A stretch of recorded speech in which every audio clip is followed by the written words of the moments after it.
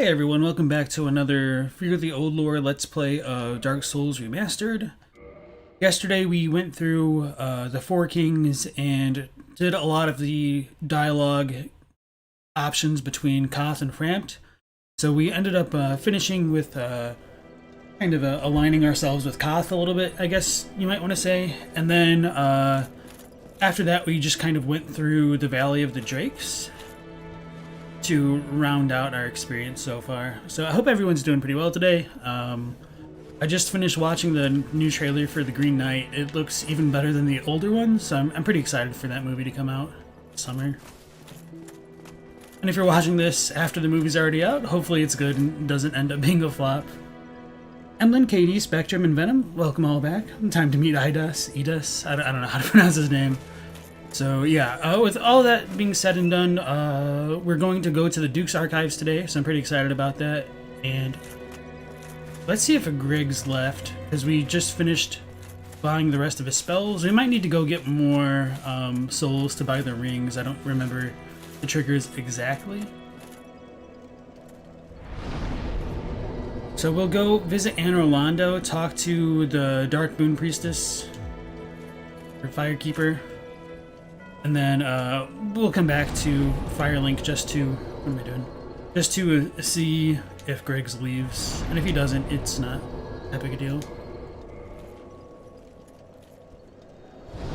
Black Bloom, welcome back in. You said Duke's Archives might be the least rushed level of the late game. Maybe New Londo could be argued, though you find its second half is a bit basic. Yeah, I can see what you mean about that.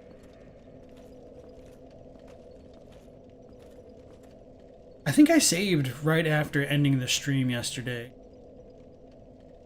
Yeah, I'm pretty confident that I did. Yeah, okay, because we did the stuff with Griggs.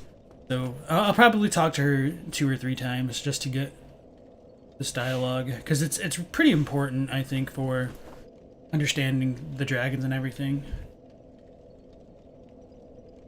Welcome to the lost city of Anor Londo, chosen undead. So you have received a revelation. Very auspicious.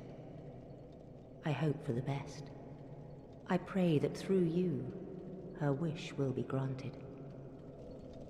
So she was talking about Guinevere there, and she seems to believe that Guinevere is probably real, just based off that dialogue alone, or she could just be in league with the Dark Moons and know very well that it's an illusion, and just kind of leads the player on. Have you heard of Seath the Scaleless? In legend, he turned against the ancient dragons. He became Lord Gwyn's confidant, was granted dukedom, and was allowed to pursue his research. At the Regal Archives, he immersed himself in research on scales of immortality. The one thing that he did not have, but his very research drove him mad. The Archives became a dungeon, a place for sinister experiments. Now, nobody dares even approach the Duke's forbidden archives. It looms over this land high atop the mountain. But I should warn against even an approach. So that dialogue, I think, is extremely important because she makes it somewhat explicit that it's the scales which keep the dragons alive or make them immortal, because she calls them scales of immortality. And when we see that Seath is described as Seath the Scaleless, that kind of fits together as to why he would want to research immortality, because since he's a dragon without scales, he doesn't have immortality himself, which he kind of remarked about as well. Elda, welcome back in. Same with Joseph. You said you're really glad you start streaming during your housework time. Sweet. Black Boom said, the second half of New Londo is like a maze with only a few areas being filled up. It sort of makes sense since the place was recently drained, but it still ends up quite empty. Yeah, it's really small and short compared to like how kind of... I don't want to say like long or drawn out the first portion was, but... Yeah, I don't know. You guys do think I need to buy the rings from Griggs? Okay, makes sense. Quality Rise, you drink them. Dukes, New Londo, Tomb of the Giants, and Izalith. Yeah. I don't know, Tomb of the Giants is kind of hard to rank just because they do quite a bit different with it. Or a few things different with it, rather. What is it? What am I? Well, I am the keeper of the bonfire. If not for me, what beacon would there be in this lost city? A gatekeeper and a guide. That is my calling. The bonfires attended by the keepers are special. They are linked to one another, and their flames never die. Very well. So be it. Expunging. But how? Oops. This man is a threat, Master Gwendolyn.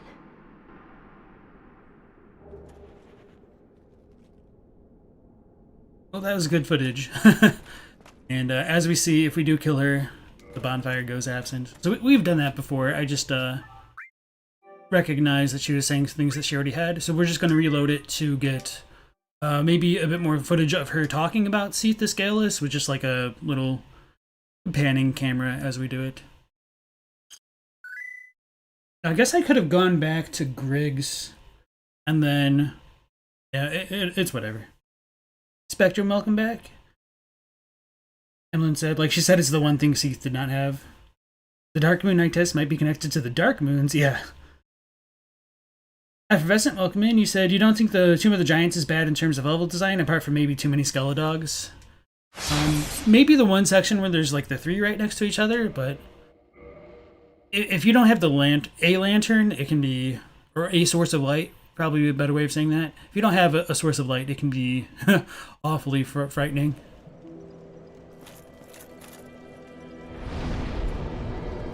Back to Londo.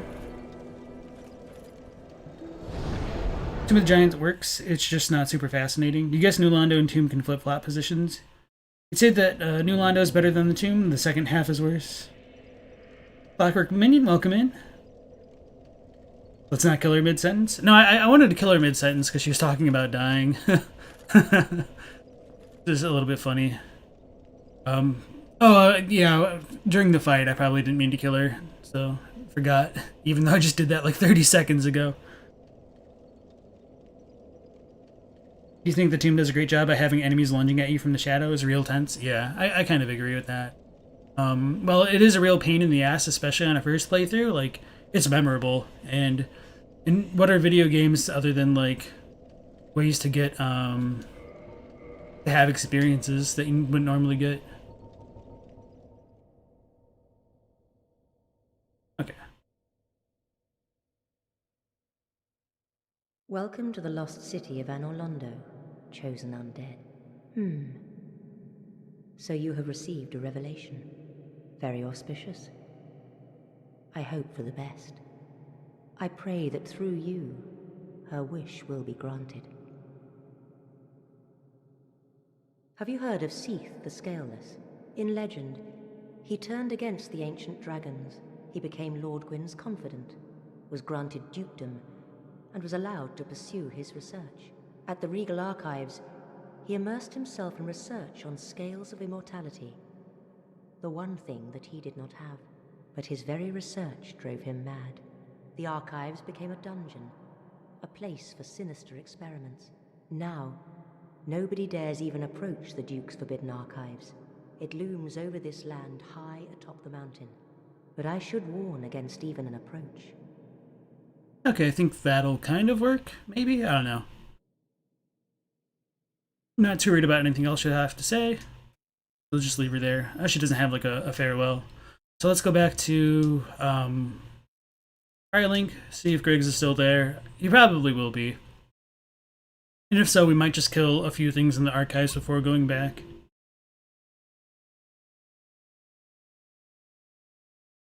No other level has you worried about enemies that may be standing 5 feet away. New Londo with the ghosts a little bit, but I get what you're saying. Are you still here? Oh, hello. Goodbye then.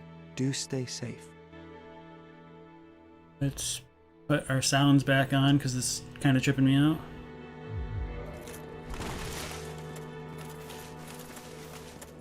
And then, how many souls do we have? 4,000. Okay. Screw it. Let's just use all our crap now.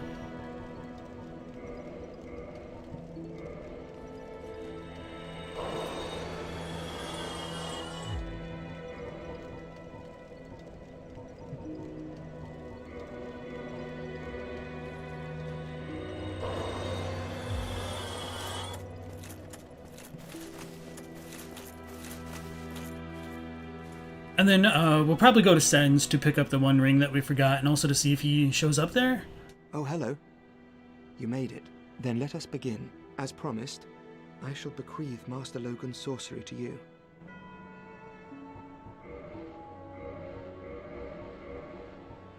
I probably need to buy this, may as well. Oh, guess not.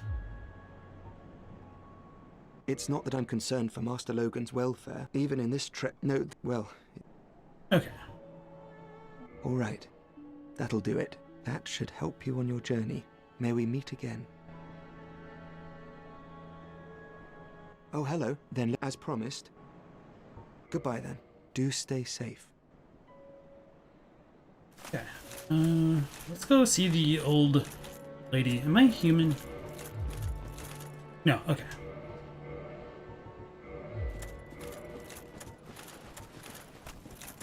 I'll pick up maybe 1 or 2 resins and then just jump to my death. Oh wait, that'll probably take me back to Anne Orlando since I didn't actually rest. Kind of annoying.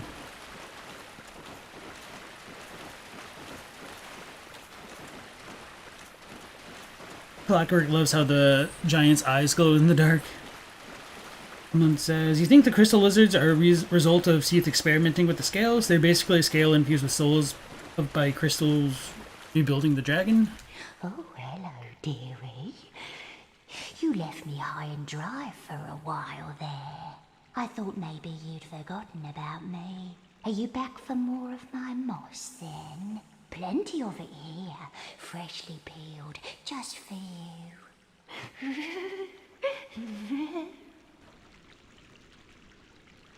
I forage moss. In the lower areas of this town, you'll find all kinds of poison and pestilence. You can't travel a stone's toss without some trusty moss. Make sure you take plenty with you. I don't think I talked to her before like that.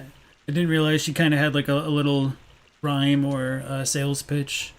The moss. Too late for this. Actually, I might want to buy a...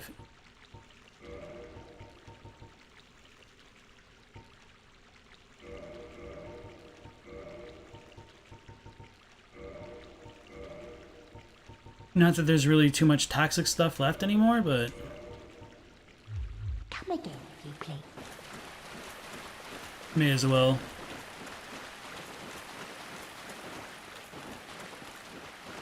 Black Bloom says, you don't think they need ambushes when the very way the darkness works makes enemies in front of you ambushes? Do you think the invisible platforms in the crystal caves are intentional or convenient? Hey, let's just make this, let's just say this is intentional so we don't have to spend time modeling and work on other areas. I do think it is intentional.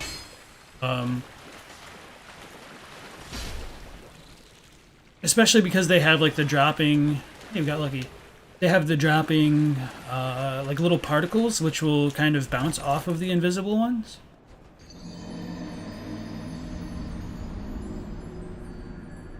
So, has to be intentional to me.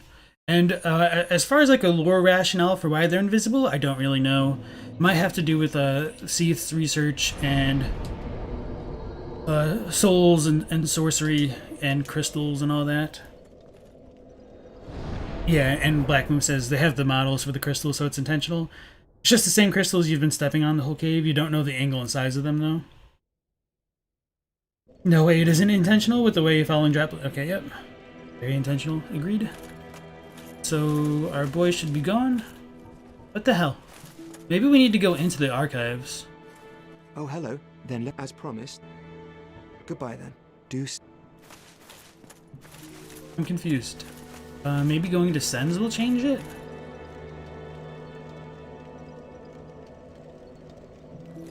Let's go to the archives. We'll step in there, and then if that doesn't work,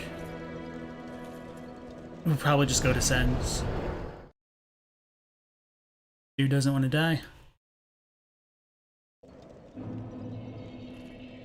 Basically, you think they made already existing models invisible? Well, I don't think that they made the models any different, because the models are essentially going to be placed over invisible walls. Because that's kind of how you make the floors. And that. I forgot there were 2 chests over here. We could have looted those when we first came to Anor Londo. I didn't mean to aggro both. I'm just not paying attention. Alright, am I?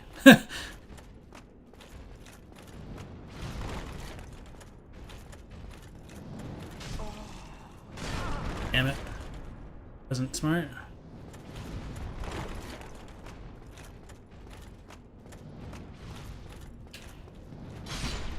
Oh wait, I can one-shot them now? That changes everything. If I don't hit their shields.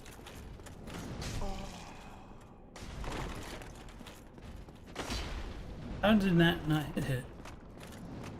Here we go. Got big boy damage now.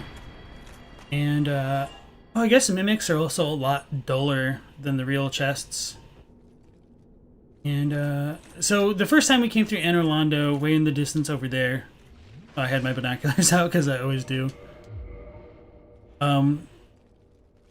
Way over there, we saw the statue of Ornstein, which is kind of a foreshadowed the boss that we'd fight, and there's another statue of Smo right here.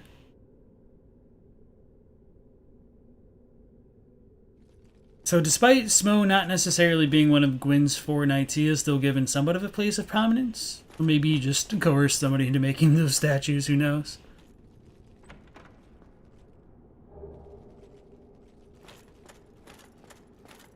Kind of want to get eaten, but I don't want to deal with the damn, what's it called? The giants again. So let's attack the Mimic. She sounds like a female Smeagol. You love the Moss Lady? You accidentally hit her putting down your controller, and every time you'd walk by, she'd yell that she was fat or some other insult. Patrick again, welcome back. It's nice to have you. You forgot how level design works for a moment? The collisions are usually copy-pasted stuff.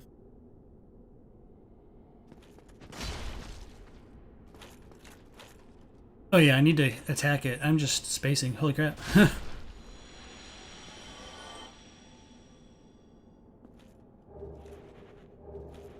So that must have been the last Mimic I think we fight in the game, because we picked up the symbol of avarice, which is kind of important when we talk about the gods and things like that. We've mentioned it multiple times throughout the playthrough. Oh, and I didn't read the Mask of the Child that we got from the Pinwheel dudes. Oh yeah, and we need to see patches. So there is kind of more reason to go back to, what's it called? Firelink. So this is the symbol of avarice, a monster head resembling a treasure chest. Once an ancient god, it is said that this symbol of shame imposed on a long-lost clan, exiled for the sin of avarice. Okay, I see what it's saying. Wearing this slightly raises soul absorption and item discovery, but also affects its wearer with the curse of the branded. So for whatever reason, that like this curse, this treasure chest is the symbol of their avarice, and that's kind of what transforms them into the kind of monsters that they end up becoming. And so even in English it says that it was once an ancient god, so it's consistent between the two languages. So talking about gods like Gwyn and his godkin gets a little bit messy when we also have cases of the symbols of avarice and the mimics essentially also being called gods. Wait, the chest itself was an ancient god, or the symbol of the chest? So the person inside the chest was a god, but the chest like transformed them, I guess, or like it punishes them. So this is the Mask of the Child, one of the 3 masks of the Pinwheel, the necromancer who stole the power of the Gravelord and reigns over the catacombs. This mask, belonging to the naive child, slightly raises stamina recovery speed. So because of its effects, this is a mask, or a helmet that you'll see often worn on players.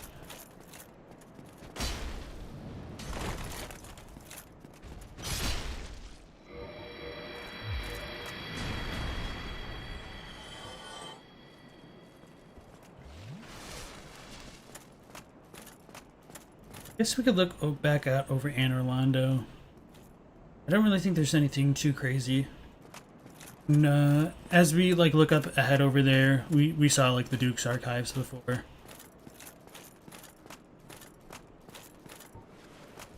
And coming into this hallway here, I think we'll run into like 2 boars. I don't remember exactly what they're called. The only thing that's coming to mind is the man-eater boar, which is more of a bloodborne enemy. Like, they are cursed with the face of the avarice god? No. So they themselves are gods. Were gods. And because of their greed, they put that symbol on them. I think I could have just backstabbed it and I forgot. No, that's more of a bloodborne mechanic.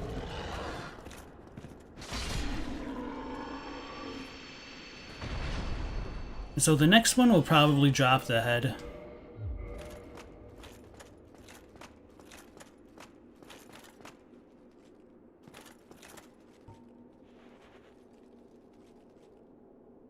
As to whom this figure of a woman represents, I don't really know. It's interesting that she has like the flame in the left hand.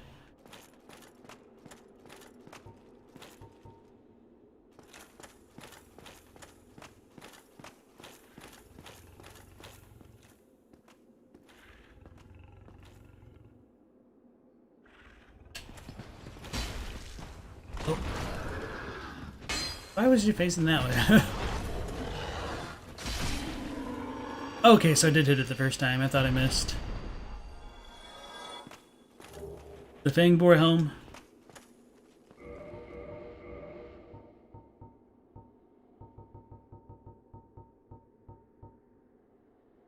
Severed head of the fully armored Fang Boar taken by the one who killed it as proof of his victory, just as the gods once did with the head of the ancient dragon.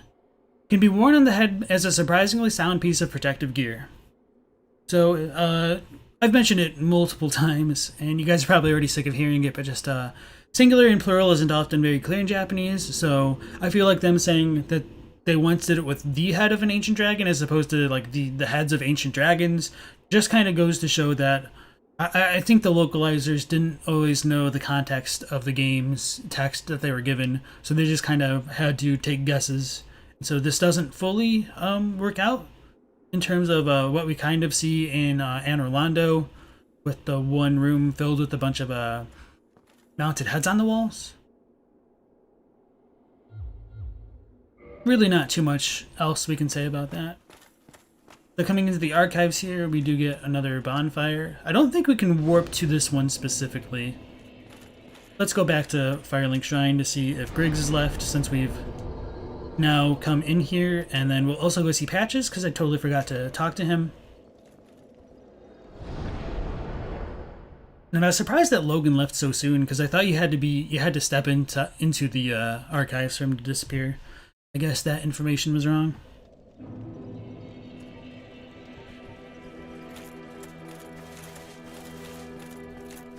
How is he still here? Oh, hello. You made it. Then let us begin. As promised, I shall bequeath Master Logan's sorcery to you. There's nothing else I can buy. It's not that I'm concerned for... Goodbye, then. Maybe I need to talk to Logan in the archives. I have no idea at this point.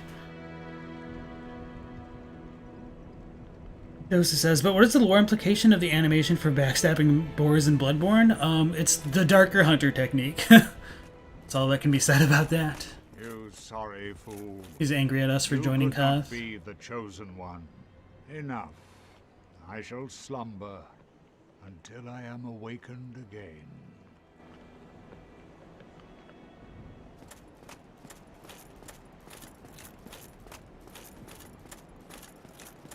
Patch is not here? Okay, there he is.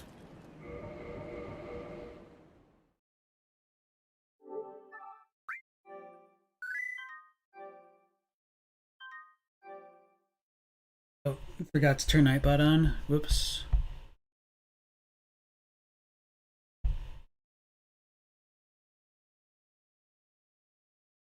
Quick, everybody be a banana while you can. Spooky Boy, welcome into the stream.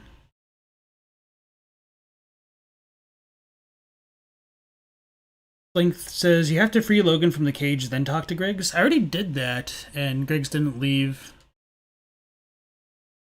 But thank you for trying to help. You need to tell him Logan's in the archives? Oh, okay. Yeah, that would make sense, because he doesn't know where he is. Thank you. The Darkest Hunter technique. It says, you think the teleport bonfire in the archives is the one overlooking that field where the crystal giants are? I think you're right. I don't think the pigs respawn. I might be mistaken about that.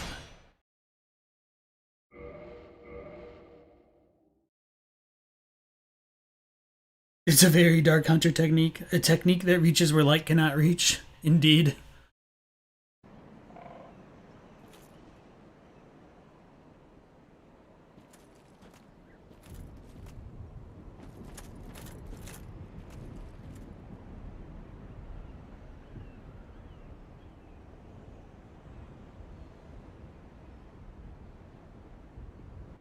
Oh, we meet again. How many of you are there? You've come at the perfect time. I'm done with the looting. I'm a humble merchant now, and wondrous treasures have I, at a special price for you. There you are. Have a nice look at them. Oh, relax. No more funny business out of me, my friend. Frustration? It's the Dogeza, like the full-on bow. Here, have you met that backwoods Shiva? Believe me on this one, bruv. The man is trouble. I can see it in his eyes. I just can.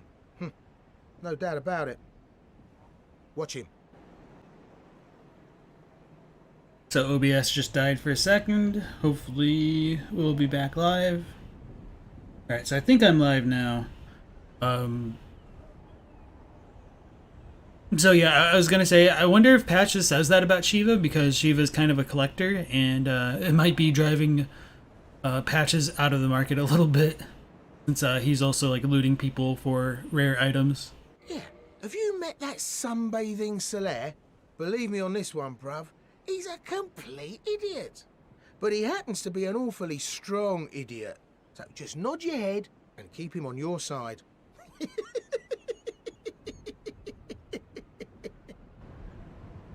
Can't really argue with that.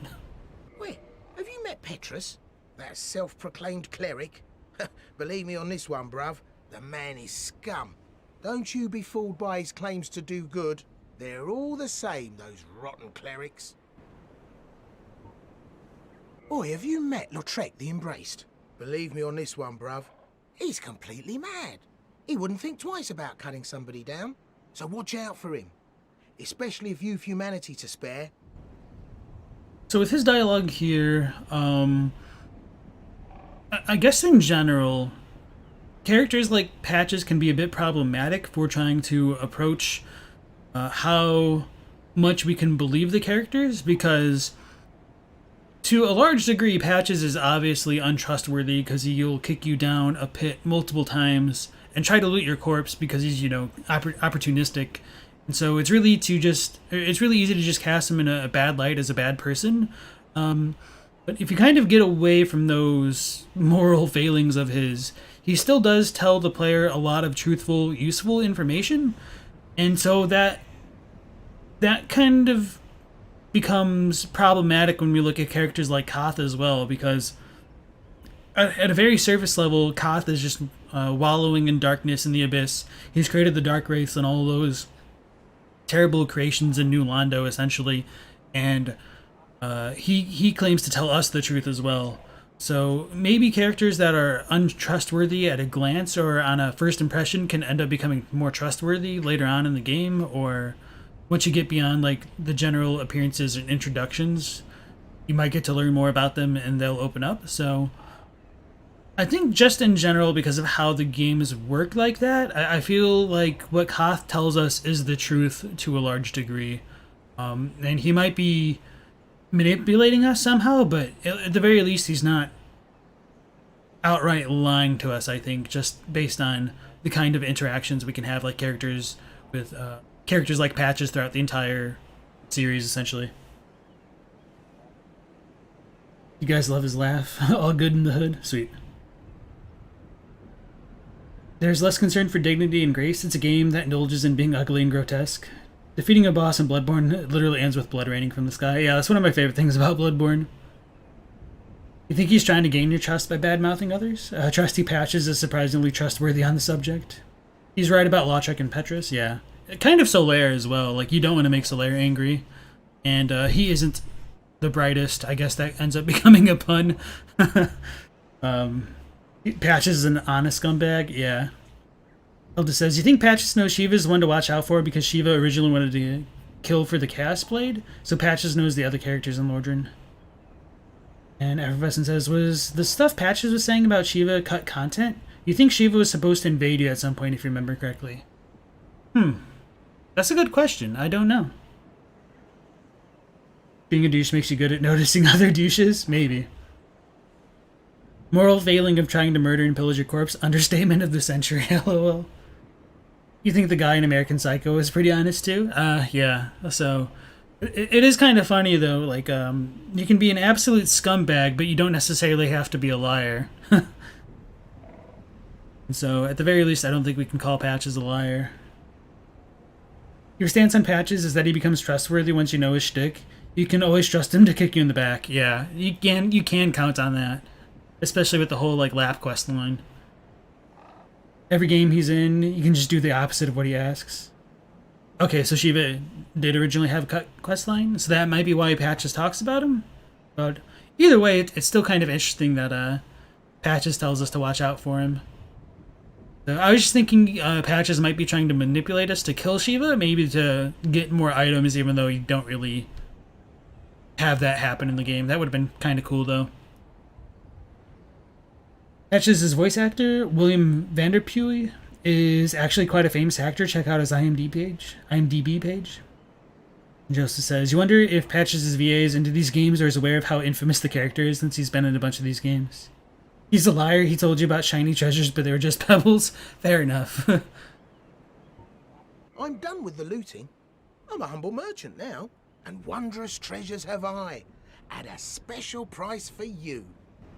You think the Lordran jerks just hate each other? Oh, I totally forgot you could just buy the Eyes of Death from him. Well, at the very least, you can't just buy them before encountering Nito. So you have to kill Nito and kind of lock yourself out of the Covenant, I suppose. So there's pros and cons to that. He sells a little bit of humanity and twin humanities. I don't remember if this is a limitless supply. I don't think it would be. I guess it doesn't have like a number saying how many he holds though, like in Dark Souls 3. Have we read Great Heal Excerpt? We probably did because of Rhea. Yeah. So when we look at the items he has essentially what the followers of Rhea were carrying, the Crescent Axe. Oh, I think that's what he was using. And the mace. Yeah, so one of the blessed weapons of the Way of White, the Crescent Axe, is bequeathed to cleric warriors who have proven their faith. The symbol... Oh, yeah. Don't really need to read that. So we have the Canvas Talisman, and then the Thurland Talisman. This talisman is only granted to high-ranking Thurland clerics, has high miracle adjustment, which, thanks to divine protection, is not dependent upon faith. And so we can buy the cleric set from him, as well as all three of the pinwheel masks for some unknown reason. This mask belonging to the Valiant Father slightly raises equipment load. This mask belonging to the Kindly Mother slightly raises HP, and then we've already read the child one. So let's check out the cleric set. Armor worn by the warrior clerics of the Way of White who are famous for being unyielding in battle. It is rather substantial in size and weight, making its wearer look even bigger than he actually is. They're all the same. Let's buy something from him.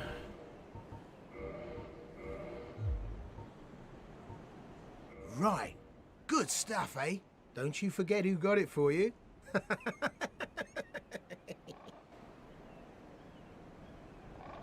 Oh, there you are again. Well, welcome to Trusty Patch's Trove of Treasures. We chop prices, not limbs. I'm done with the loot and... What? Nothing appeals to you? Well, you must have poor taste. Curses! What's wrong with you? Well, if that's what it has to be, why you... Curses! How in the... What did I do? What did I do? We pick up some humanity, and then the Crescent Axe, which is he wielding. Alright, so I'll just go ahead and reload, which is why I always say it's come in front of the NPCs. I do love the like little Wile E. Coyote smoke that'll appear in your silhouette as you fall down to your death. Buy 100 prism stones, you fool. Oh yeah, that's a good point for the stuff with the crystal caverns. I mostly remember there's like the one spot where it just kind of goes off into nowhere though, which is kind of easy to die at. Mr. Lulster, welcome back.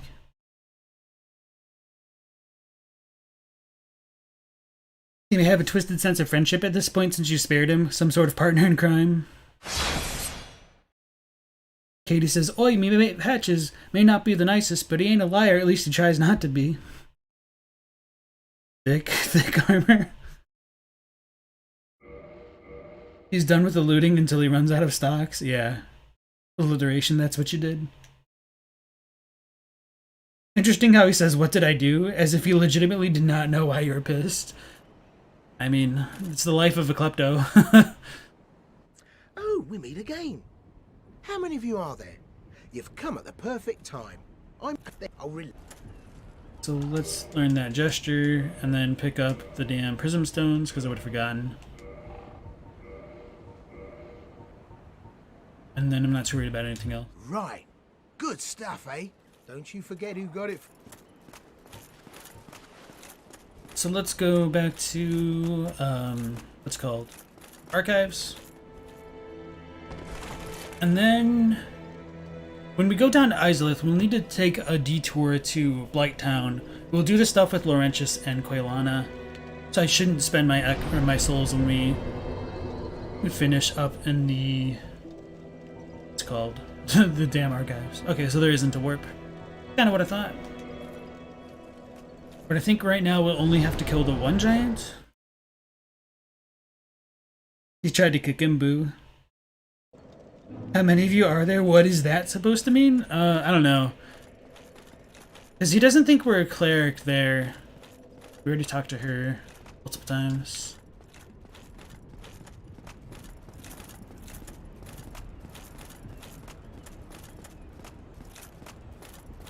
That looks so bright. Probably just boring.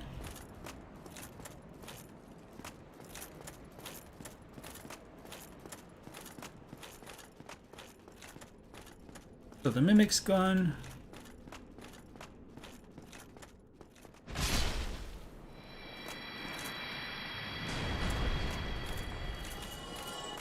The big slap.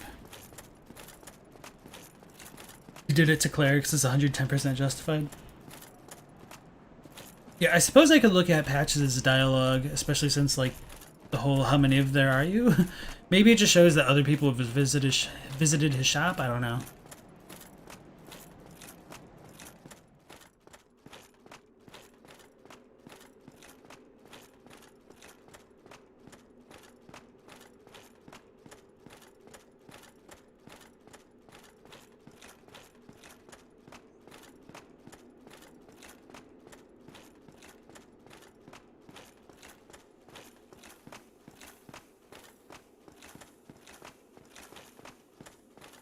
Dog's throwing a fit right now.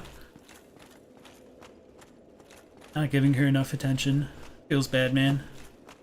Yeah, let's rest here so we don't have to run.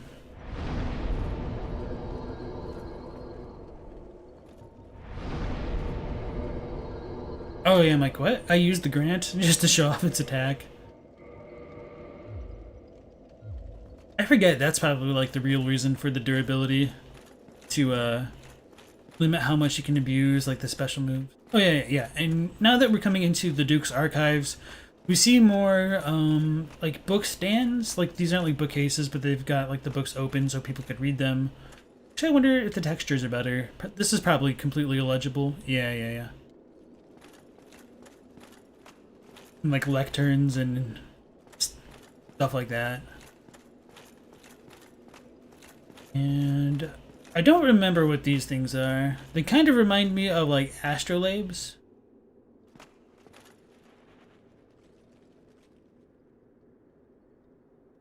I don't know. Not a connoisseur of old medieval tech. Shiva's better than Patches. Taste my blade, taste it. You wonder how Patches got to Lordran? Maybe stalking clerics. He probably heard that there's a lot of good treasure to be had and a lot of people he could dupe it from. Oh yeah, we got the channeler over there dancing. I was like, what the hell is that?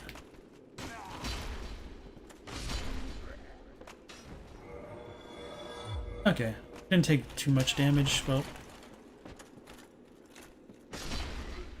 so as we come into the archives themselves, we start to get accosted by crystallized hollows, which might be a product of either Seath's research or coming into contact with Seath.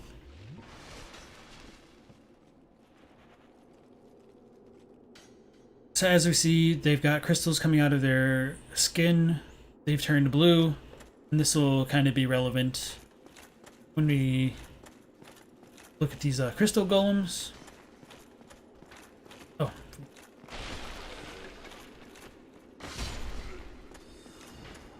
And we need to kill this one over here for the DLC item, if I remember correctly.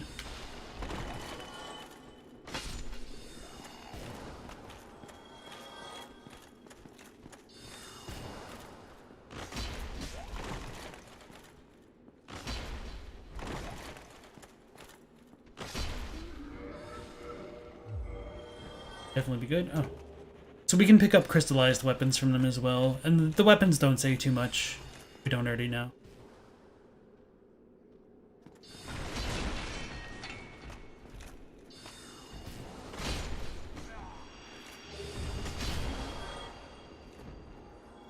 Should have taken off my shield to make that look a bit better. So let's YOLO run, take care of this little channeler. Or just get hit by it. Okay. Then I'll go ahead and read it. Damn. Just the placement of that arrow is really funny.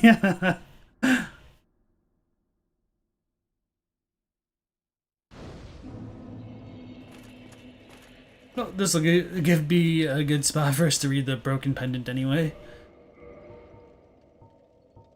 Is that not a key item? I thought it would be. Okay, there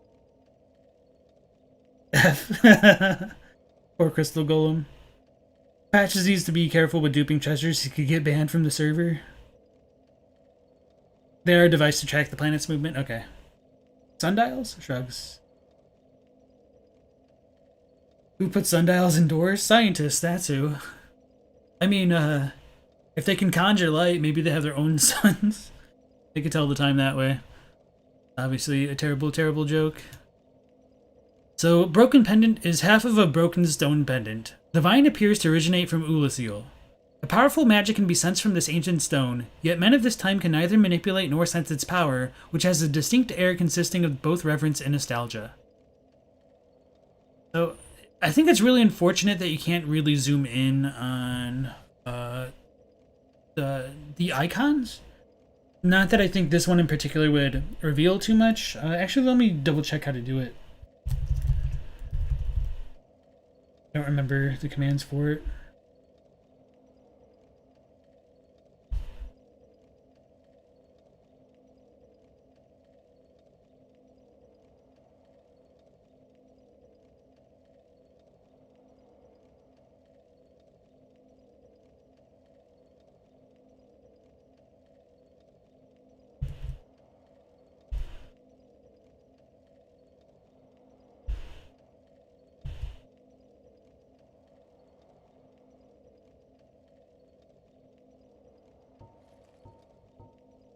Maybe I disabled it?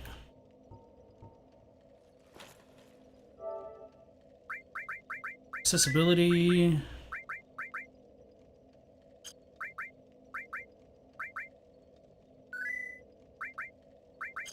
Should be in the accessibility settings, but...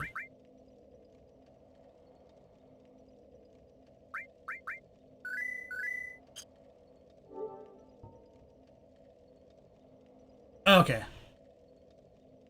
So I need to hold the PS button and hit square, because I did enable that a long time ago. I just didn't remember the hotkeys I had set for it. So there's really not too much that we can actually see from this. Should have remembered to do this a long time ago. This would have helped out for looking at a lot of things. The Crest of Artorias kind of looks cool.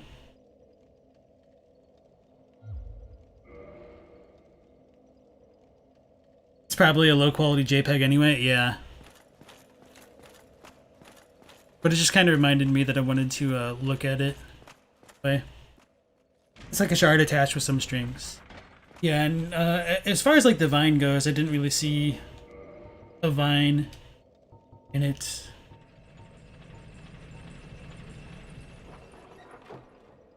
Maybe at the top? Like not the rope itself, but below it.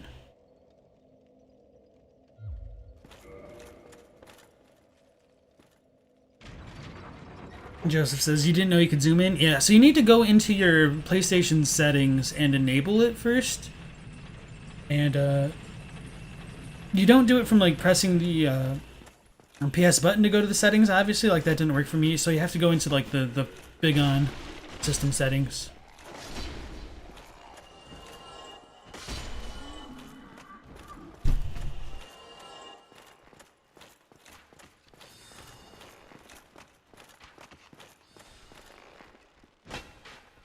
I did not run. Damn it. Gosh.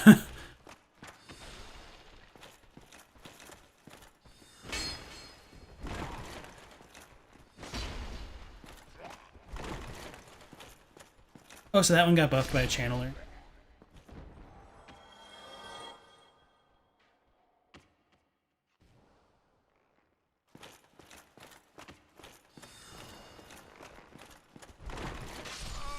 I was wondering how low I was. Oh well. It's fine. Actually, that thing might be a gyroscope. It kind of looks like it, but also not. Black Boom says, almost as low quality as the rat and cat buffs in Demon Souls, which just had a photo of a rat. Oh yeah, I know what you're talking about. I remember seeing pictures of that. Ever noticed that the Rite of Kindling looks just like the Dark Hand icon? Kind of. I think that's kind of meant to be tied in together. So if you look at... Oh yeah, Dark Hand's a weapon.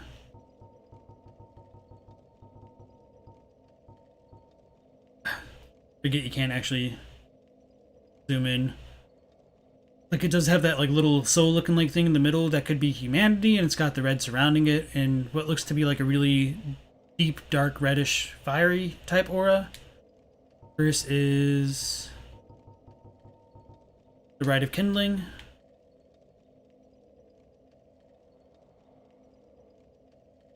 Now that I think about it, the overall shape of the Rite of Kindling reminds me of the shape of like the little statues in the research hall or the orphanage, or even on the door of the Grand Cathedral in Bloodborne.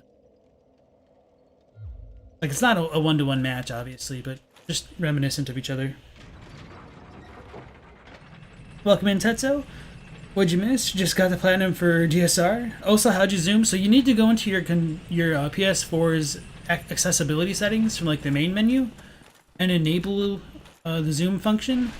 And then once you have it enabled, you can press... Well, I guess you can assign multiple ways to zoom in. So for me, I have it assigned to the PS button and square, and then it'll zoom in when I do that. There we go. Where did that one come from?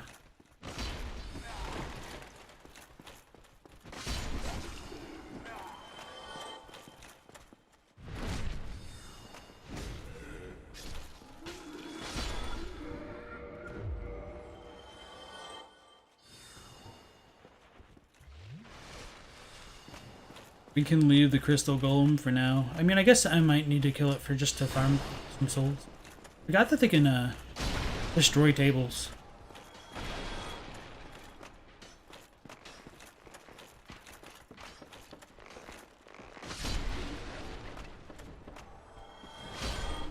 And there should be a third one up there.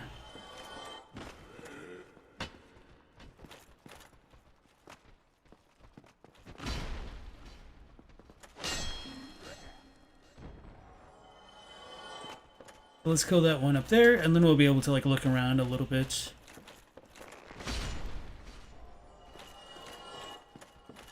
Oh, that one came out of nowhere.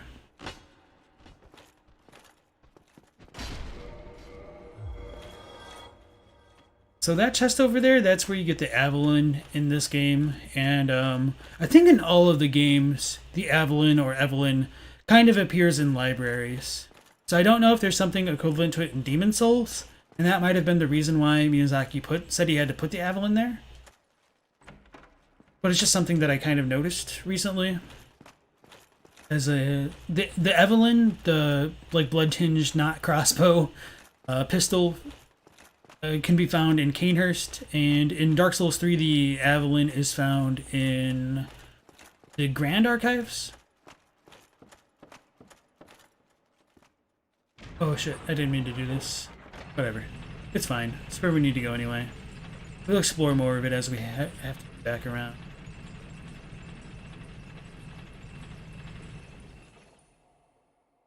You missed the Magneto fight? Does Platinum and DSR require some lame Covenant grinding like DS3? Yes. It's not as bad, in my opinion.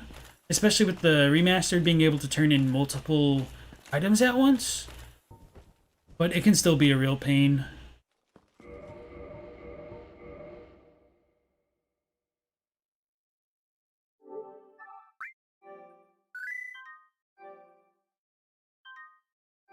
So I'll probably want plenty of footage of the Seath fight beforehand, and I might even want a little bit of the NPC footage. I guess I could have gone back to the bonfire and then put on the quiet noise spell. Forget what it's called. Hush, spook. I don't know if I actually have it. I probably should because I bought everything from Griggs that I could. Or I could have just gone back to Sens and picked up the damn ring. Just kind of want to get it with Griggs later on. Not that I exactly remember where he spawns in Sens anyway.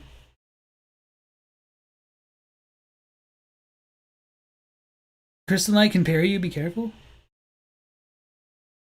Blackboom says, would it be based on a Chuko Nu? Are you talking about the instrument?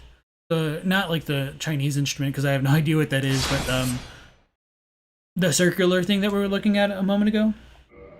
Oh, you guess they look nothing alike? Rip.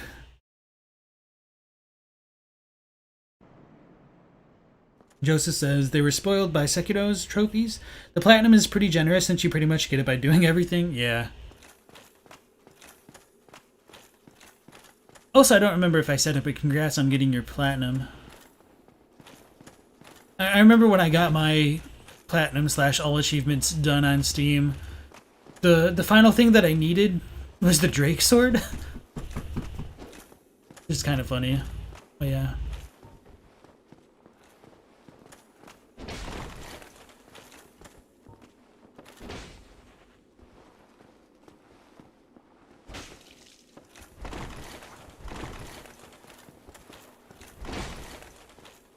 Could just chill for a second, that'd be cool.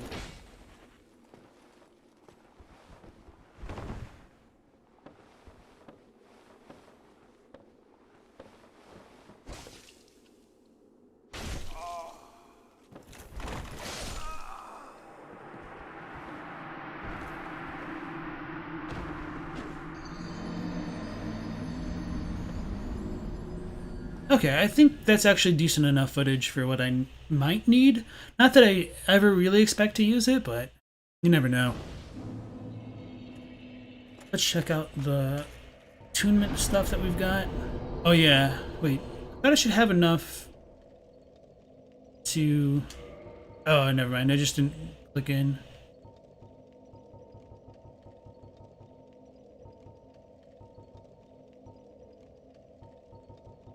I wonder if Oral Decoy would trigger Seath. Maybe it's worth a shot.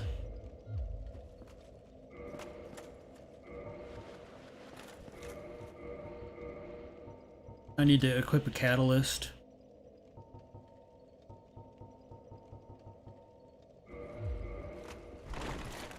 Okay, we still got fast rolls. Never really done that.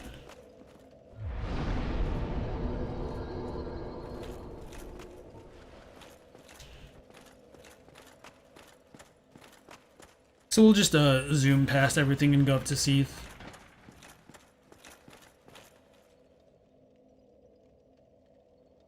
Oh, you say it's the Chinese repeating crossbow. Okay, sweet, thank you. Spectrum says, the biggest pain in the Knight's Honors Trophy requires you to have 3 playthroughs with 1 character minimum. Yeah. At the very least, if you screw up getting all of the weapons from the tails, that the Knight's Honor thing makes it not as painful. Like, you still have incentive to play through the games if you screwed up a lot.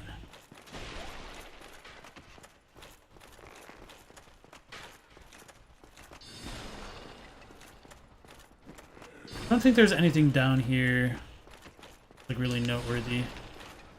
I guess there's a corpse. I think it just has, like, souls? I might be wrong. Oh, we need to lever.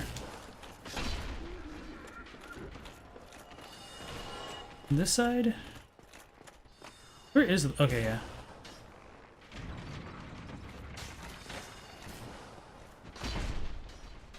Blocked me.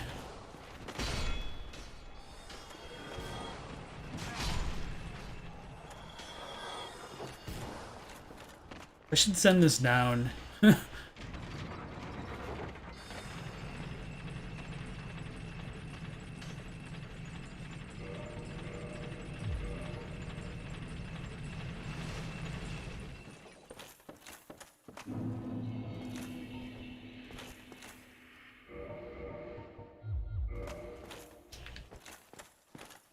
Get our crystal boy again.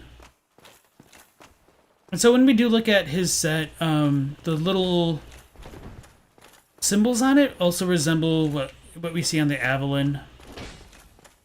And I kind of think that they might... Holy shit.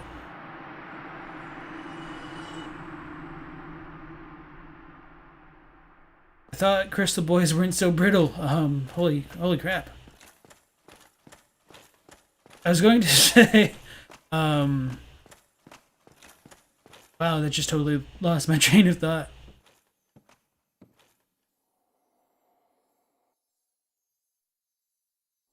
Oh, yeah. So I feel like the symbols on his set kind of resemble that we see on the underbellies of the basilisks when they, like, breathe in to blow out their pestilent breath, their petrification breath.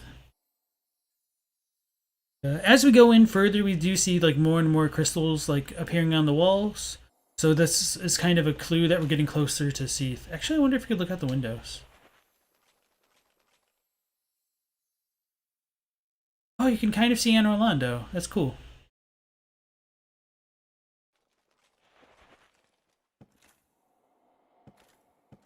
Huh.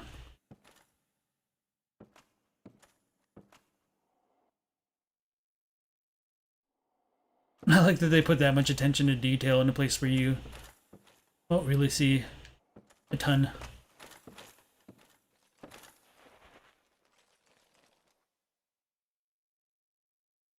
Cool.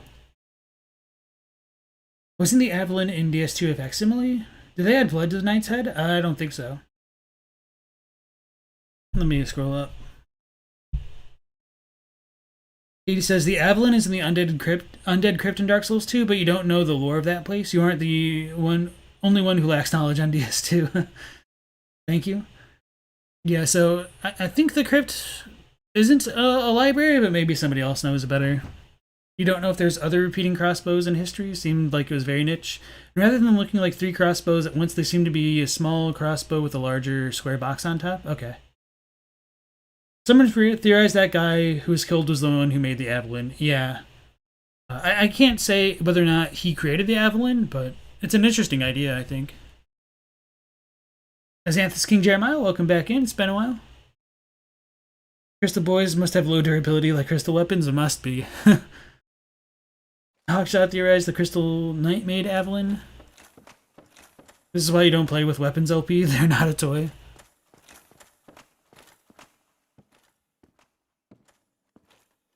So let's put our catalyst back on.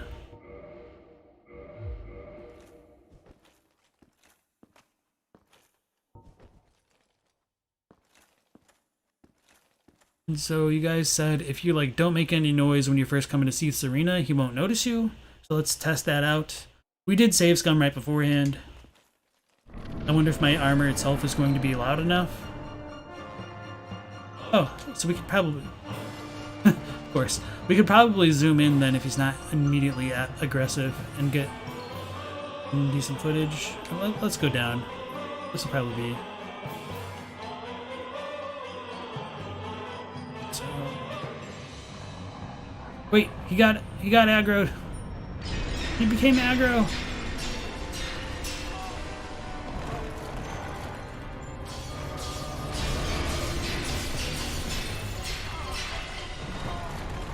I didn't move. So you might just have like a little bit of a timer. Unless you like make him super angry.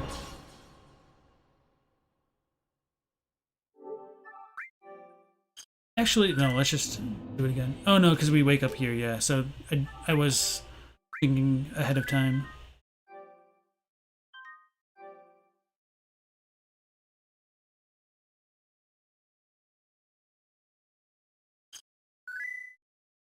So we need to one-shot our Crystal Knight friend again, and then check out Seath. Got a Spaghetti, welcome back in. You can actually walk out of his boss room? Your character moves when you take out the binoculars, maybe that counts as making noise? Yeah, maybe. But it felt like he was still inactive for quite a long time before he became aggro. Need to drink, thank you, Nightbot.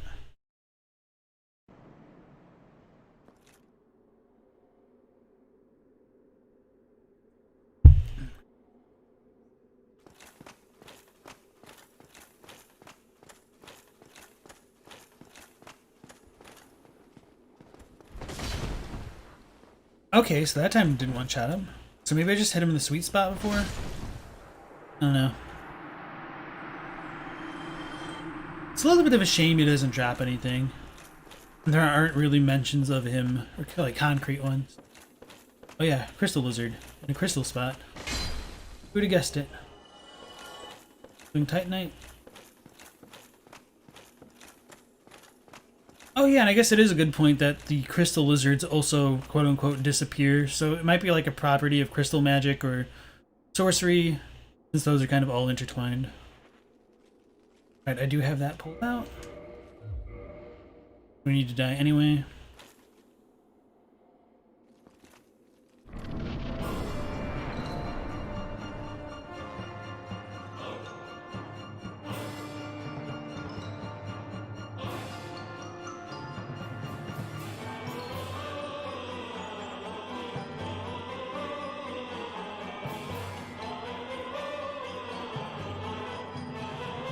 Alright, I think that's pretty good. This will be like the money shot.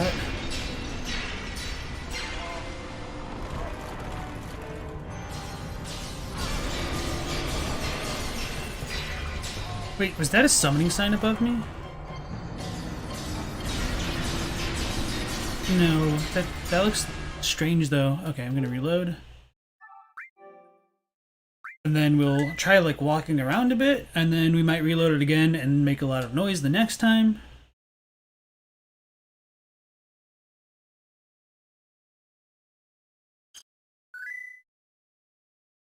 Do we have the Dragon Crest ring? No, I didn't go pick that up. Well, I mean I did, but then I undid that save, so I don't have it right now.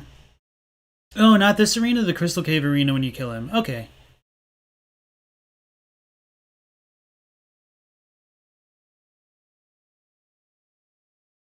You didn't even know it worked that well in the first meeting? You just knew in the Primordial Crystal fight it was a thing? Okay.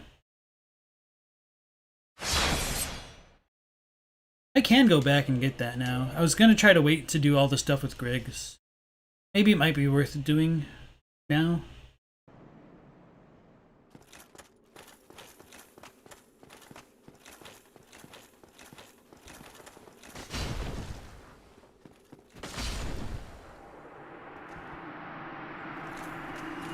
Forget it doesn't drop anything. Hey, we got a blue chunk. Actually, yeah, let's go back and do that now. Because that way we can, if we're gonna just keep reloading and whatnot, just to redo it all later on, it doesn't make as much sense. So with those two out of the way, we won't worry about that.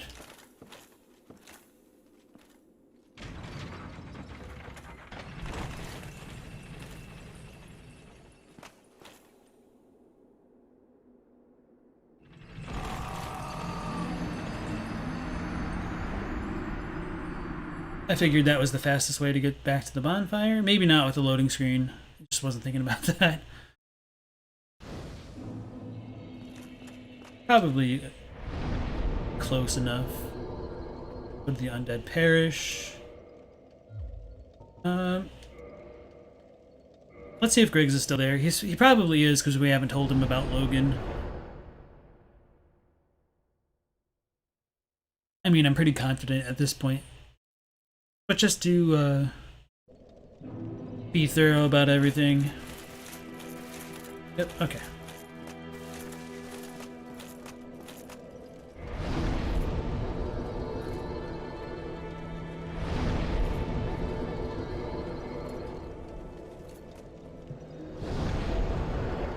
The only thing you want to know is how in the name of good God above can he leave that tight room? So he might be able to phase through crystals? I don't know. Or he might just have his crystals function like a doorway that only he can access.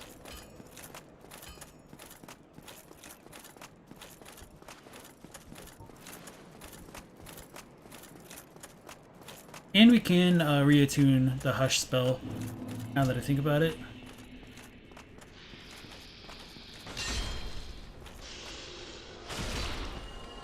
Who lived? Audacity.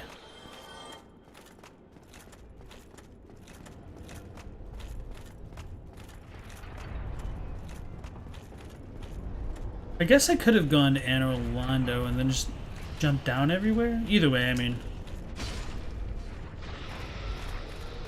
still a bit of a run, I suppose.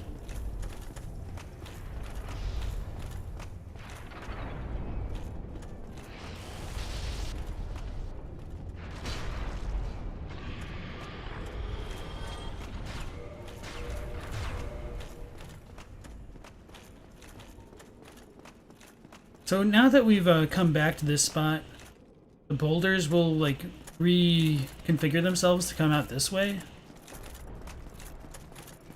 Or is it that they come the other way?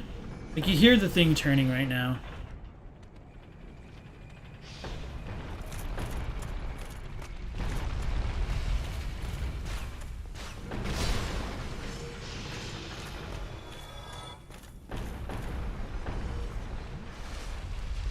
Which way do I want to go? This way? I want to go forward.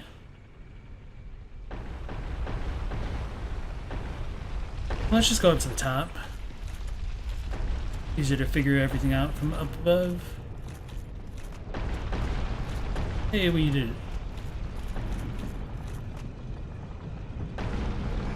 Teeth's a contortionist.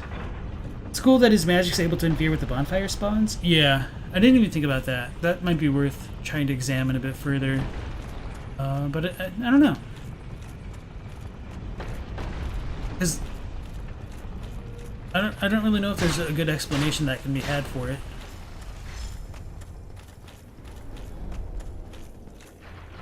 The ring is way down there, right? So we want to fall down that hole.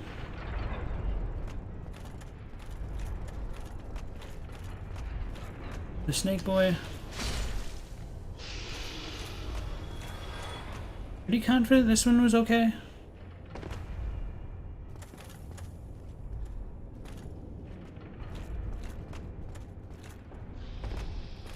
Alright, and that should be our ring over there. That one just fell to its death, essentially.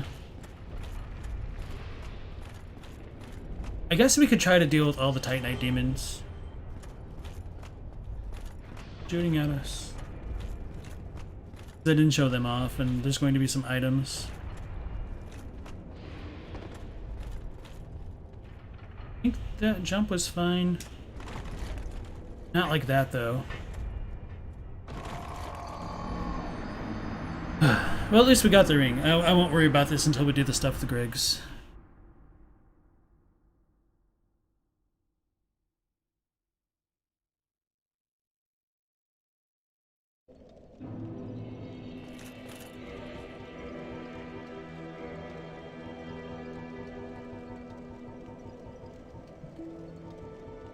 Okay. Let's go back to Anne Orlando.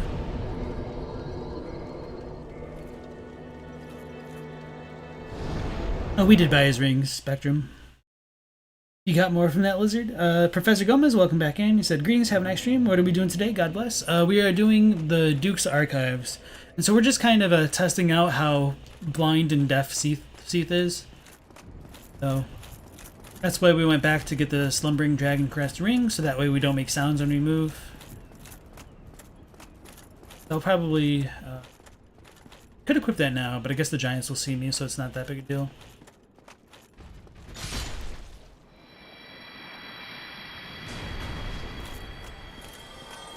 Hoping they drop something nice. No such luck.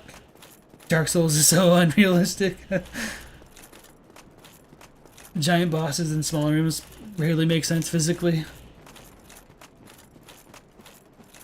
Is Elden Ring going to be an exclusive? I don't think so, but maybe. They're not working with... What was it? Not... Studio Japan? I think that's like kind of the Sony in-house publisher. I feel like a lot of people left it recently. I think Yamagiwa was one of them. I don't remember the exact details.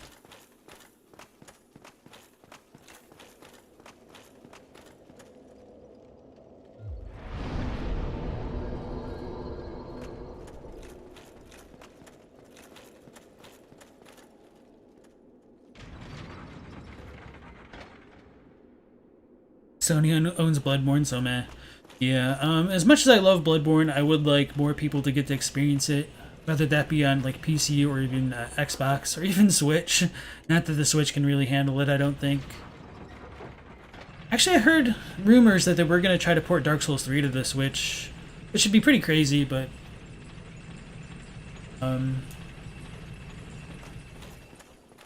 maybe that'll end up being better for like the data miners than anything. I'm going to put down... Maybe.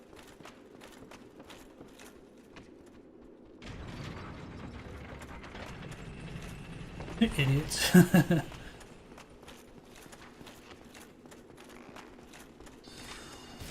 It curved.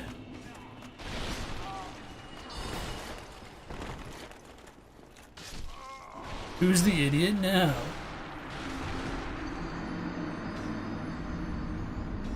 You think you can get the fog ring by trading the skull lantern with Snuggly? Yeah, now that we've done everything with Nito's arena, trading with Snuggly won't be too bad. Arena, I'm at area.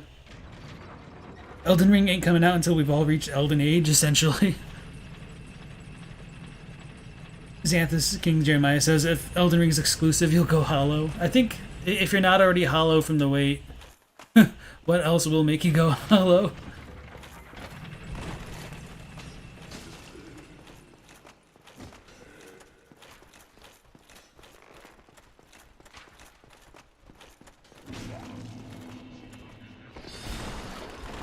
Chair saved me.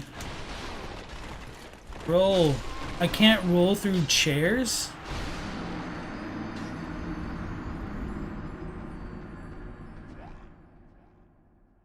That's annoying. Walster says it absolutely will not be exclusive.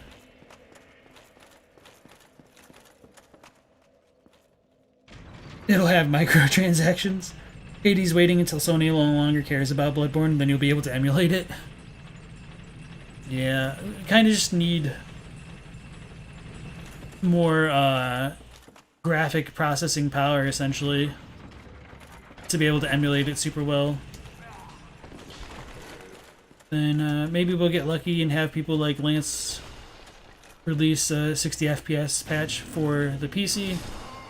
Wow. Okay.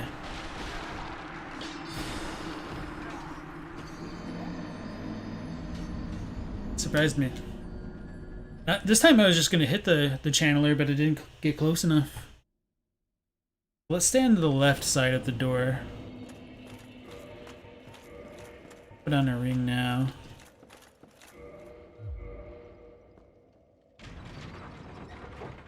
If they launched DS3 for the Switch, just shut up and take your money. Your first DS playthrough is on the Switch.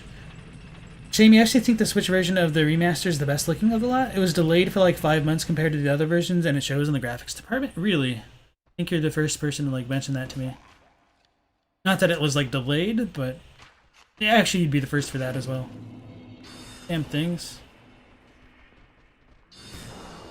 Just chill. Got those archers. Ruined my day.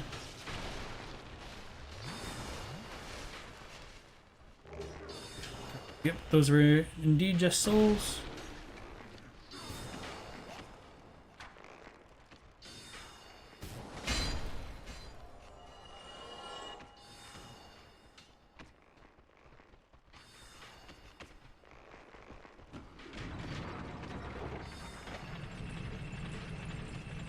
Okay, now we should be good. I forgot to equip the damn attunement spell. That's kind of funny though, that the one aura overrides the other. Oof, almost missed that. When we put away the shield, we get the feed effects. Let's get closer and then save scum again.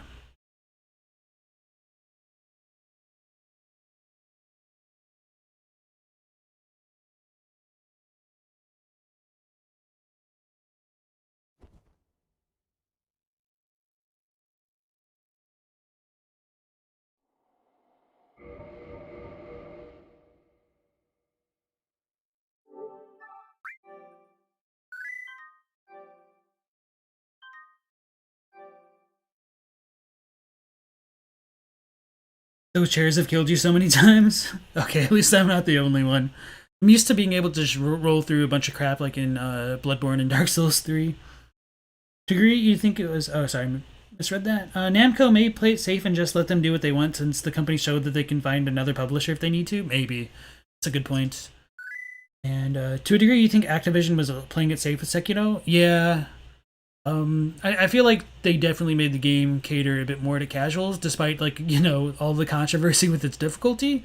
I feel like the Dragon Rot system could have been better implemented, and based on some of the content shown by Lance,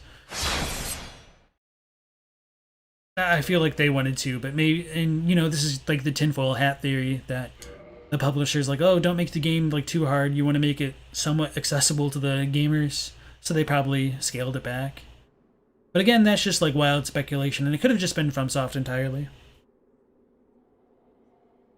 PS1 edition of Bloodborne is interesting, Blackboom said, in the sense they didn't force a bunch of stuff to make money on the inside and alienate from fans. Switch version of DSR kept the original lighting and effects, so it's more faithful to the original atmosphere. Okay, I didn't know that. Dominique Bonnet, welcome in. You said, great, you let your wife play Dark Souls when it's ported so she breaks it and we get the new Switch.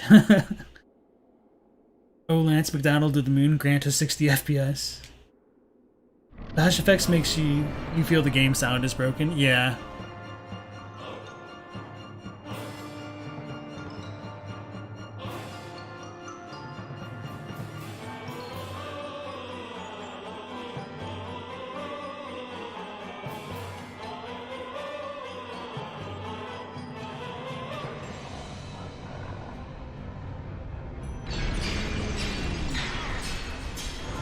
Oh yeah, I was gonna look at the ceiling because it looked weird as crap the one time.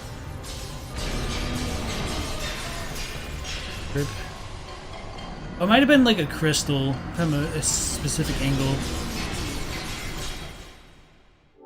Let's do that once more, and this time I won't screw around with the binoculars. We should have enough good footage of that. Maybe I want to like zoom in on its face after all, never mind.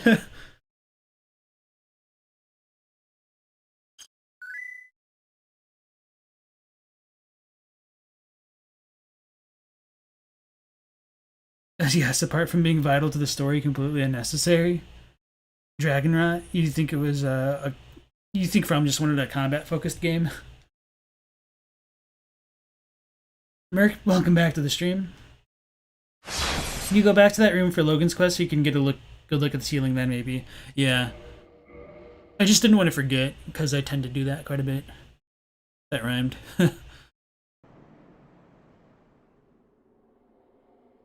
Joseph says, is anyone still insane like you and holding out hope for a Dark Souls character in Smash Brothers? Maybe.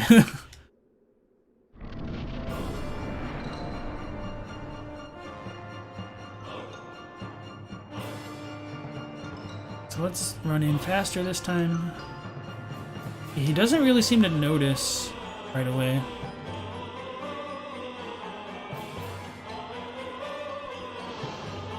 Oh, this is gonna hurt.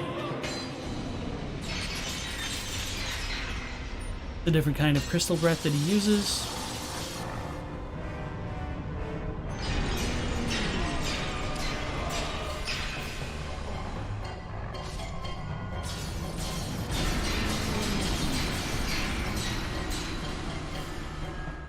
Okay. Then we can test it out in the other arena next time. Put in the Havel Ring, of course. We can light this bonfire.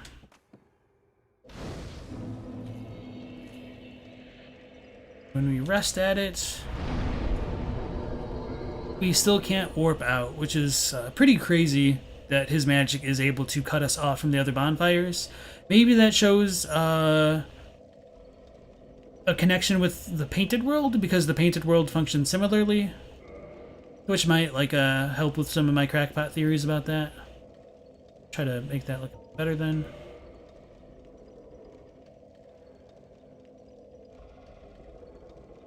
Okay, that should be good.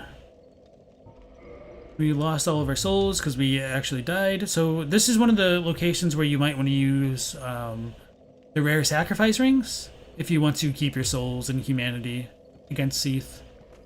Because it'll still warp you to this bonfire.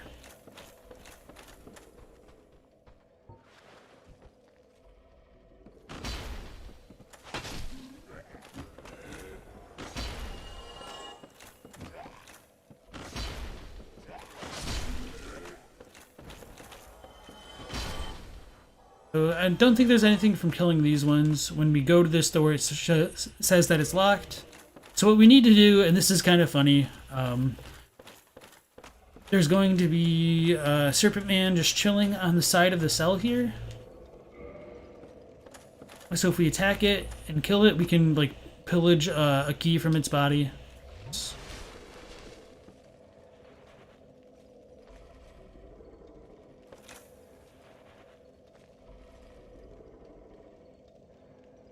We can pillage a key from this Serpent Man's body right here.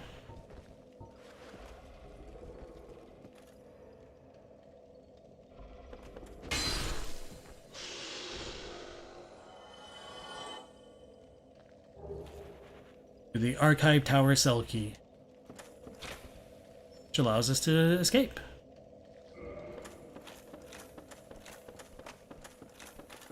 This is a jailbreak. And that one's still locked for whatever reason, so it does show that there are multiple keys to get from here.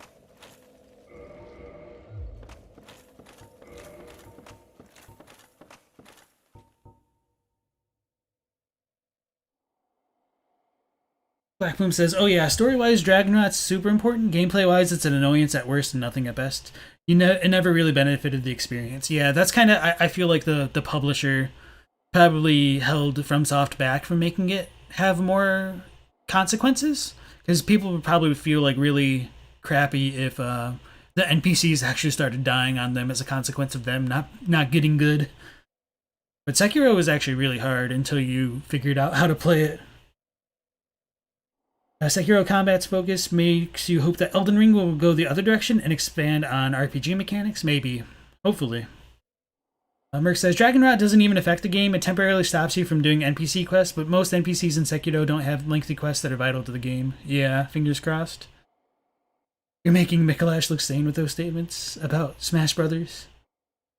You think it would have been cool if you had to temporarily go without resurrection and complete some kind of character-specific task to heal their character and get the resurrection pip back? Dominique says, is there a way to get Bloodborne to run at 60 FPS on PS5? Yes. I don't know if that information is public because they probably don't want them to patch the PS5 firmware to undo it. But Lance has shown off some footage of it running on PS5. Or somebody else like took Lance's patch and made it work on the PS5, which is surprising. But one day, hopefully.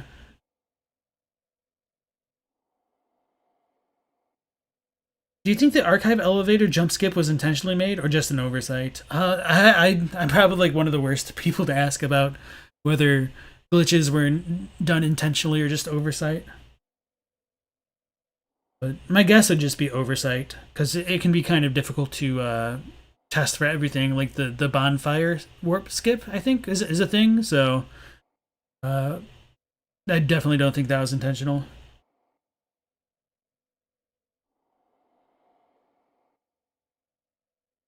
Lance made 60 FPS patch, but you don't know if it's available to the public.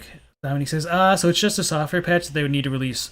Maybe. So the way that Bloodborne works is the FPS is tied to certain like game systems. So Lance had to go through like a bunch of the settings to like bug fix it, because if you just turn the game to 60 FPS, it messes with it too much. So there is a little bit more to it than just like turning on and to switching an on and off switch, essentially.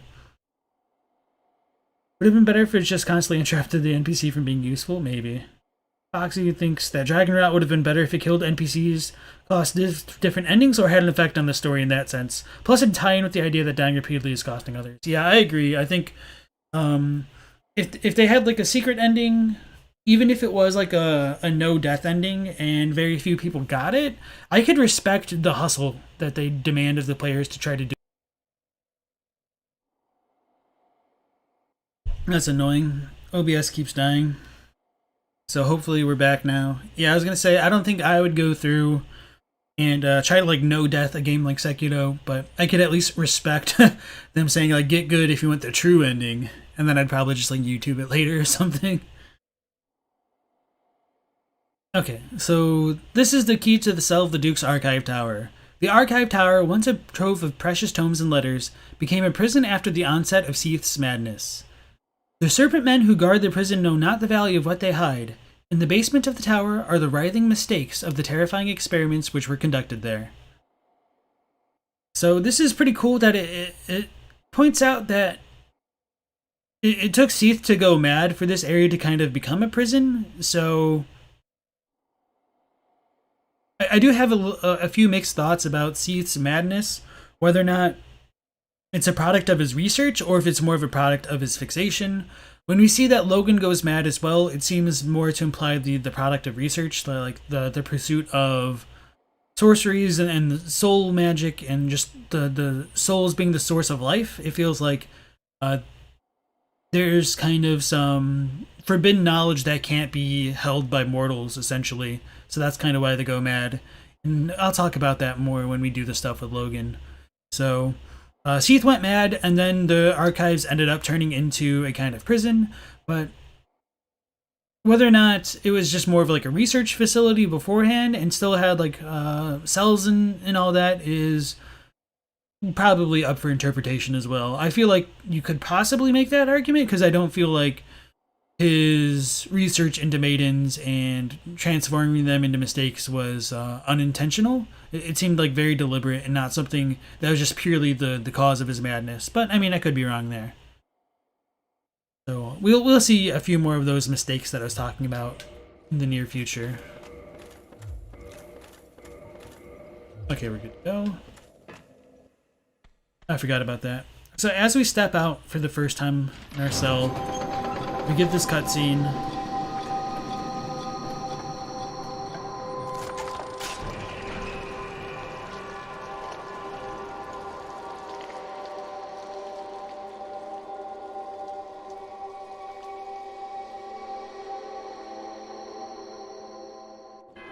The snakes men are essentially saying there's a prison break, and so after that happens, they turn the bell on and they kind of ignore the player and then run up to the top of the level to stop us from like leaving the door, kind of.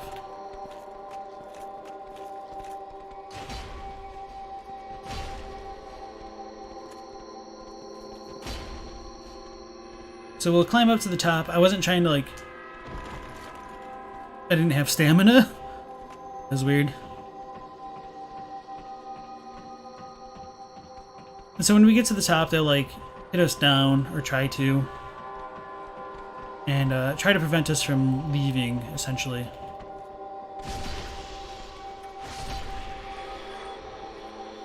So it's locked, so we can't leave that way, obviously. And so some people have wondered whether or not... Oops, I shouldn't have rolled, I don't think. The Serpent Men are trying to keep the Pisakas in. I don't feel like that really works, because we see as they like ring their alarm system, it releases the Pisakas. So maybe it's a way for them to feed the Pisakas? Might be one way that we can think about it.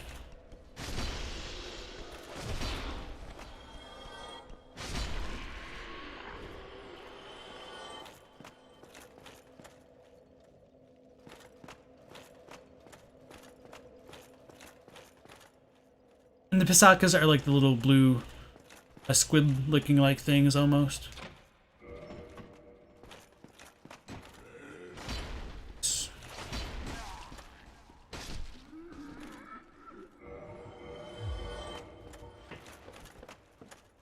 And not everything like leads to stuff that's valuable. So even some of the hollows are put inside the cells. So that probably shows that they're kind of research experiments. And if I didn't screw this stuff up with Rhea and Petrus, she would have ended up in one of these cells as well, and we could have gotten her set from her. But I just didn't buy all of her miracles, and I goofed. So that's kind of unfortunate, but not the end of the world.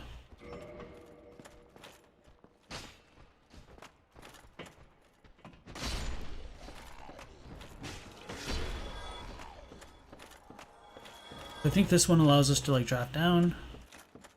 And I think this is where Rhea would have been. Maybe not, I don't exactly remember.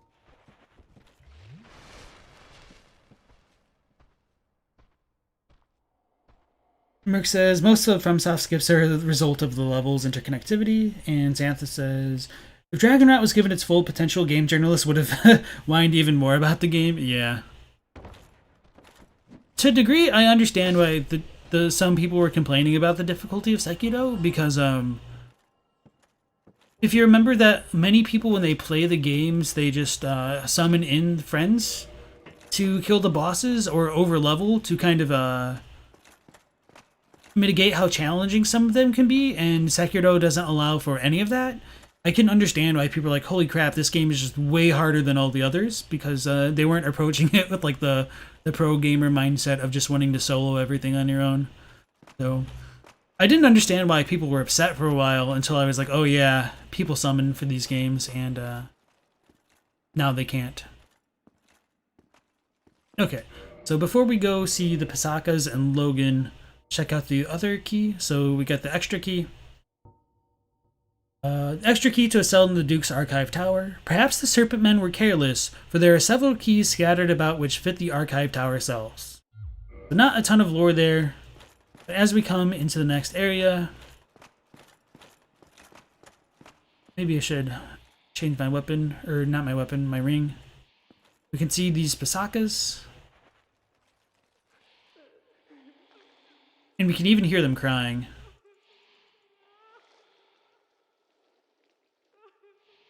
Screw game journalists. If you homered bone back, it'll turn off the thing. Okay, those two snakes are such trolls. You always rush the lever because you can't stand the damn noise. The Pisakas were not behind the bars though, otherwise Logan would be dead or at least free. No, they were, because maybe not. I thought we saw them like... No, it comes in the door, so they were totally in, because you see the doors open and then they like rush out. And they have to rush out of somewhere, and that they're not going to rush out for where the gate is. Like, they can't rush through the gate. So without the bell, the Pasakas are, or not the bell, but the chime, they're a little more docile. Not completely. I don't know if that's a grab attack. Maybe I should show that off sometime. And some of them will drop miracles, which will kind of reveal a little bit of their true nature or original nature. I don't know.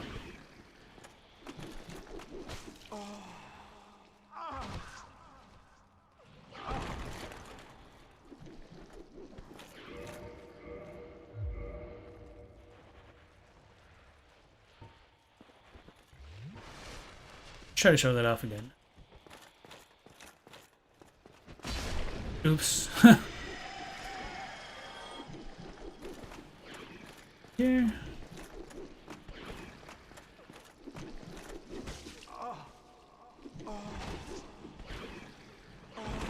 They do have like a little mouth which they shoot like a stinger out of to hit us, and so that's made some people wonder if like the Pasakas are impregnating things that way, but with them potentially being maidens beforehand, it's a bit questionable. But at the very least, we do see that there is a kind of resemblance to Seath within the Pasakas, because they have like the two goofy tail, leg, feet, whatever you really want to call them. And they obviously don't have wings and other draconic features, but they're... Oh, that was incredibly rude. Is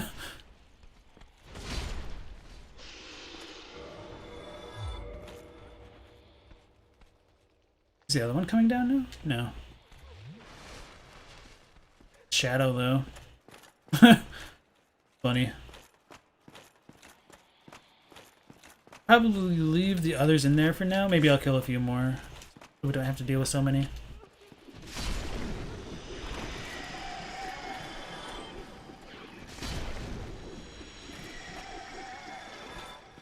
Alright, I'll leave the others in there. I think some of them won't move. Oh wow, it can come down the ladder. I didn't realize that.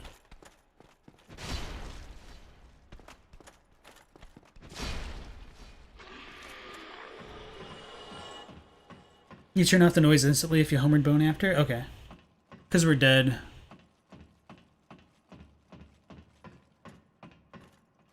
Third one over here, the caster. So it's kind of nicer to like wait so long for the other ones to do their things.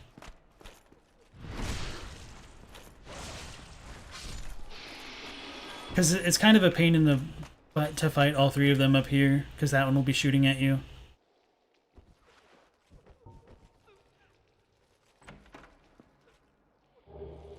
Get the Archive Tower Giant Door Key. So we needed to come down here to be able to escape this makeshift prison. Up there.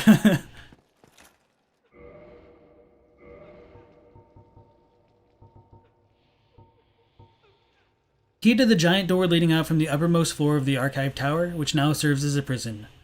The key's design resembles not the key of a prison. Indeed, the tower was once no prison at all, but a trove of precious tomes.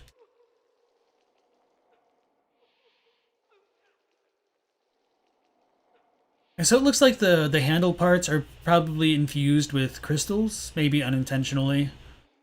It's kind of hard to tell what the design is on. I don't know if they're like more significant than what we can see, but they do kind of remind me of just a little bit of the relief statues, the carvings on the wall sometimes, the patterns on those. I don't know. With that done, we can probably see Logan from down here.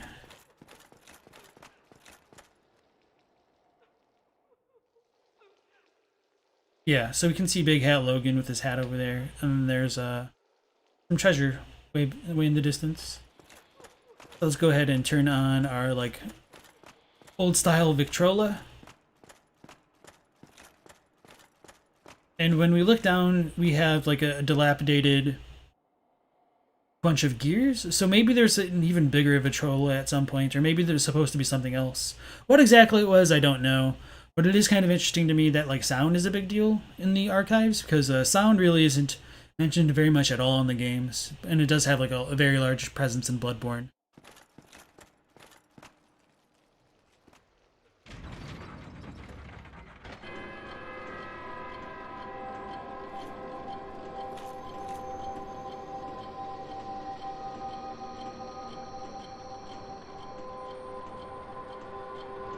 So it looks like there's snake skin on top of the like little box thing as well.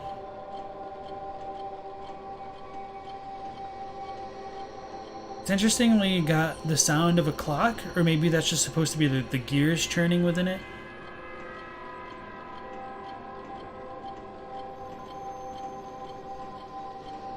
And it probably has like a resonance factor, which makes the Pisakas down below go a little bit crazy.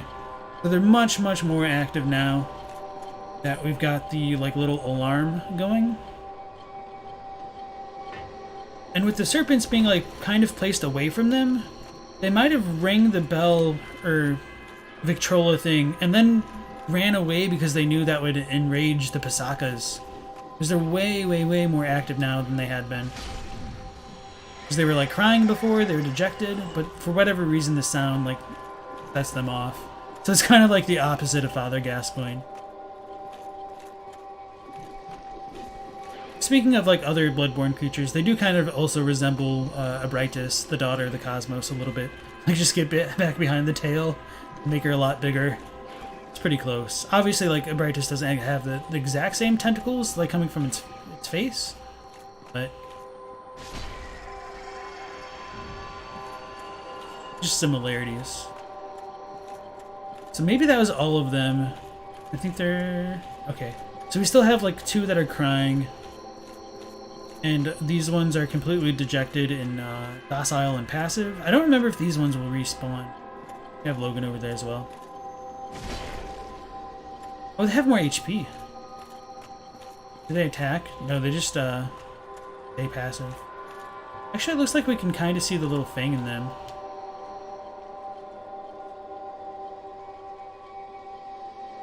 Why are you running? Pisakas are likely blind. It explained the siren alarms then.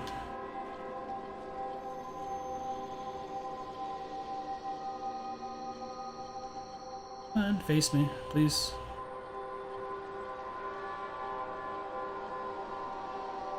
I wonder if they've got like humanoid faces. You just can't see super well. Might be worth coming in here again with like the hush ring on. I'm trying to like turn around, see their faces with the camera.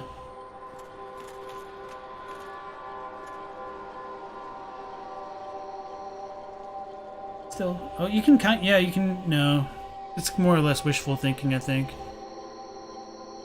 So that's like the needle that they use to stab us. I was hoping you'd see like the face of a woman.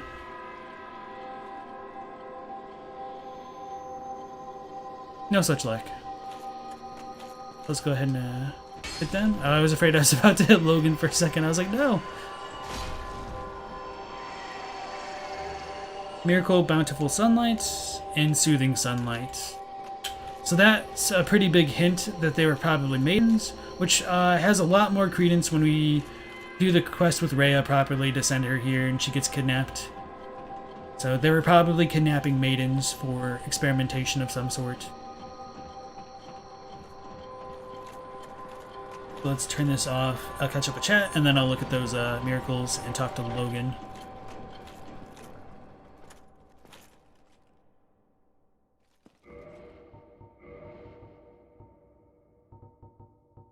Okay, Soothing Sunlight and then Bountiful Light.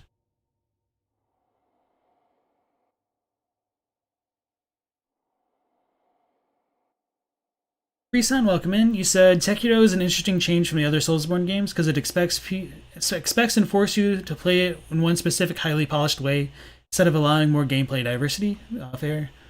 And then Merc says Sekiro is pretty considerable change in narrative as well. You actually loved playing a role in a plot that's actually currently happening, not traversing barren lands that have to be done to hell. That have gone to hell. Okay. The grab is that insemination spear that people think plants eggs in you. They're eggs in you? Maybe. They scream like witches of Hemwick. You never noticed that? Yeah, so some of the sounds that they use in the games are like stock sounds, like the Cleric Beast. You can even hear like the Cleric Beast scream in random documentaries, which is kind of funny and also a little bit unfortunate. Two are crying and those same two drop the miracles. They have no eyes. The books on these shelves seem way too small for a big dragon who is also blind. Well, maybe if the channelers are the eyes of Seath, they read the books to him before he goes to sleep every night. Spectrum says, funnily enough, if you jump into the wall where you see the shadow causes them to climb down, discover it after one of the Pisakas grabbed you. Alright, Xanthus, King Jeremiah, thank you for dropping in as always, and hopefully we'll catch you again soon. Cleric Beast sounds like a distorted rooster. Alright. So this special miracle granted to the Maidens of Guinevere, or special miracle granted to the Maidens of Guinevere, Princess of the Sun, restores high HP for self and vicinity. The miracles of Guinevere, the princess cherished by all, grant their blessing to a great many warriors. The miracles of Guinevere, the princess cherished by all, grant their blessing to a great many warriors. So is that literally the same? Yeah, okay. Kind of unfortunate. And I guess there really isn't too much of a quick description, just gradual HP restoration for self and vicinity.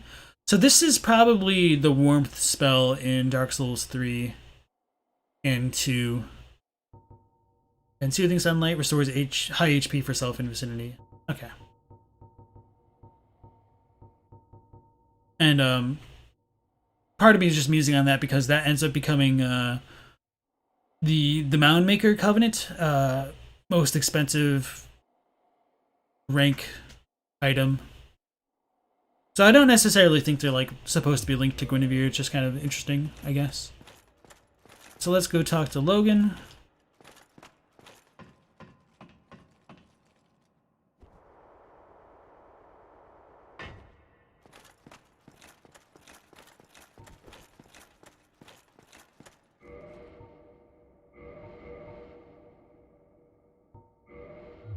Yeah, let's save it.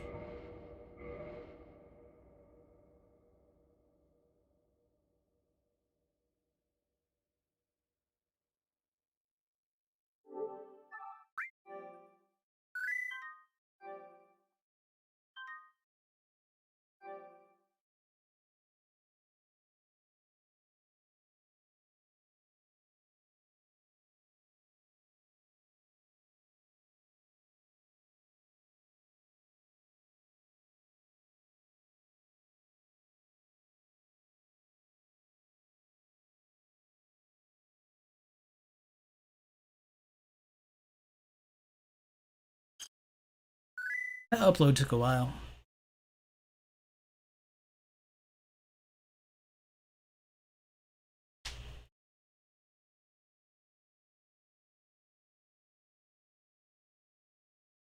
Elda says, some randos thought the Pisakas evolve into Hydras. Yeah, so that was me for a little bit. I don't remember where I saw that info, but after looking at it a bit closer, I would say that they don't. They have different bodies.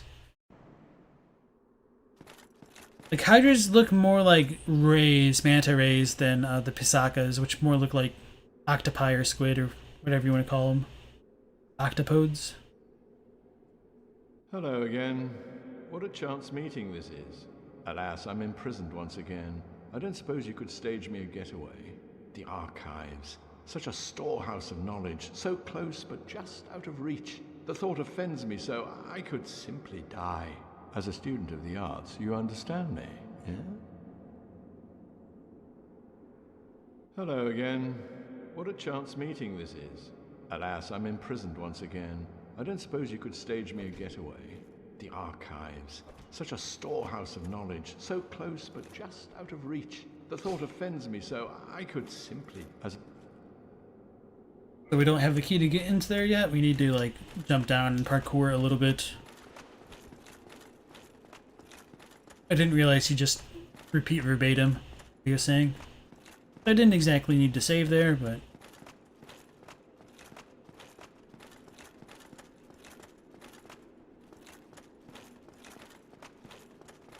We did get that extra key.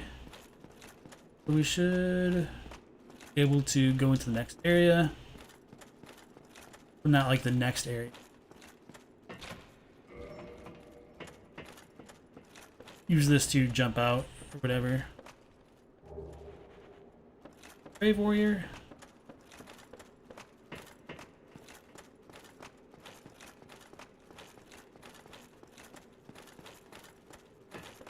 Oh, this is not the right one.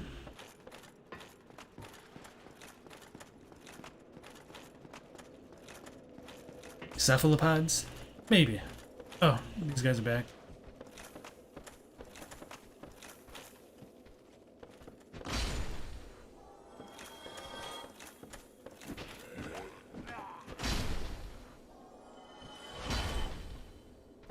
It's unfortunate.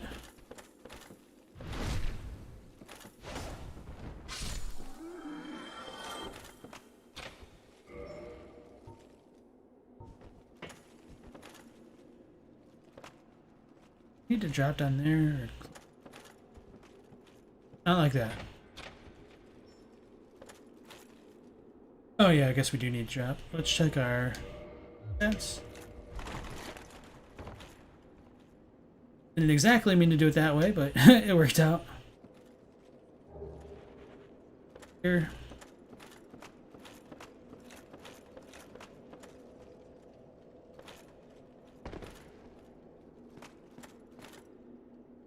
Over here.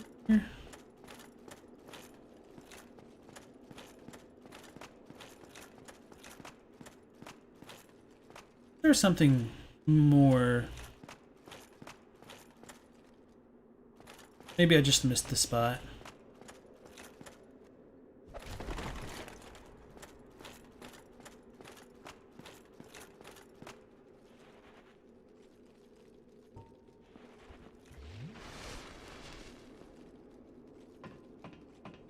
Mark says, "Hey LP, you know it's not an easy question, but would you say you like Dark Souls 1 or 3 more?" For me, I like Dark Souls 1 more. Mechanically, I do think like Dark Souls 3 is way more fluid and everything, but there's something to Dark Souls 1 that's kind of hard to put one's finger on.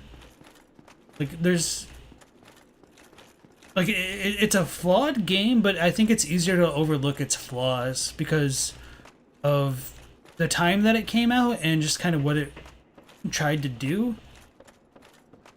So we've already gone down there.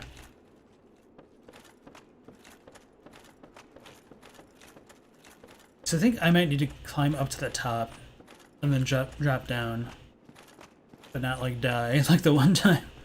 Pretty sure that's what we need.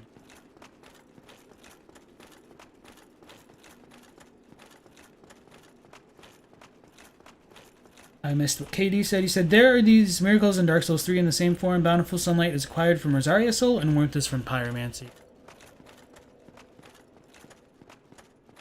Thank you. Now I'm just like wondering if people are going to go crazy with some theories that maybe Rosaria was related to the maidens in here. I don't think so. It's just kind of funny what people come up with sometimes. So we need to go up here and not like roll off. We need to just drop.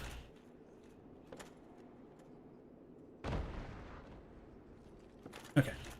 Makes sense. So this should be our key that we need. Oh, we get the maiden set? Wait. No, yeah. This isn't Rhea. She just kind of has the same stuff that Rhea would have.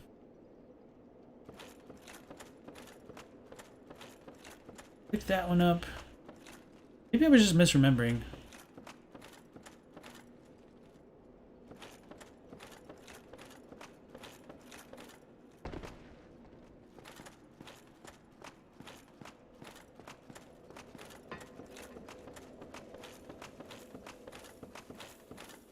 Or wait, no, the key is further inside, isn't it? Oh, okay, wait.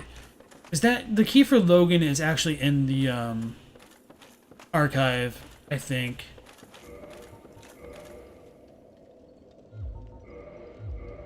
Let's just go ahead and rest, and then I forget about that.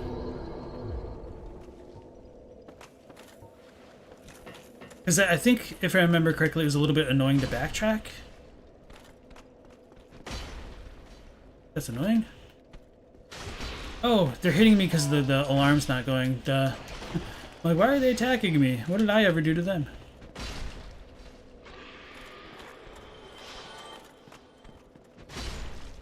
So yeah, I guess my pet theory as far as like the snakemen goes, they were probably scared of the Pisakas, and so they climbed up to run away from them after they got unleashed.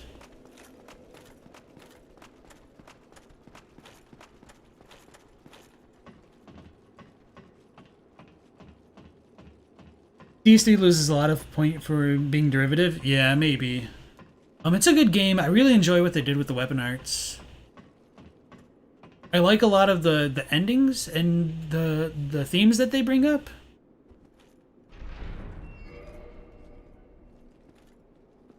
Maybe just like the slower pace of DS1 like oddly fits it better than 3. Which is kind of funny because I can't stand 2 for the 4 being too slow.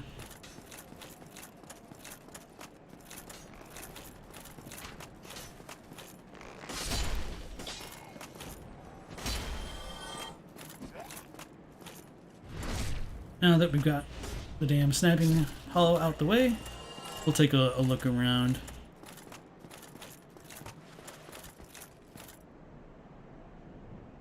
It's not very pretty down there. So when we look out into the distance, we see like this kind of crystal spire coming out of the ground over there. That's where like the primordial crystal is being held by Seath.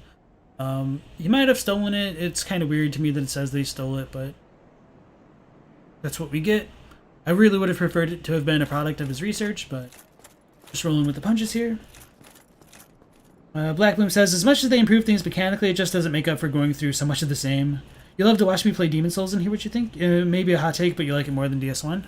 I mean, I'd be willing to try it. Unfortunately, I feel because if it is like a less polished Dark Souls 1, I probably won't like it as much, but maybe I'll be pleasantly surprised. I would hope to be pleasantly surprised, but it doesn't always work. Each other. So as we come into this area, we go back to the archives, to a different section than we've been before. And so the channelers will shoot at us, as they had been. And then that section like leads back out to the beginning portion of the stage.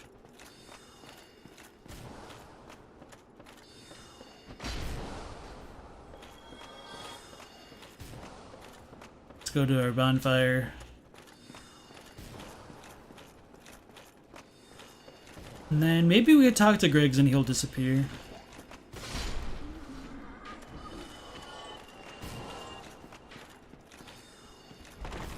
Okay, I remember that one screwing me up. They can't really just destroy the chairs in this game.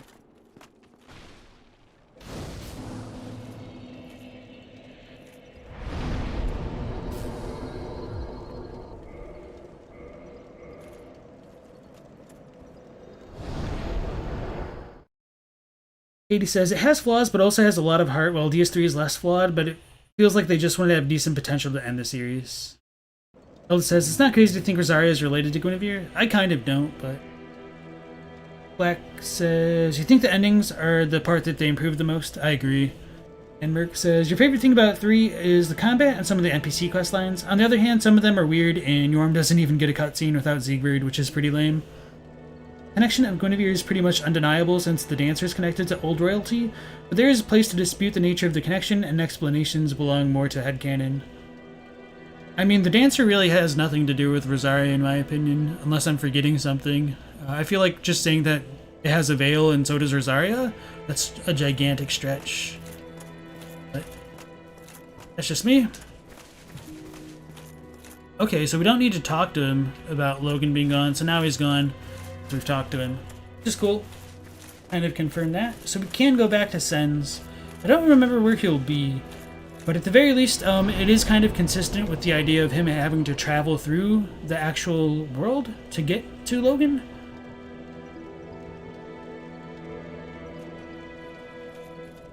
Effervescent says, you agree that Demon Souls is better than 1? It had a lot more atmosphere and character to it. The bosses maybe weren't as good, but False King Allant is one of your favorites of all time. Shame the remake sucks. Black Bloom says, you'd think the original Dark Souls lacked a quiet ending. Both are absurdly bombastic. You either sacrifice yourself or become an evil Dark Lord. You don't just get to let the fire die. Yeah. The snake ending is really kind of annoying. I mean, I like it, but I feel like with the stuff that we're given in 3, it just doesn't end up fitting super well onto those endings. So maybe that's more of an issue with 3, but I actually like the endings of 3 more than 1.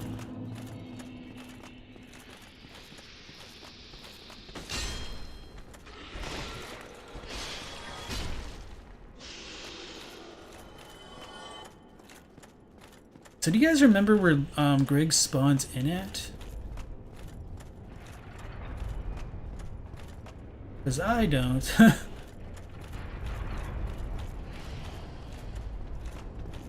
Oh yeah, I forgot we could have just rode the cage to go to the top and then drop down that way.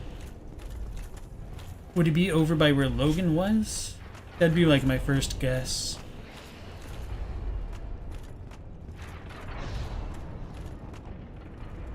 I love it when the blades block its lightning. Demon Souls Remake doesn't suck, but you are paying $70 for a PS3 game, which is ridiculous. But it's a PS3 game with a really shiny, fresh, new coat of paint.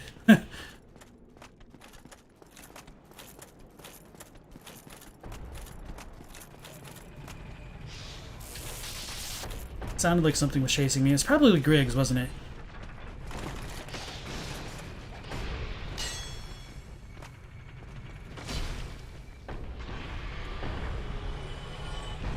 I knew that was going to happen. This way. Wait, what?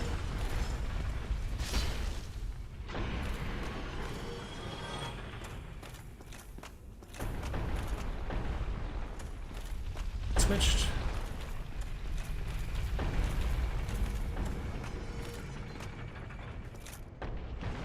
Oh no, so there's just the snake down there, I guess.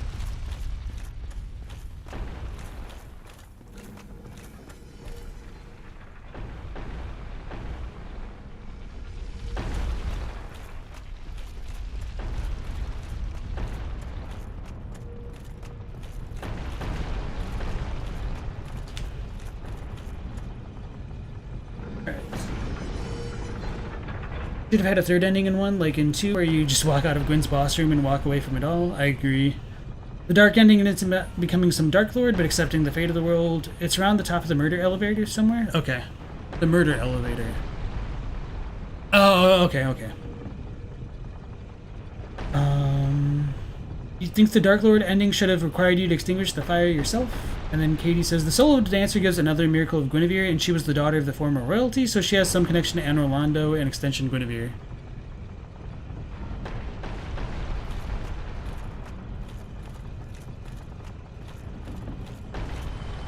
So our snake boy's dead. Probably turn this around more before I forget. I think he's by the control thing? Never mind. One of the best things about the OG Demon Souls was the sound design, way better than Dark Souls 1. Okay. Then I might end up liking Demon Souls more, who knows. Let's go by the murder elevator. I know this isn't it. Oh, this... It's her boy. Your boy. With his goofy feet.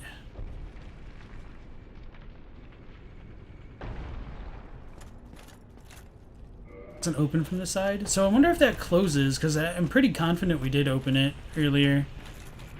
At the very least, I know we can go kill the snake man lady thing right here, and then just kind of go into that. Oh no, that was because we saved it the one time. Okay, okay. So yeah, makes sense. And then we'll probably pick up the Black Sorcerer set as well, if I didn't pick it up already. So he should be in this room. Should have saved it.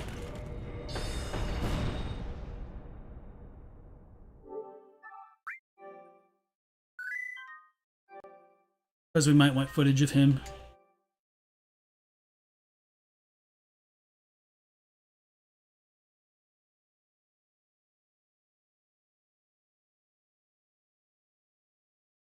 is one of the offshoot paths then. Demon Souls is not a conventional world in the game, so it's not for everyone, but you find it quite unique and memorable. That's kind of what I like about Dark Souls 1, so I might like Demon Souls. If it just really depends on how it plays, I guess.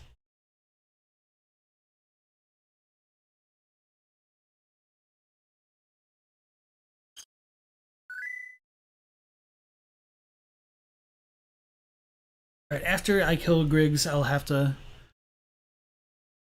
take care of the furry friend. She needs to attend some business.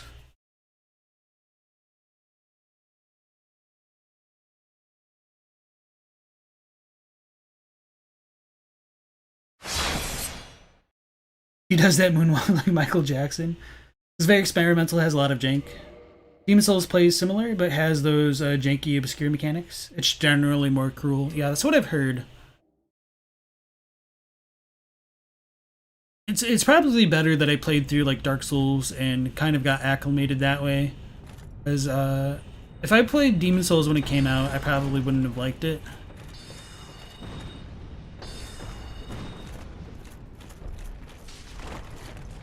Boy stabbed us. Oh. But that was a lucky roll.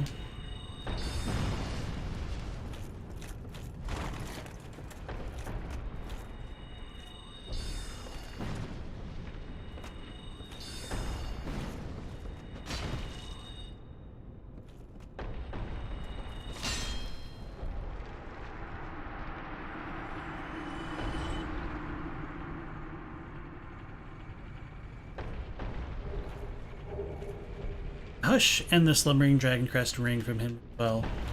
And when we loot this corpse, it has like the Black Sorcerer set, Hush, and then we picked up the other Dragon Crest ring not too far from it, which suggests that they might have been from the same Vinheim Dragon School. I mean, they're both sorcerers, so that's not too much of a stretch of the imagination. As to why this sorcerer is in here, we don't really have much to go on other than like Sen's Fortress is like a proving grounds. So why not use that rationale to explain that corpse as well?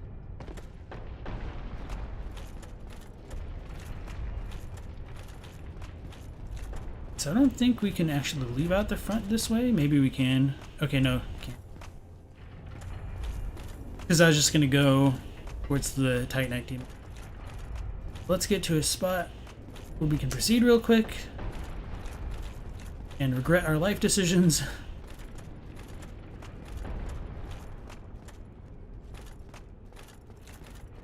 And then we'll take a quick break so the little monster can attend to her duties. I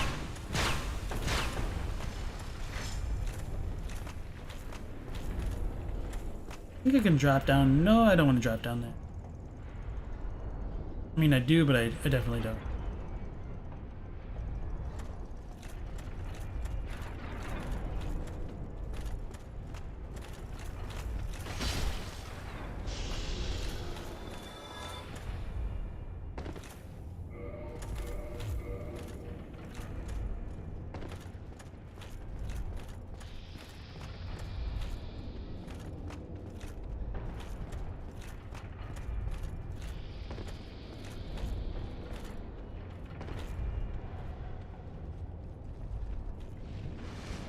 Alright, so I'll take a quick be right back, and then hopefully we don't fall off and get killed by these demons.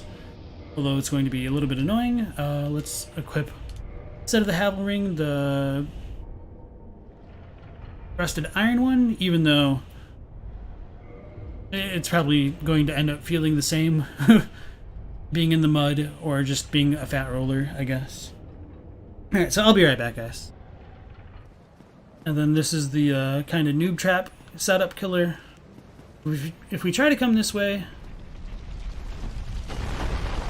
the boulder comes crashing through, and then you just fight a bunch of Cabra demons, a bunch of Taurus demons, and so having another recycled... Why is that back now? Well, you got by the oldest one in the book. Venom says, when you started this playthrough, you mentioned how obvious the ball rolling trap was, and I thought he's going to fall for it on a second trip through the asylum. I figured he probably didn't have a lot of hits with this Byhander. Wait, what? That's actually really, really funny.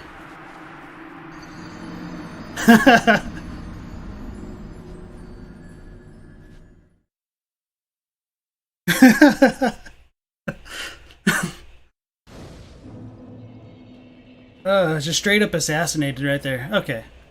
Let's go get our damn souls back. So now we should have a little time to read chat. Nix what I said about the souls, guys.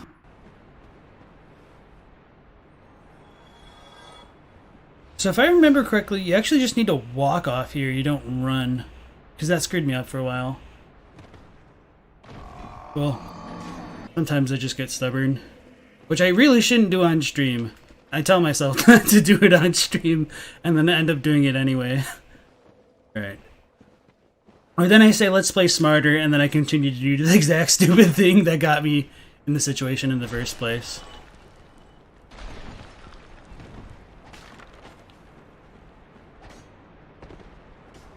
There's our stairs over there.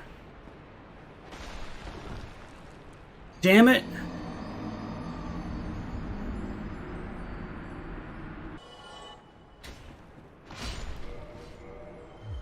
I think I should survive the fall.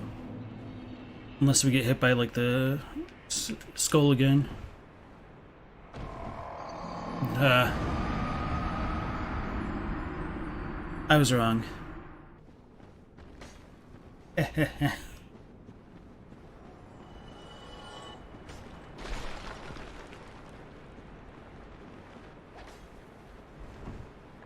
Oh, that jerk.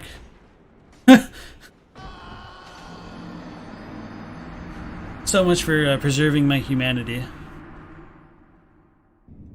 Pinwheel's like the Volnir of Dark Souls 1. His appearance and lore seem super cool, but kind of a joke fight. So does he just like clone himself infinitely or something? No. Oh shit, he killed him.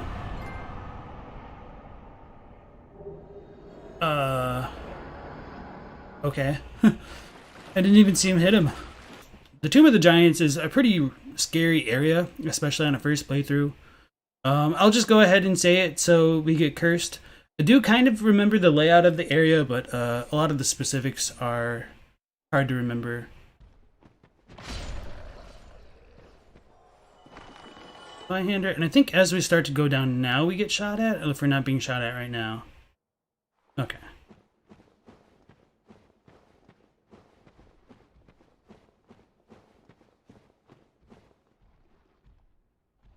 I thought there was a way to fall there. Alright, and we're back.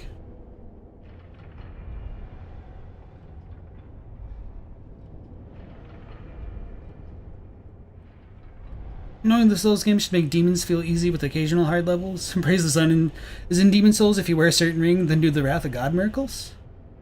You learn most of the lessons of the series, you only need to adapt to the demon-specific jank. Not every level needs a ton of lore. Sun is a gauntlet, that's kind of it, yeah. Everything inside is designed to murder the people inside. There's not some greater purpose. Thus unlocked after ringing both bells, it is explicitly built up as a place crafted for the Chosen Undead quest. Those are all good points. We should probably be able to just raw DPS this guy down. Because we've come here so much later. Human Titanite. Solo Brave Warrior. And the Scythe. Actually, let's... Hey, okay. Makes sense. Rick says, you think the reason people assume there's more to the lore Descends is the fact that it's connected to Anne Orlando just means its connections are a bit fuddled? Oh, we should have killed those bastards. Oh, only one thing to do. YOLO. Okay, that could have been dangerous. Stop it. That was so dangerous. Well, that was certainly a YOLO play.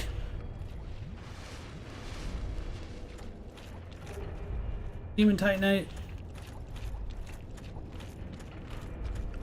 And there's 2 more over here. This is kind of annoying to deal with, but at least it might be better than dealing with 3. Serpent folks behind us? Damn it, we aggroed the other one.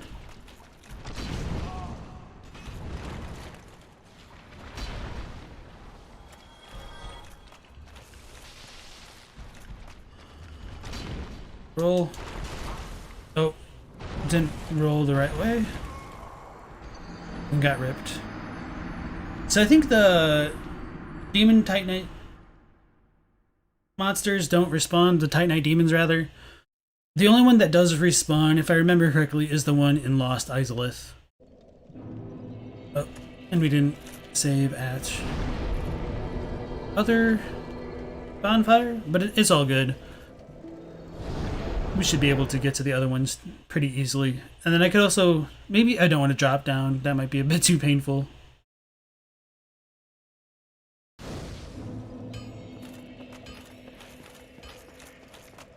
Should be all good. Oh, you just meant its connection, but you fuddled your words. Okay. Well, since Fortress is a fantasy version of Wipeout, okay, ladies and gents, have to go. Alright, thank you for dropping in, Katie, and hopefully we'll see you in the next one. Have a good day, or good night.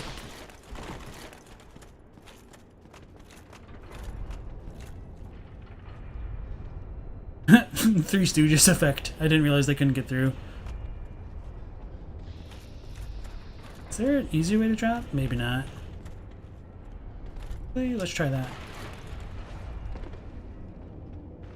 Whoa, he followed me.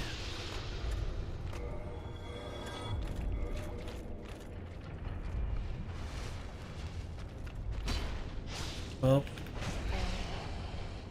that was annoying.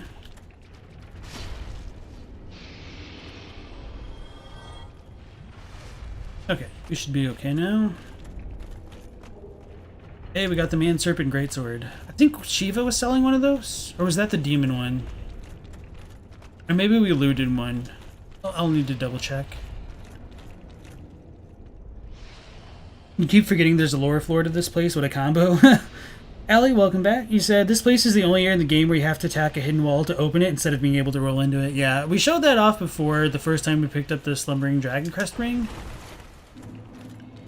And that really threw me for a loop because I totally forgot about that section. Either that or I might not have even known.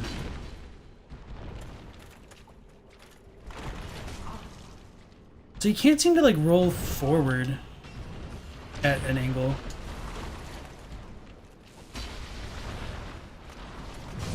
Oh, I didn't roll. I did pick up my souls though, right? Yeah.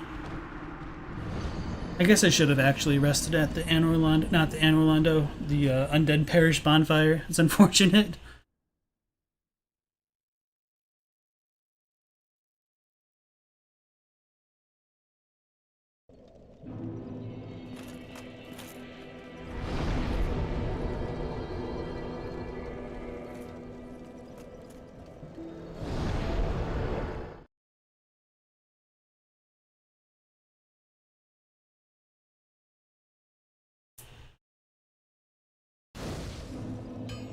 And the sad thing is there's really no reason to kill those Demon Titanite, Titanite demons unless you want their Titanite scales.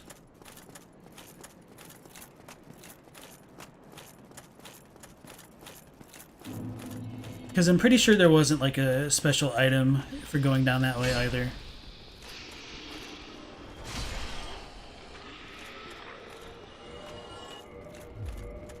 Good.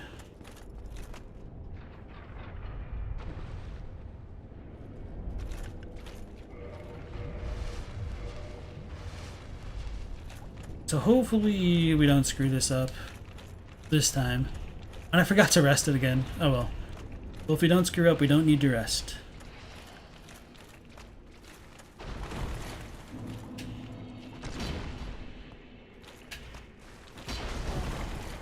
That's us screwing up. Lightning.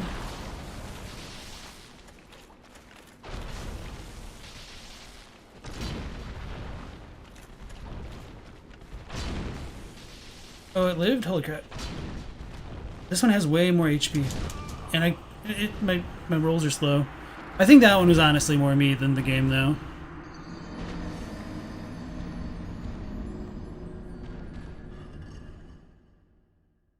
I'll take credit for that death.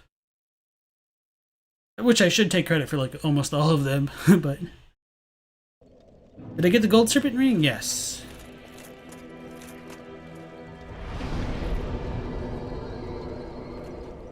So what we need to do is rest at this bonfire this time to make it a wasted effort. You admire me going melee? You were watching Joseph Anderson's playthrough on this, and he said that using magic is like playing a third-person shooter in a game where you're the only one with a gun. Yeah. I mean, I don't mind the melee playthrough. I kind of like the challenges that it presents at times. I feel like this Zweihander really kind of trivializes a lot of the challenge of the melee gameplay. As long as you're able to choose your timing well enough, where you don't get punished for your own mistakes. That's kind of the real challenge of the Zweihander. Just dealing with how slow it is at times.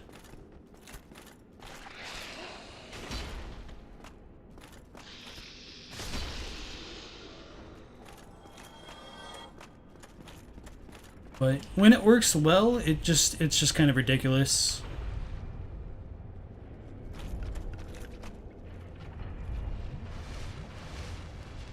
Because you're able to stun lock so many enemies. The Titanite demons are not one of those enemies, though.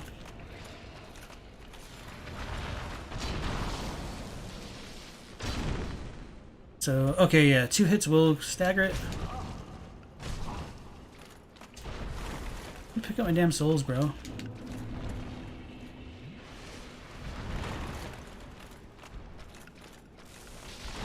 Oh, rolled too soon. Get the wombo combo. The next one should stagger it.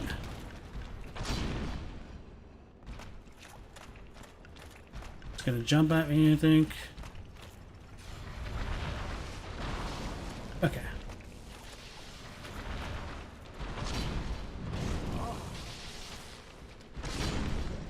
So is that 6 total? Demon Titanite? So now I'm not too worried.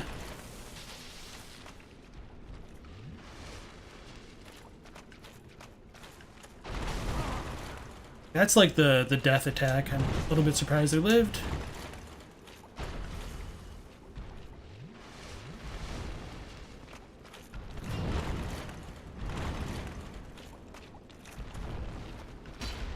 Oh, what a whiff.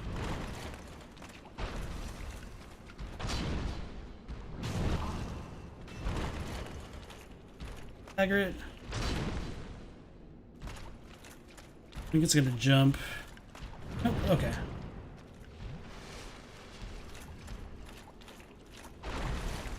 Oh, I almost rolled into its grab.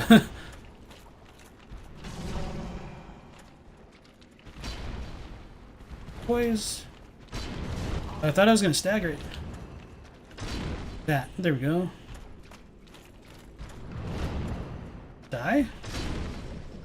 Okay.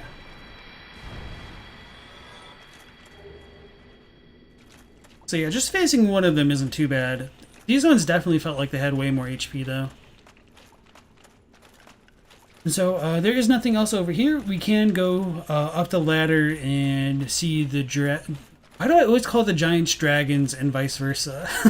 I do it so consistently. It's kind of crazy to me. Because I know that they aren't what I say they are. So yeah, we'll go up the ladder, attack the one wall that Allie was just mentioning, and fight the giant over there, because I don't remember if it drops anything. Because it killed us the one time. They're being a little bit too passive, maybe. Faction 2 hits will piss it off. You said you like the DS3 system where you can choose between health and magic Estus? Yeah, I like that, the principle of that as well. This is a good way to give trade-off to mages. The hell? Does that spawn here? I don't ever remember it being there. Oh no, that explains why it dropped down on me before.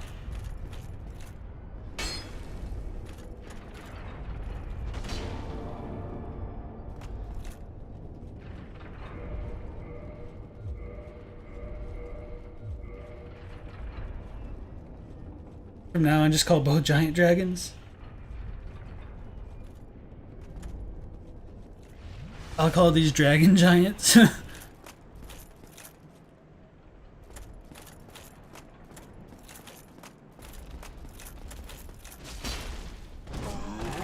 Oh, he actually did a useful attack.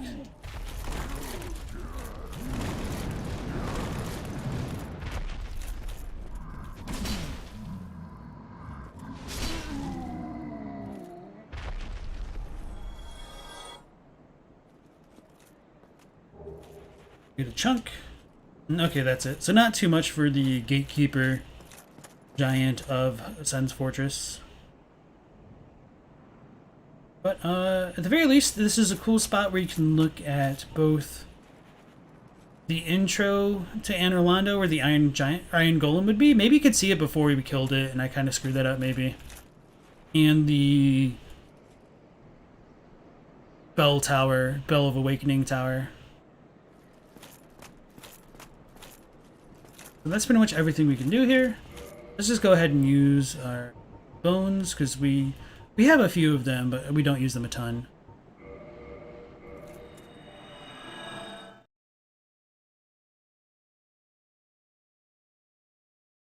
Black Bloom says, you think Neo integrated magic a bit better? It's more like an add-on to your moveset rather than the whole thing. You get limited projectiles, weapon buffs, and debuffs for your characters. In Souls, you kind of just get a bunch of projectiles occasionally, and occasionally utility spells or AoE. Level up. Want to. We can leave your friends behind, but we'll probably want to save our magic for Logan, or our souls for Logan's magic.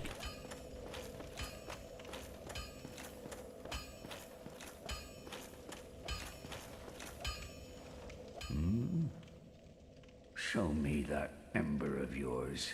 Well, I've never heard of a black ember. How about leaving that ember with me? I find it strangely fascinating.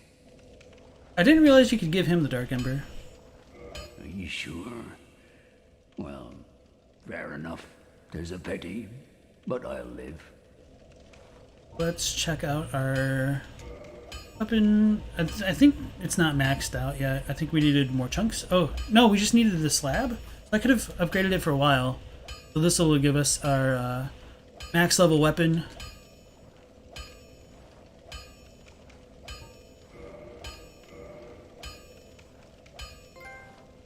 Strongest weapon.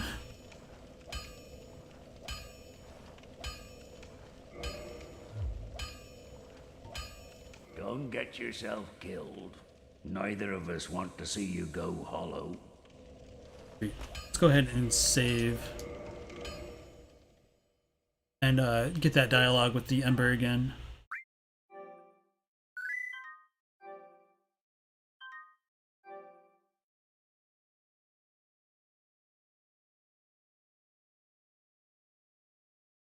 I guess I didn't read Griggs' stuff, but it's not too important. We've also looked at that in previous streams.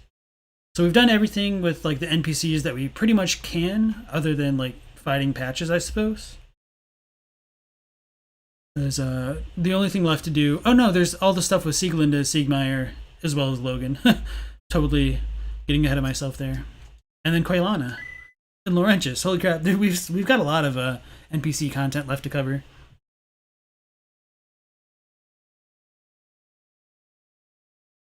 Merc says Bloodborne Magic's the best because it all scales with one stat and you don't need a catalyst. It's just unfortunate how limited it is in Bloodborne.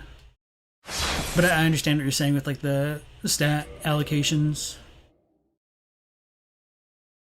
Black Bloom says, you find that the Spellblade concept works best for mages in these kind of games? Since most of the combat should be melee, making the spells about utilities and buffs makes a lot of sense.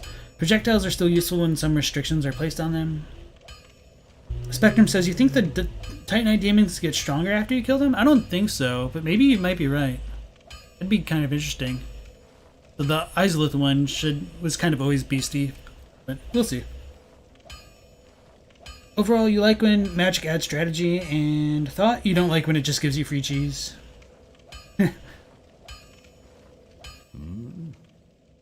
Show me that ember of yours. Well, I've never heard of a black ember. How about leaving that ember with me? I find it strangely fascinating. So I like that Andre's quote-unquote fascinated by the Dark Ember, because that's kind of the nature of the Dark. It draws people into it with its allure.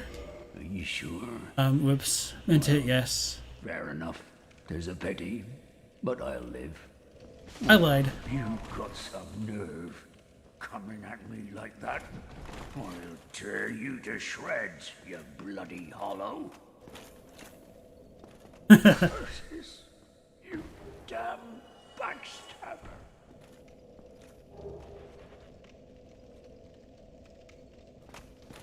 So I did totally mean to say that no, just for him to say I'll live, for me to backstab him like that. It's kind of crazy that he got off that like point blank drop kick so quickly. That shocked the hell out of me.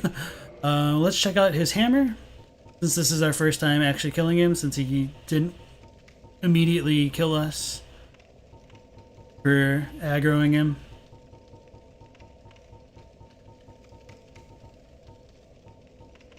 So this is the metal hammer of Andre of Astora, blacksmith at the Old Church. Can be used as a strike weapon, but better left in the hands of its talented owner.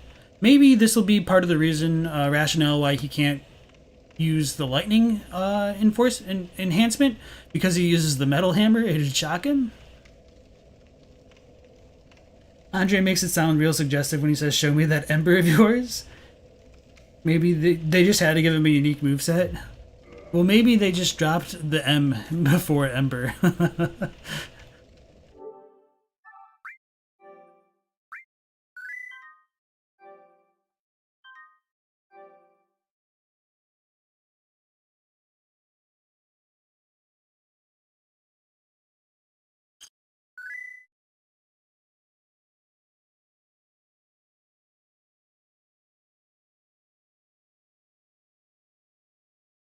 We'll talk to him again for real and then give him the Ember.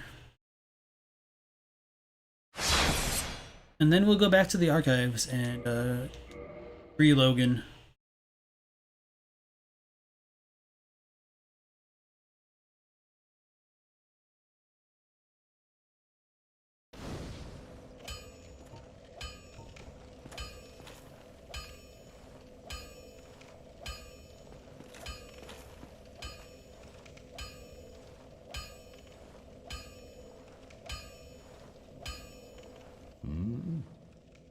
Show me that ember of yours. Well, the lips. I've never heard of a black ember. How about leaving that ember with me?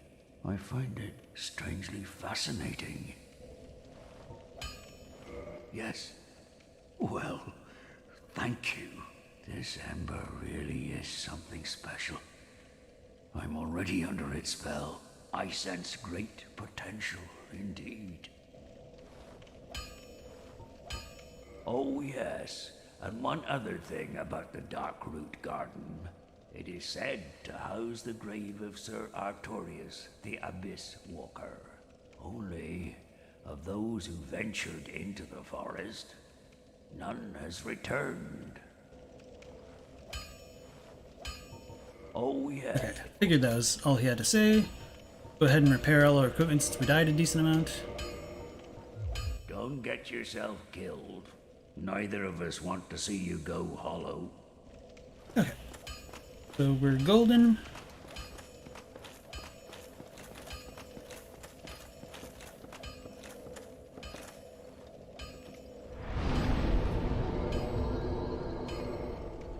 Duke's Archives.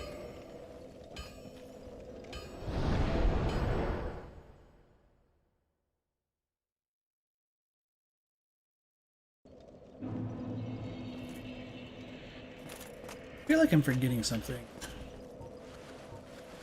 Did I really unequip my shield?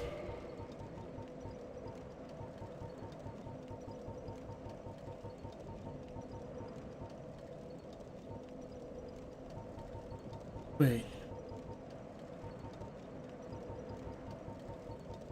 Oh, okay. I was like, did it disappear? I was freaking out for a second. Oh, I know what I was forgetting. The ring. That's why I unequipped it. Okay. Now we're good. So later on we'll be able to move this bookcase. It kind of stands out because it's like those old Hanna-Barbera cartoons, like the Scooby-Doo ones. Like its color palette is a bit swapped from the rest of the area. Got archer shooting at us.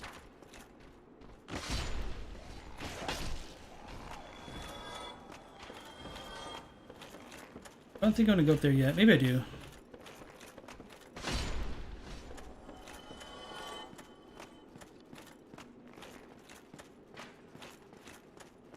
Maybe there's treasure over here? I think so.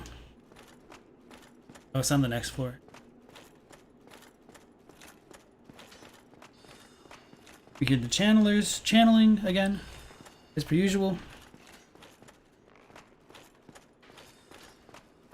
Treasure, but we can kind of drop down. No real purpose for it.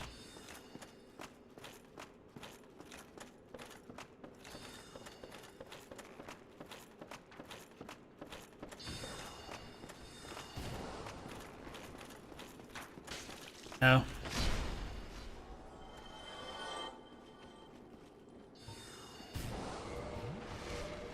Oh, took a lot of damage because of the channeler buffed archer.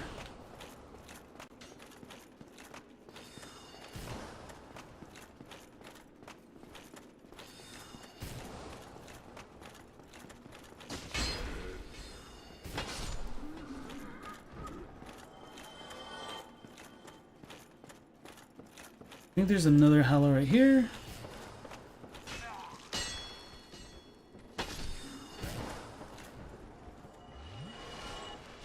You should YOLO sprint at this one channeler. Oh, he's right here. I was gonna try to backstab it.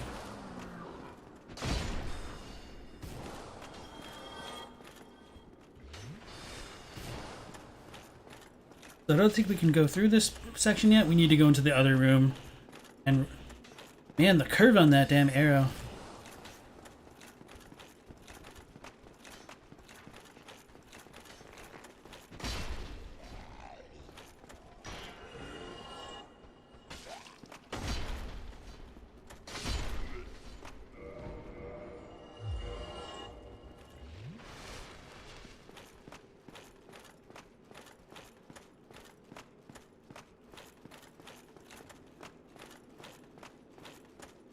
There.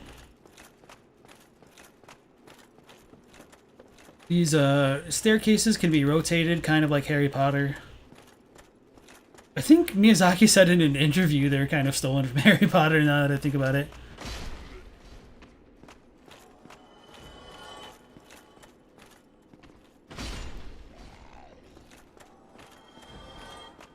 The general read I got on that was more like it was a coincidence, but it just kind of appeared in other media. I feel like that's the most common comparison between them.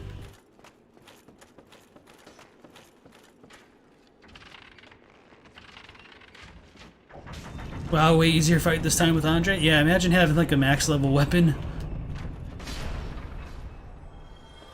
And more than like 400 health. Makes it a bit easier.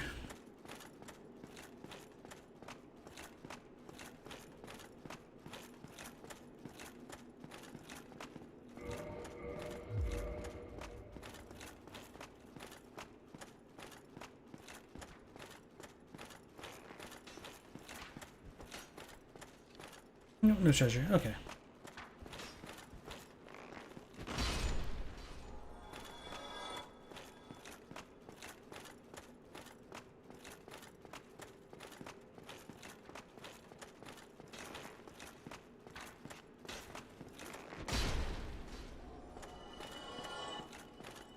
Guess I should probably look at the floor sometime. Looks like there's like a floral pattern on it. A few different kinds. I don't really think that's super relevant, but one of the things that I do like about it is this area is like it forces the player to jump down there. This is gonna hurt. Okay.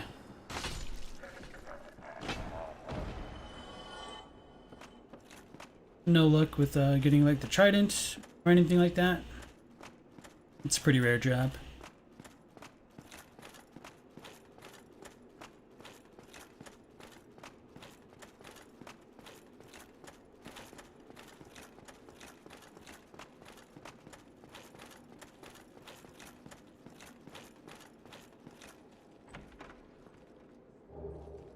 And then we get the strong magic shield here.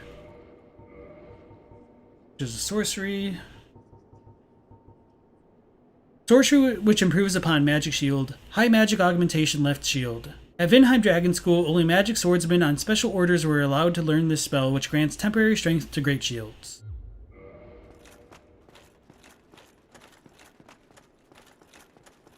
Don't really know what to make of that. Most of the people in Vinheim didn't really seem to be swordsmen because they relied on magic. I think there was one description which talks about their disdain of close quarters combat because of that. Okay, so we're already here. Why did we need to do that? I think to drop down from this direction. That shouldn't have been necessary.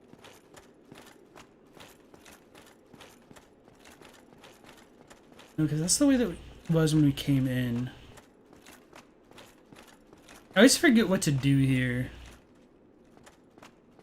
in this specific section. Oh, wait.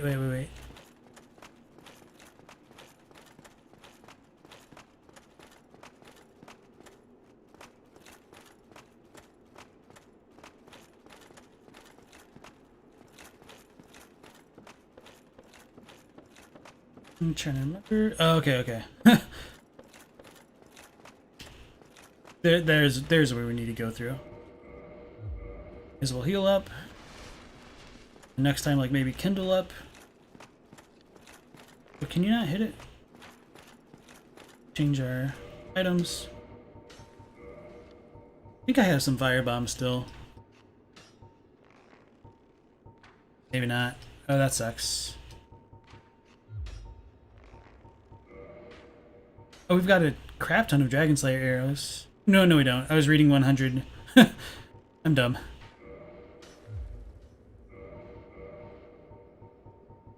I don't think this will be enough to kill it. Oh, I guess we did get a little bit more dex.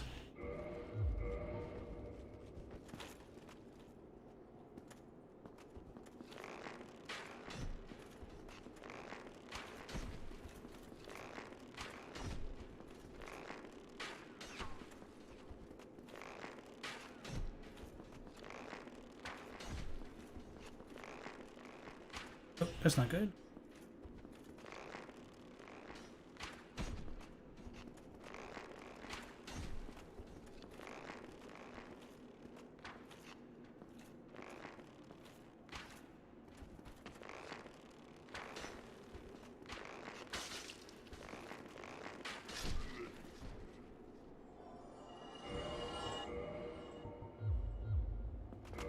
There's really no reason to like run and jump over there other than killing that hollow.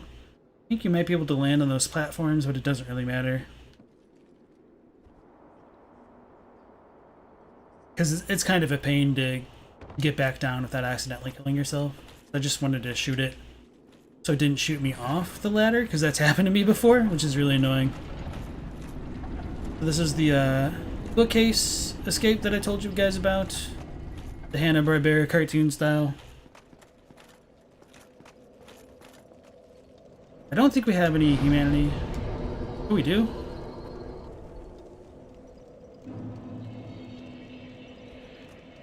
Kindle. How did we get so much humanity? Oh yeah, from killing Griggs.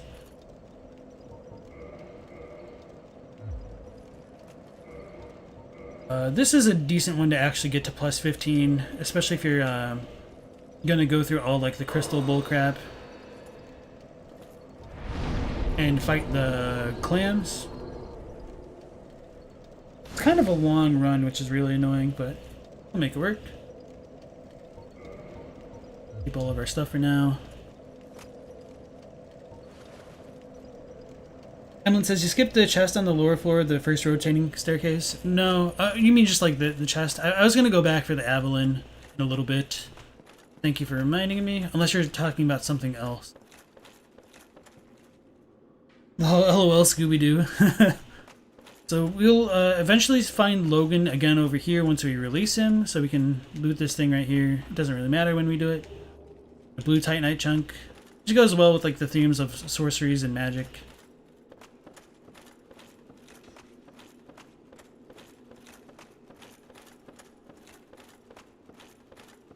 Trying to remember where the key is. Is it up here? I think there might have been one mimic in here. Okay, so I forgot that you can actually loot the entire channeler set in here. That's really cool. Is it just the tridents that they drop?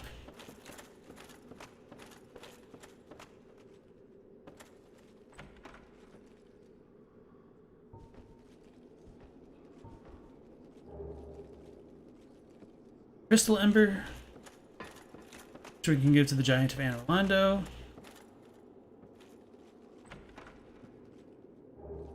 Then the Archive Tower Giant Cell Key. That's where Logan's being held.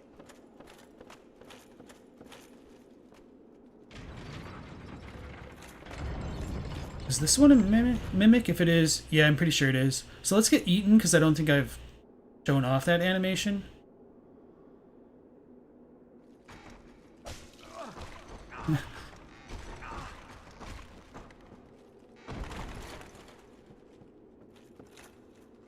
Interesting. It doesn't aggro after that. It just eats you. That's cool. Maybe you have a special death animation as well that might be worth showing off. I think it just like eats you. I might be wrong though.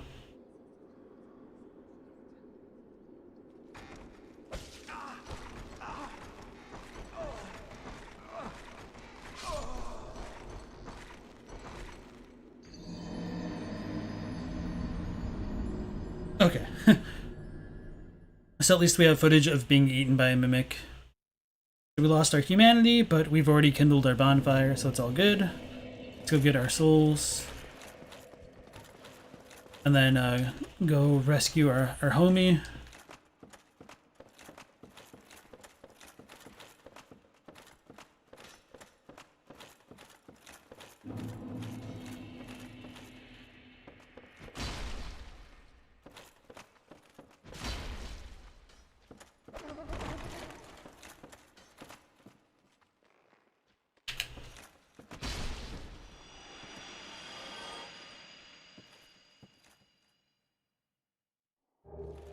With the Enchanted Falcon.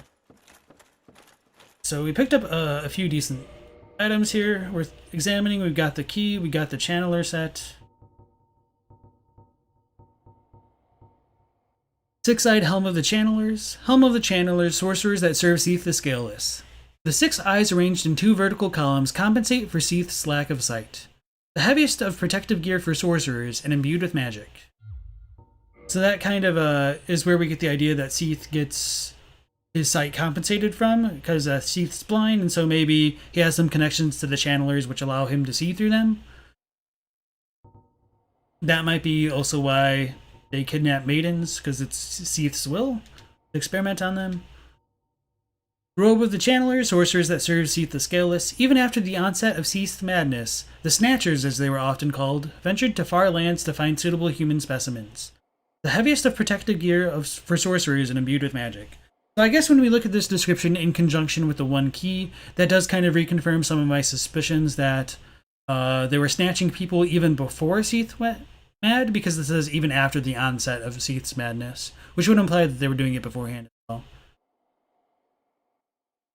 And that just goes back into the ideas of the human specimens becoming like the Pasakas that we find in the cells near Logan as well.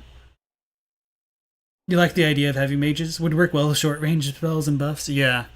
That's kind of one of the things I don't think they do super well. I think it would have been really cool to have more spells along the lines of Iron Flesh so that enemies can poise through your attacks and then like counterattack you with powerful magic. Maybe that's a viable thing. I don't really think it is, just because of how limited HP or defense really is in the games. Picked up the key. Key to the giant door leading out from the uppermost floor of Archive Tower, which now serves as a prison. The key's design resembles not the key of a prison. Indeed, the tower was once no prison at all, but a trove of precious tomes. Kind of straightforward. And where do we pick the falcon? Oh, it's right there.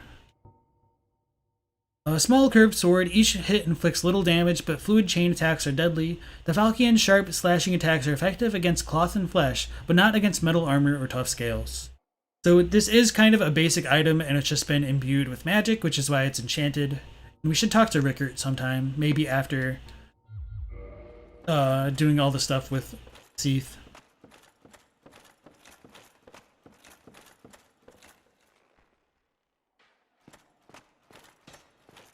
I was hearing music in real life. So I was like, what's that coming from? I thought it was the game.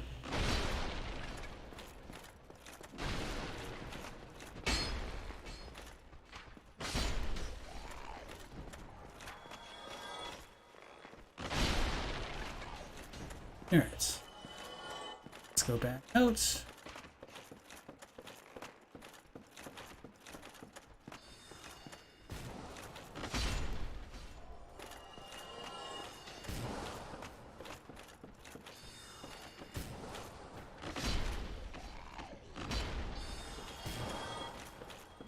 Strange. We should have the channeler over here.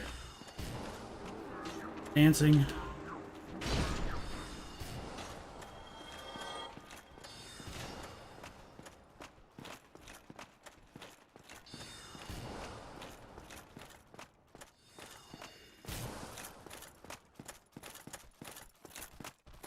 Now my mind is just consumed of thoughts of having dance battles in Dark Souls because of the damn channelers.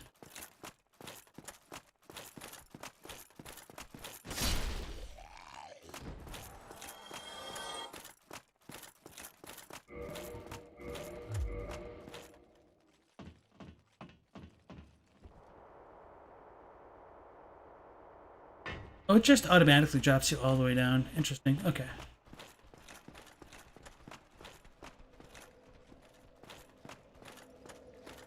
Snake saw me.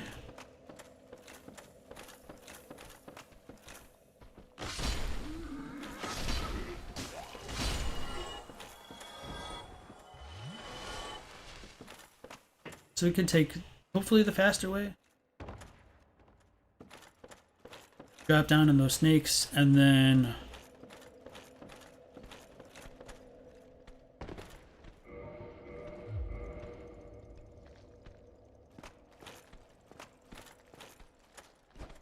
oh, it didn't lock on. We're gonna die.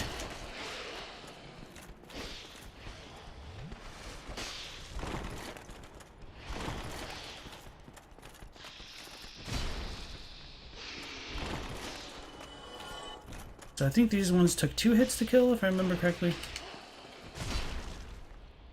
Okay. We lived.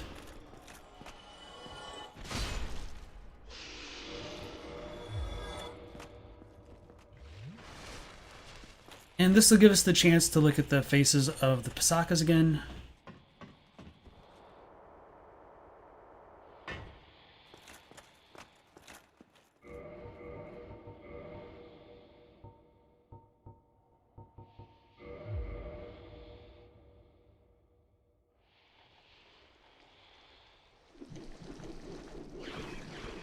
I guess we can't get too close, at least to those ones.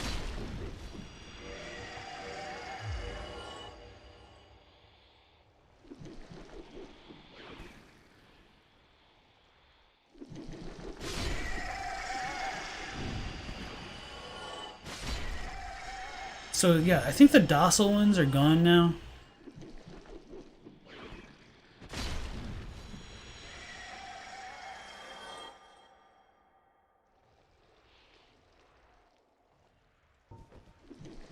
Wonder, because I had the shield out that I wasn't actually being silent. I didn't think I was making noise though. Okay, I'm still not making noise. Okay, makes sense. So they just kind of see me.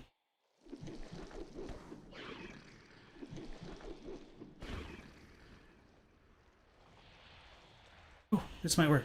Damn it. It's just kind of scripted to turn around, I guess.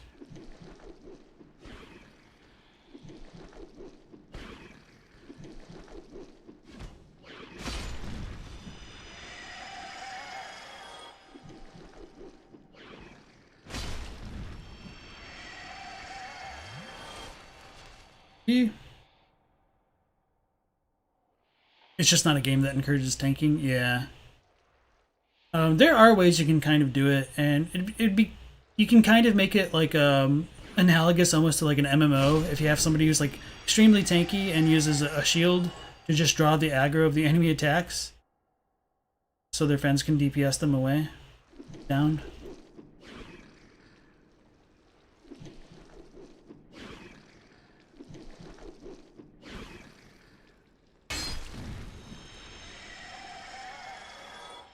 Okay, no, just noticed.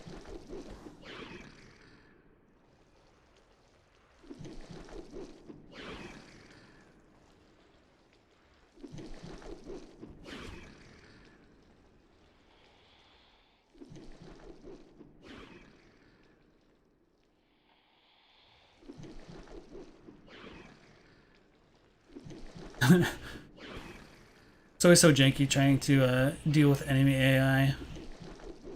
If anything, I probably would just want to invade another world to get a look, up close look at them.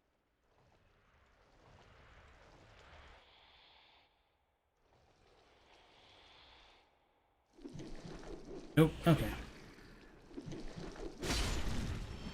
It figures. It's not the end of the world, though.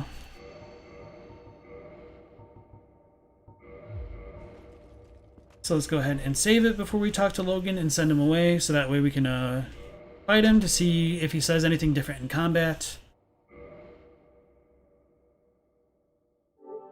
before he goes crazy.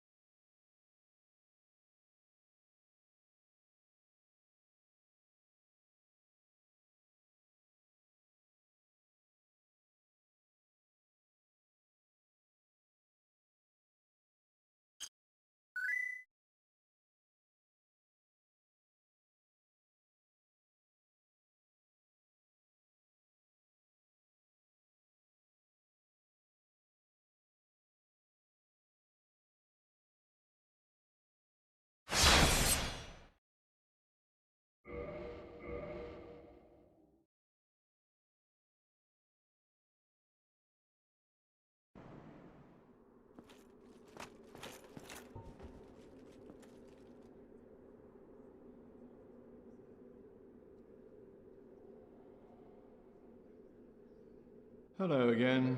What a chance meeting this is. Alas, I'm imprisoned once again. I don't suppose you could stage me a getaway.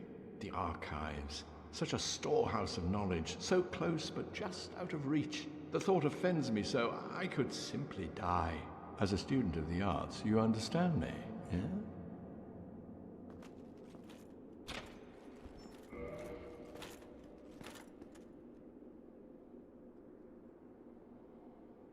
Oh, thank you very much. I'm saved. That makes twice.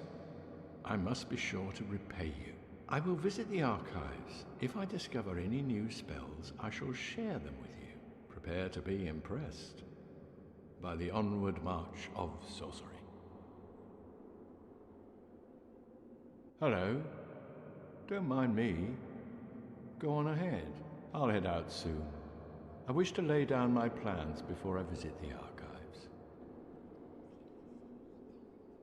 Hello. Alright, so that's pretty much everything that we get with Logan here. Pick him. Maybe he'll stand up. Oh, cool.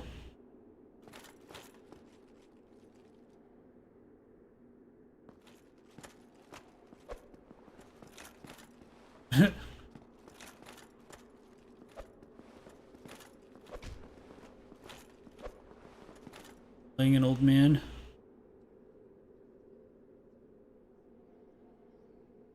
Hello. Don't mind me. Go on ahead. I'll head out soon. I wish to lay down my plans before I visit the archives. Alright, so let's go see what this item is. I think it wasn't that big a deal. Maybe I'm wrong. Oh, a Firekeeper soul. Oh, yeah, that's actually really cool. I'll definitely want to, like, build up towards that. So that ties into some of the thoughts that I've had of Seath potentially trying to create Firekeepers for Gwyn. Because otherwise, it's hard for me to rationalize why Gwyn let him just do these kind of grotesque experiments at immortality. My theory is that they were trying to make a perfect vessel for the first flame to not fade, so that they could keep the Age of Fire going in perpetuity. Let's check out our Firekeeper soul.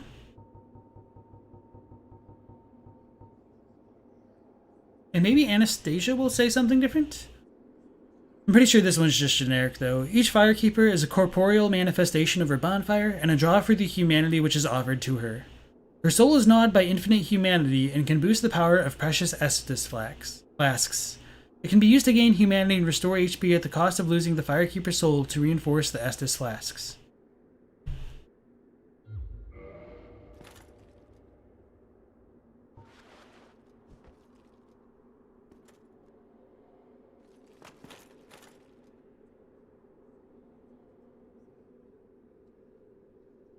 Hello. Don't mind me. I fail to see your design, but if you think I'm too old to defend myself, perhaps some sorcery will change your mind.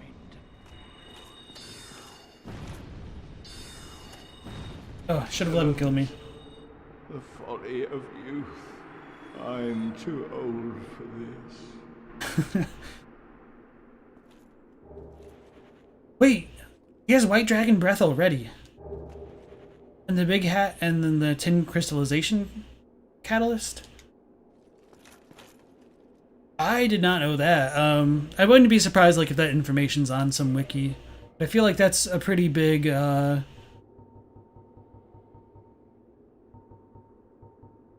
don't even know what word I'm going for right now. A pretty big hang up? Something along those lines. Pretty big detail to leave out. Okay. So, White Dragon Breath is sorcery developed by Logan during his infatuation with Seath the Scaleless. Emit crystal breath of Seath the Scaleless. Although it no longer causes curses, what madness caused Old Big Hat to appropriate this frightful power of the ancient dragons? Welcome, sorry for the atrocities. Love that you pop in just in time for you to murder an NPC. Feels like I'm probably always murdering NPCs, but welcome back in, Mvalis. Yeah, that's crazy. Oh yeah, and we picked up his hat as well as the catalyst. I really would have thought you could only get that spell once he completed or completely went mad. Looks like I'm wrong about that. Which I mean, not the end of the world, but gigantic hat worn by the great sorcerer Logan. It completely hid his face, which led to his nickname Big Hat. Famously antisocial, Logan used it to block out noise and people's stares so he could focus on his own thoughts, but it does not possess any special magic powers. So that's the deep lore of why Logan's hat is so big. He's just kind of a recluse and doesn't want other people to distract him. So it kind of shows that the nature of the crystal soul type magic is more solitary, and that probably ties into the madness that they all kind of experience by pursuing like the most outer limits of that school of magic, I guess. But it is kind of interesting that you don't really have pyromancers going mad. I guess like maybe, you know, the chaos pyromancers might count, but yeah, I guess that they're kind of studying life from a different angle. Then what would be the other school of magic? Just miracles? What mad clerics are there other than like arena? I don't know. I guess you could argue like the dark stuff? Maybe. Okay. So let's go ahead and reload.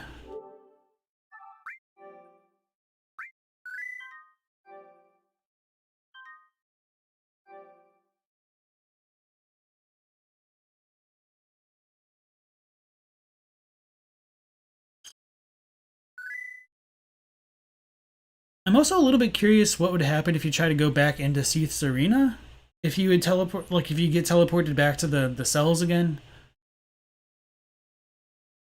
That wouldn't surprise me, but maybe I'll just test that out since we're looking at odd mechanics. It'd be kind of funny if both Logan and Seath are there.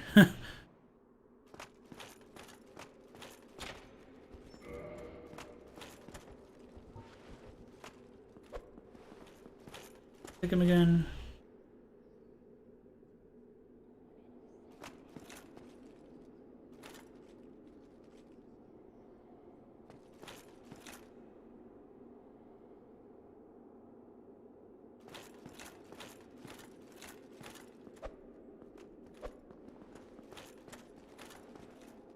Damn it.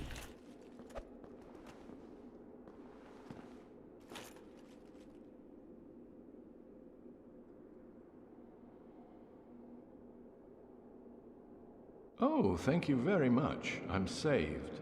That makes twice. I must be sure to repay you. I will visit the archives. If I discover any new spells, I shall share them with you. Prepare to be impressed by the onward march of sorcery. Hello. Okay. So now he should end up appearing in that little archive that we just discovered behind the bookcase. So let's go ahead and Homeward Bone out to reset the area and also just to get back to the location the fastest way possible. Venom, it's been a while since you said anything. You said, Seath's arena just has Seath there until you trigger him at the Crystal Caves. Logan will not go mad and undress until you kill Seath, if you remember correctly. I figure you're right, but just kind of want to test it for the hell of it.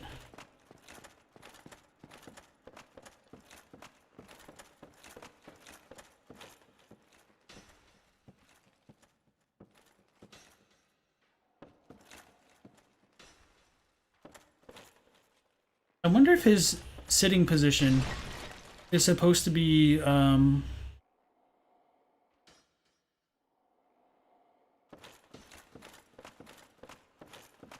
symbol of the dragon position. Let me pull out the lantern. It's kind of hard to see in there.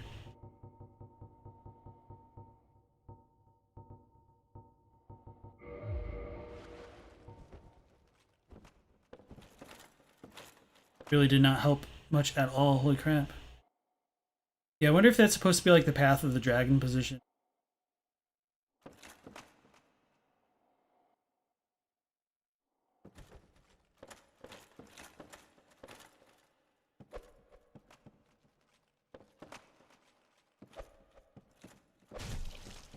Ooh, I was afraid I was going to piss him off with that.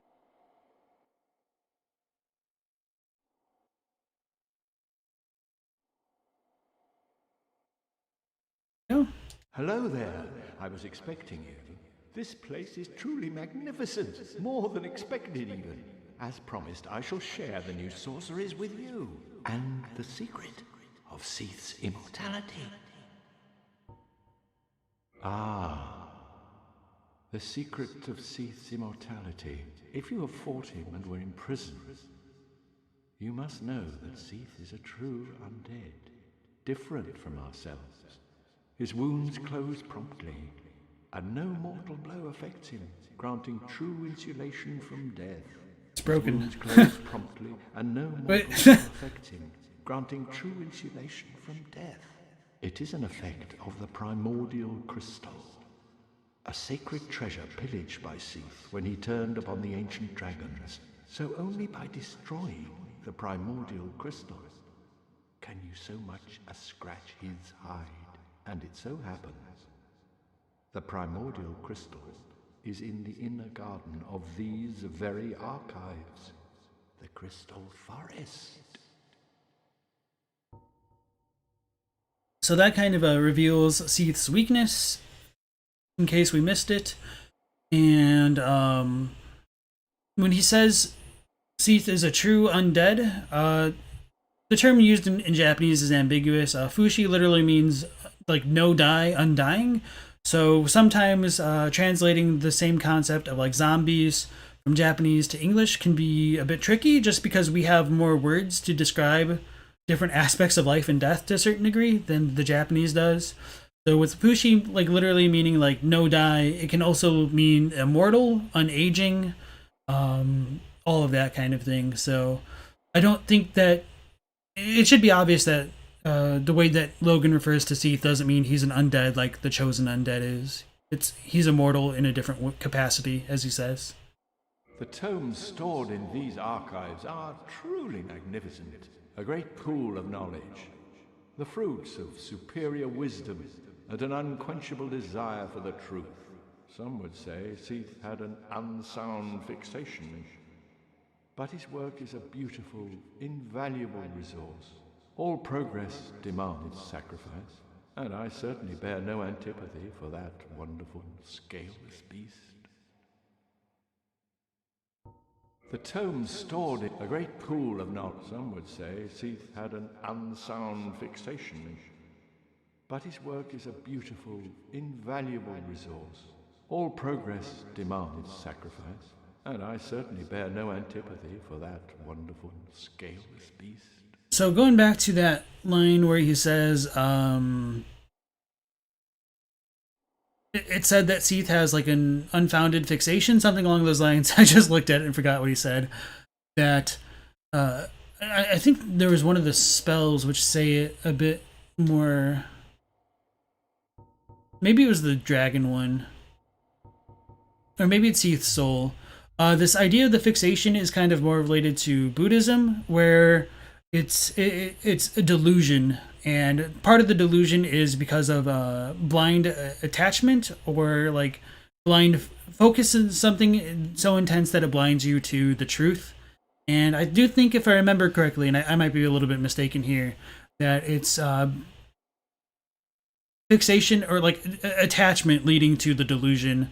So to me, as I've said before in the previous streams, that I feel like Seath's issue with fixating on immortality is kind of his own downfall, because the way that the dragons are kind of immortal in these games is because they're completely disattached to life and themselves, which is why that disattachment allows them to persist after death.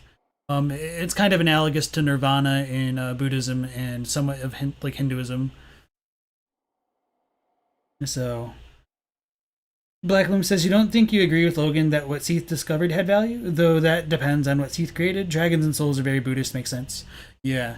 And so, because Seath is alive, he's bound to that cycle of life and death and rebirth, and that frightens him. So, to me, that explains like why he's fixated on pursuing immortality. It's a very common trope in a lot of media that the more scholarly types pursue hidden knowledge or forbidden knowledge, and that typically ends up being associated with like life and death and zombies and stuff like that. So it's a pretty common trope, but I think it works really well in the subtext of the game. That Seath lacks the scales of immortality, so he's searching for immortality so he doesn't die. Gwyn wants his Age of Fire to continue forever, so he seeks a way to pursue that sort of immortality, but he ends up like inheriting the flame, and then he dies, sort of, or he lives on through the flame. It's a bit strange, and it all comes full circle, really, that their attachment and fear of life and death kind of creates the evil of the world in many ways. Blackbloom says that reading can get kind of ableist if you aren't careful. You'd almost say that Seath is his own fault for being mortal when he was born that way. Maybe. I mean, I don't necessarily think it's ableist. It's just that it's because Seath doesn't want to accept the truth of the world, and that's kind of more of a philosophical thing than like being limited by flesh. Like, he doesn't celebrate it. He doesn't accept it. He doesn't allow himself to get over it, which kind of ends up being his downfall, I guess. Yeah, and as you said, though that reading, it focuses so much on his physical failings that it neglects his mental pursuit. and its value. So I feel like that mental pursuit is kind of what drives him mad, because he is only focused on the physical and not like the spiritual and like transcending life, because he's too attached to it. And it's like once you accept the weight of the world, it allows you to grow and transcend your kind of limitations. That's kind of what like Nirvana is about. Like you transcend the flesh because you're enlightened. But as they say, like in these games, truth is often indistinguishable from madness, and that's why Seath probably goes mad. So Logan probably sees Seath as a kind of enlightened being, since he's obtained immortality and kind of pioneered soul sorcery and soul transposition to levels beyond mankind. And so that's probably why he pursues it, because he's pursuing knowledge, and it ends up kind of leading to his downfall. So maybe there is something more to it, but it might be why Logan still has his hat on at the end of the game. He's not ready to give up his humanity. He might place too much value on that aspect of it. So he wants to approach the level of dragons as a man, as opposed to following the true truth. So that might be like Miyazaki's meta rationale for why he keeps the hat on and why he doesn't transform into a dragon or something else. But that is a bit more conjecture on my part, to be clear. So I think we've already looked at everything, except for maybe the homing crystal soul mass. Yeah, so that one should be the new, or crystal magic weapon, the soul spear. Okay, so it's all the crystal ones that are different. Let me swig some water. Yeah, we're not gonna have enough souls for this.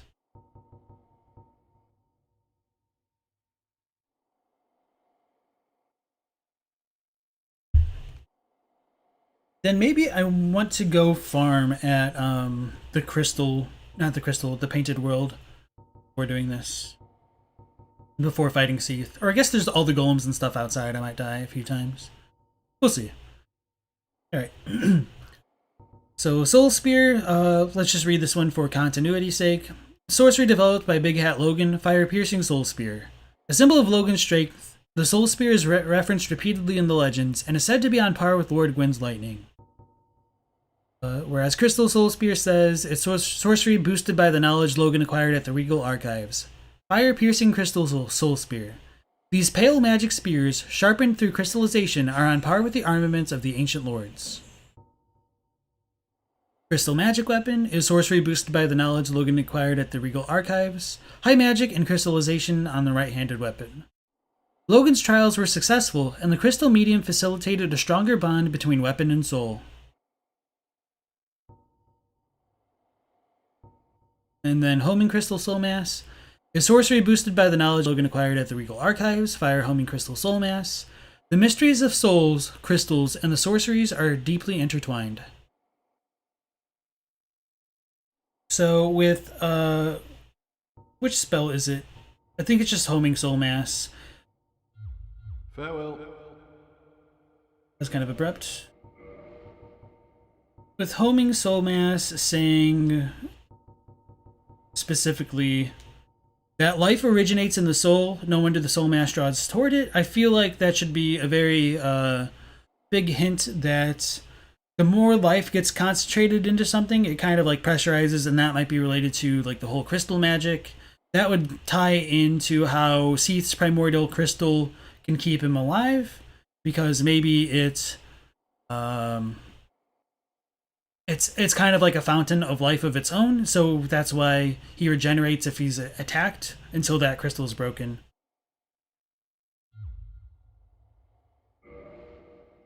Hello there. Oh. Alright, so you think Logan wanted to become a dragon mentally, not physically? Yeah. And you think the literal reason was that he thought that no one would recognize Logan without his hat? Yeah, which is really silly, but kind of true. I agree. Someone says, Miyazaki just has a hat fetish on top of the already known ones. So let's go with the Homing Crystal Soul Mass. And then the Soul Spear. So how much do we need? So 70,000 essentially. The tomes stored in these are a great pool of knowledge. Some would say Seath had an unsound fixation. Unsound fixation. But his way Okay. is a beautiful... Come again. The knowledge here is limitless. I will absorb it, then share it with you. Let's screw that up. It's not that big a deal. Let's go rescue Sieglinde. Get some souls from the crystal golems. Oh, yeah. And I guess we'll need to farm to get the Avalon. Not like farm, but we need to go pick up the Avalon and finish out the first portion of the area. Oh, we have too many. Oh, yeah, you do get like some prism stones here. It's like, what the hell? So yeah, if your inventory is too full, you kind of just drop items in those like item bags. So those are just prism stones.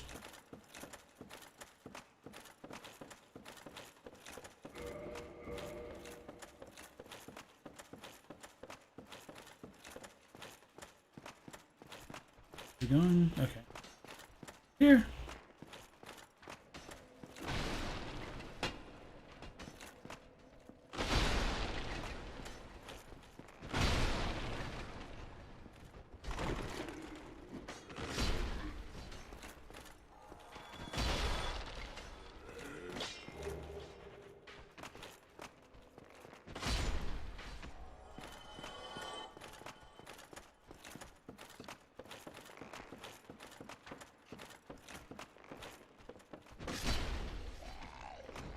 I don't think there's any reason to kill that one.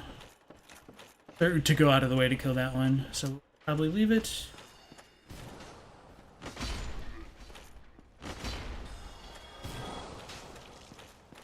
Thanks.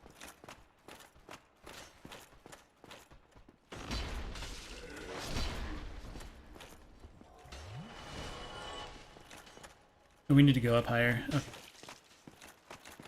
Thanks.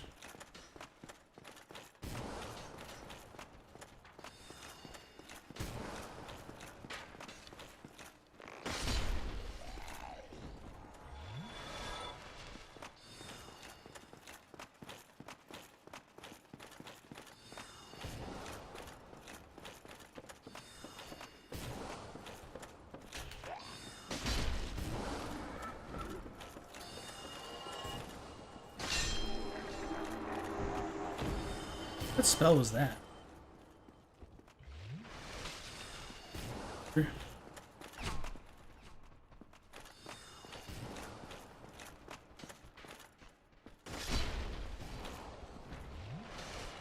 That doesn't look painful at all.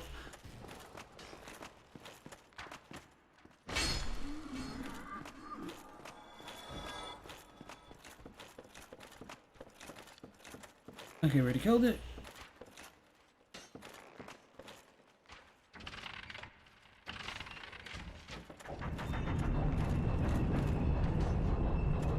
Oh, nope. I done goofed.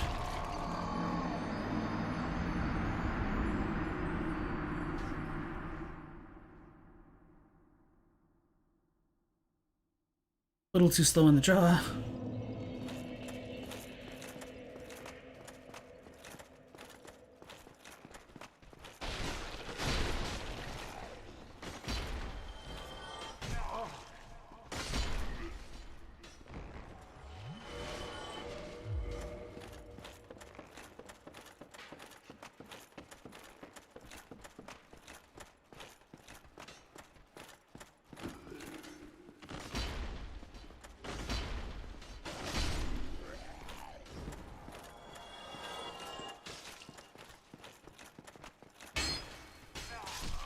Damn, bad. I think I also need to go off the floor anyway.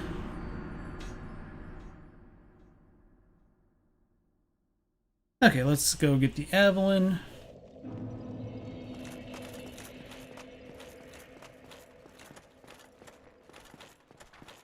And I guess I didn't show off like the little auxiliary spheres. I'm gonna die from these guys. Almost. And I don't think there's any treasure under here. Okay.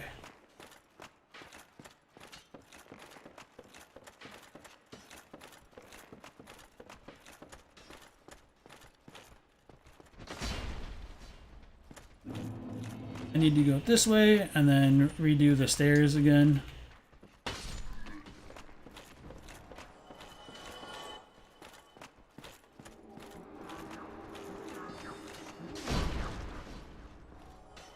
It's so satisfying to kill those dudes.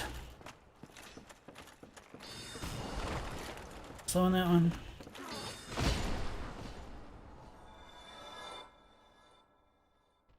The ragdolls. Ooh.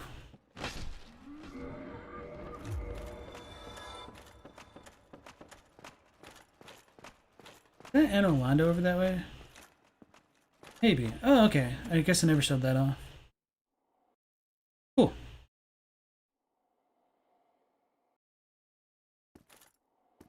Consistent. I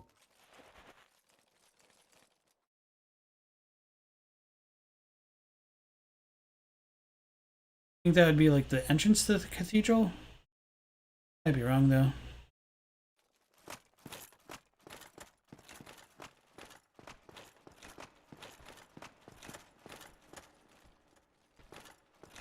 I need to switch this one around. No, that won't work, will it? No, it should.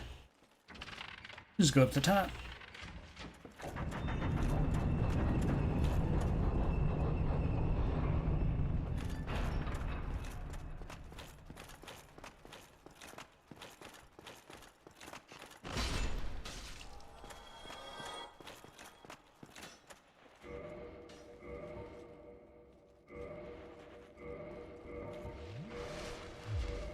So we should be able to survive the falls.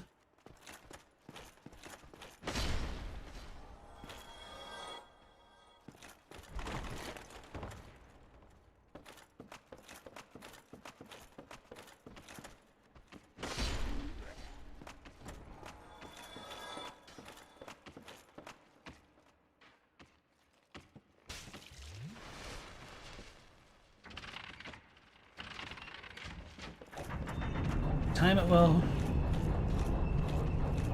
Oh damn, it knocked us. So maybe you just need to like walk immediately as soon as you turn it. That's funny.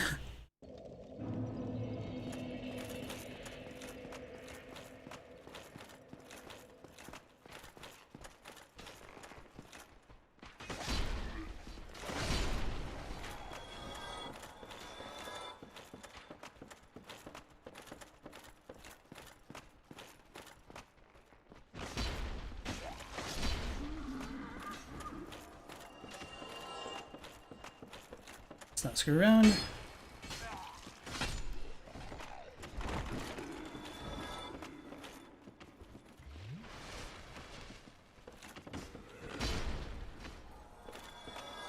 They're the channelers, they're not doing anything.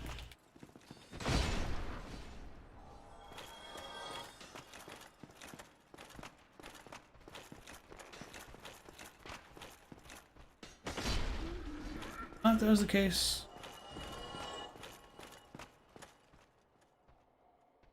Don't drop down that way. Maybe.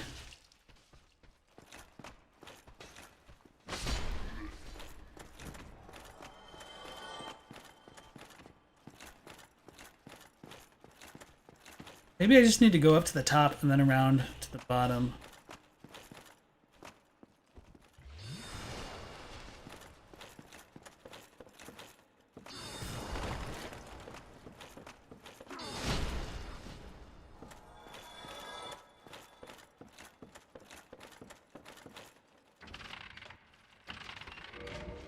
Echoes, souls, 4,500.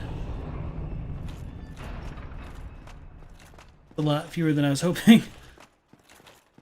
I could equip the ring.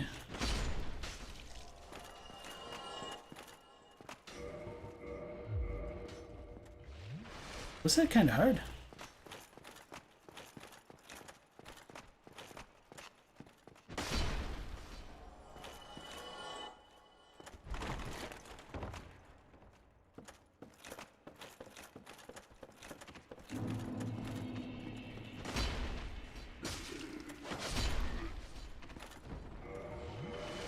12,000. Okay, we're at full health.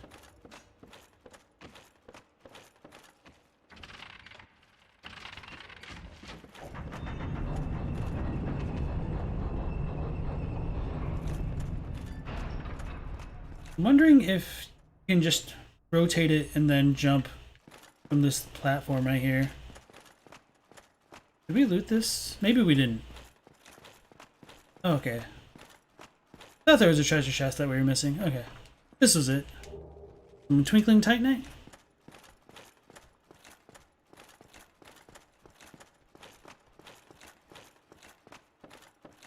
Now to make the Avalon jump.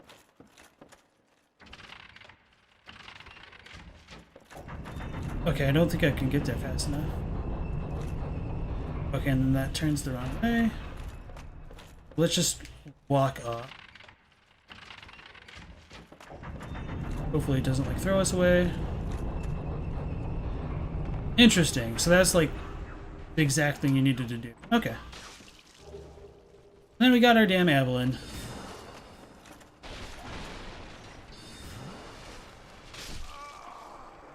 Oh. That's annoying because my souls are going to be up there too now. Eric DeVries, welcome in. Someone says, if you rotate the staircase to the lower section on the other side, you can also drop to them. Yes, you can. Oh, that's annoying. You know what? Just screw those souls. Let's go to the Painted World to farm super quickly. And then we will go by the rest of Logan's spells.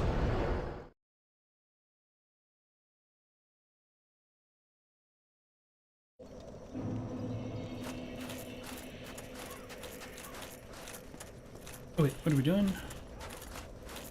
Yeah.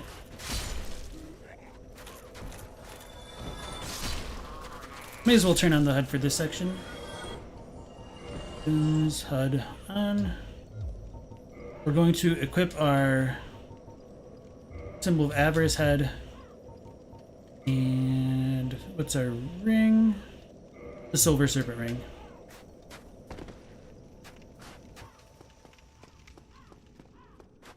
So right now we've got 1,080 souls.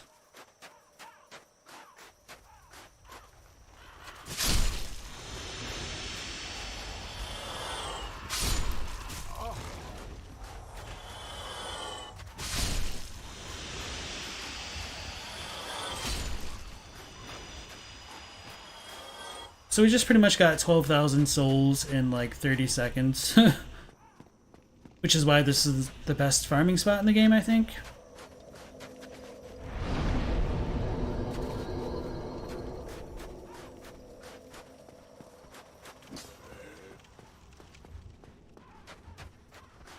And we only needed 70,000, I think.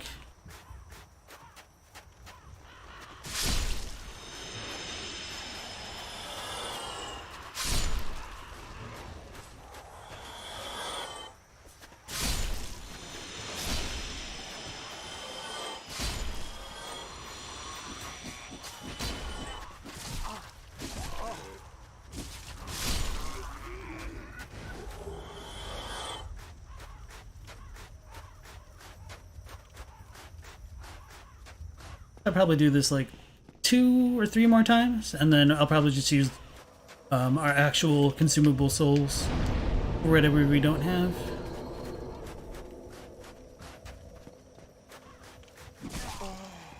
Fine. And also one of the nice things, I guess, is even if you die here, you're so close to where you were, it's really easy to pick up your blood splatter.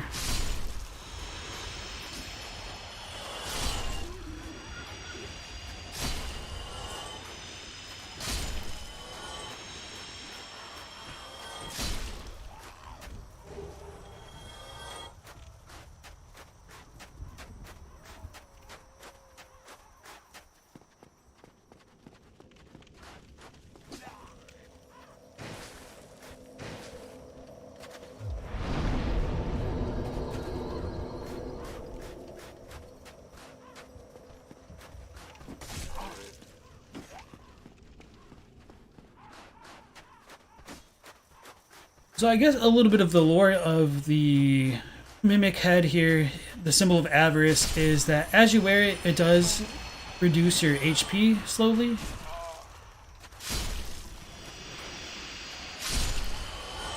So that's probably one of the curses put on top of it. That the curses kind of drain life, which kind of might work with the whole idea of the petrification essentially draining the life from something. One of the things that I was looking at in Dark Souls 3 recently was the crystal rapier. And one of the things it says about it is that the crystals in it drain the will away from the user, and at least within Bloodborne, that idea of willpower was more explicitly tied to their HP stat and their life force, essentially.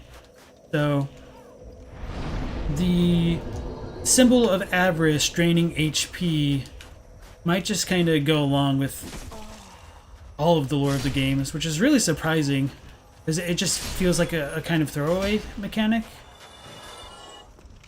But it might actually be a symbol of something larger. Hey, Tiny Boots, welcome in. You said congrats on the Sinclair lore appearance. Thank you very much. Hope you guys enjoyed that episode. And yeah, if you guys haven't heard the news, I did recently do a podcast with Sinclair Lore and Sophie Pilbeam, or formerly known as Jerk Sans Frontier. Dead. I shouldn't have rolled. But that's fine. That'll be more than enough to get to our 70,000 souls for Logan, if we actually pick them up.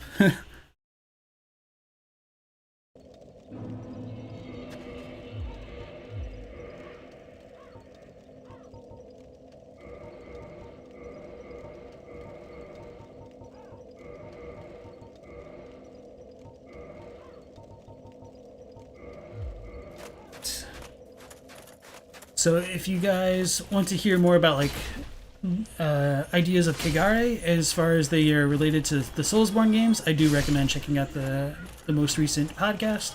Also, if you just like more lighthearted lore in general and Soulsborne podcasts, I would recommend checking out Sinclair Lore's channel.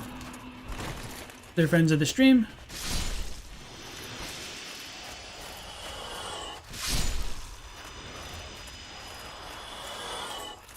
And that went live just last night. Okay, so we've got all of our souls necessary.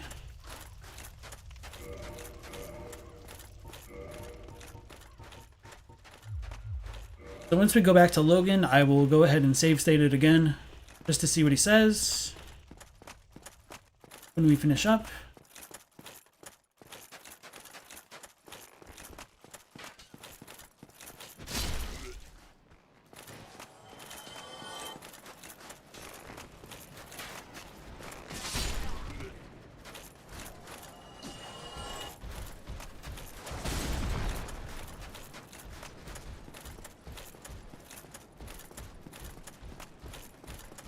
I guess I could have tried to warp out since we've gotten rid of Priscilla, but I'm pretty sure it doesn't work. You still chasing me? It's still chasing me.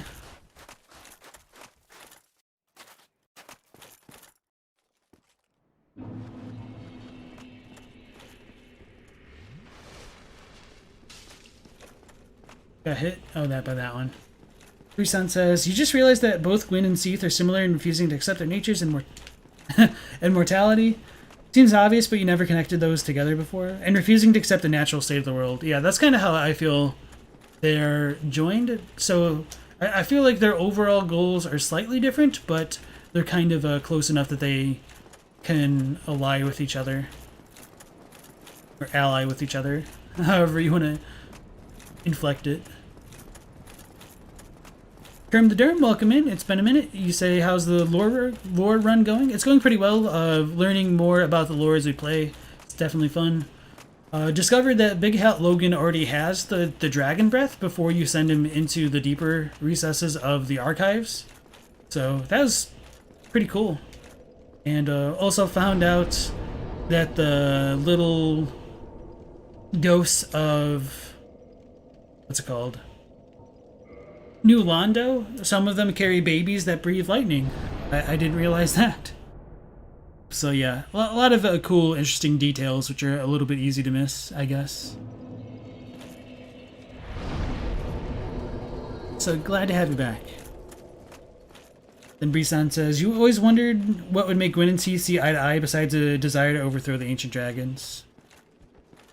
Yeah, and so with that idea of them trying to overcome their mortality, to a certain degree, I feel like that kind of ties them together beyond the ancient dragons.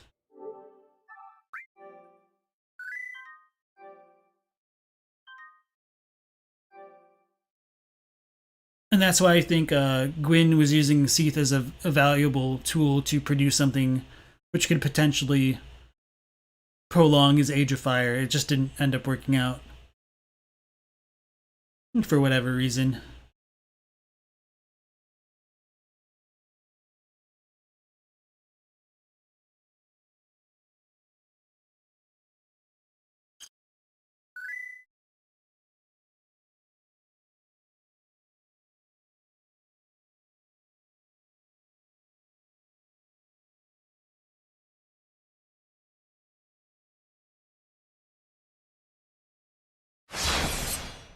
Alright, let's talk to Logan, and then we'll go do the first portion of the Seath fight again, just to see if anything changes. Not that I expect it will, but it's kind of nice to have that confirmation, especially since we won't be too much further out of the way.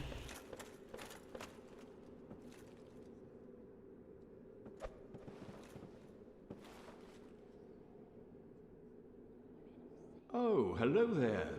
Where have you been? Time is a resource. Let's delve in promptly. The tomes stored in these archives are truly magnificent. A great pool.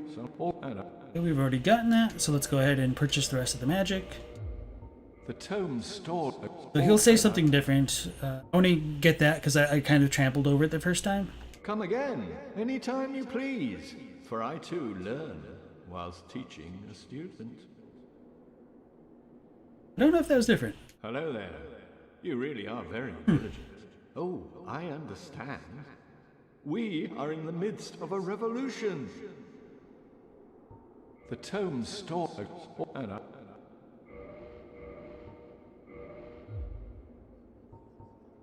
Come again. The knowledge here is limitless. I will absorb that was it. Then share it with you. Hello there. You really are very... Oh, Farewell. Hello there. Oh, farewell. Okay, so let's go ahead and use our phone again. Let's just go die. It's probably fast enough that it's not going to matter. And save the few that we have without having to spend like, what, 5,000 to buy another one? Whatever it is.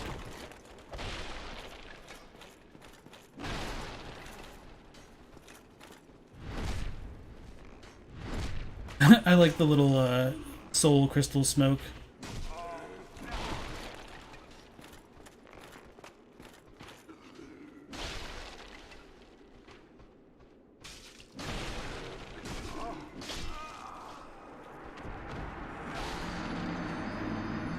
So I think Logan should be mad now. It might need us to have killed Seath to make it happen.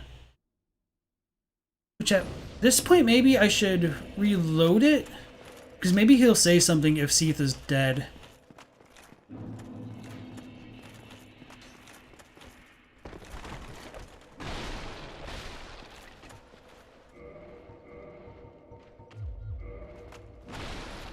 So I'm going to reload it and then just change all my equipment around.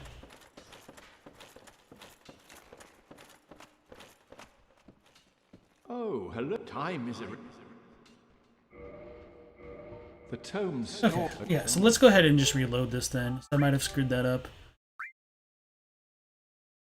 At the very least, I'll probably purchase like the next... The most expensive item.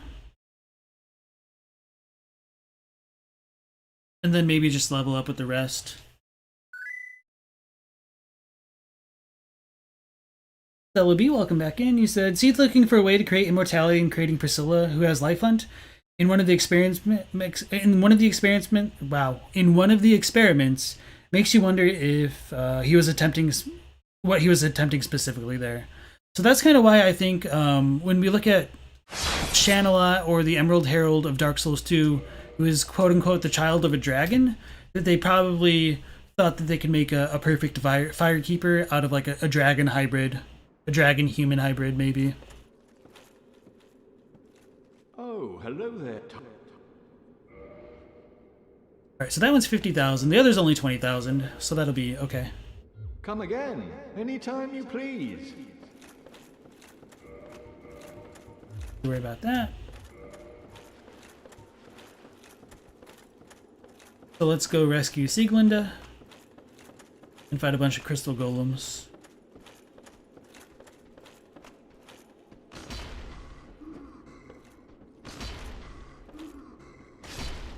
Trying to kick.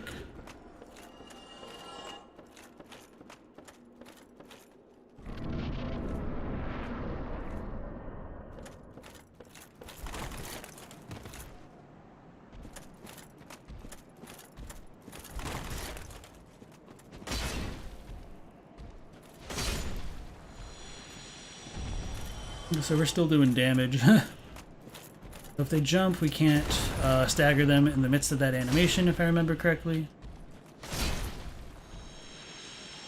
Okay. And so the golden one, the piss-colored one, is Siegmeyer's daughter, essentially. And sometimes she can glitch out, now that I think about it. Let's kill just this one, and then we should be fine with hers. And I think hers also has a bit more HP. HP. I'm dumb.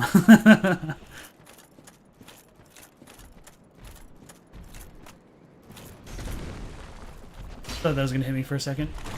That didn't stagger it.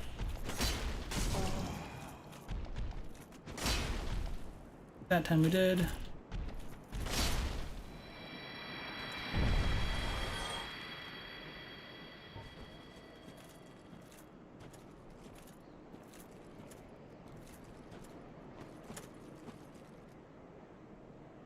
It was you who rescued me.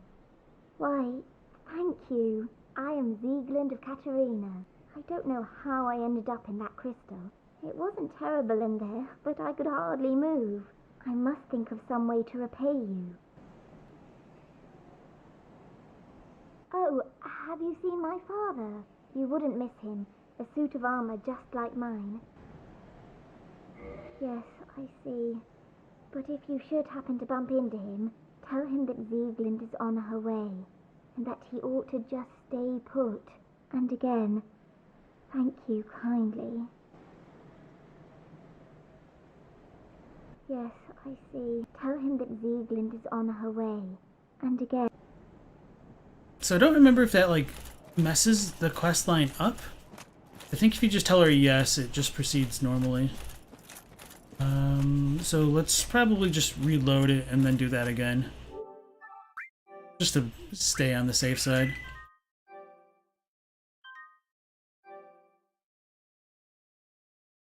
Someone says, but neither is a Firekeeper? Yeah, so Priscilla definitely isn't a Firekeeper, which I'm perfectly fine with. I feel like that kind of shows that the experiments that they were doing might have ended up as a failure, especially since she's kind of locked away potentially for her own good, but at the very least, we are told that the gods feared the power of Life Hunt, so she is described as an abomination. Part of my rationale for that, for her being an abomination, is because the dragons aren't living beings, and so if she is part dragon, that might be the kind of bastard child that they're talking about. As far as Shanala, I thought she was a Firekeeper. At least, like, that's whom you level up with in Dark Souls 2, is it not?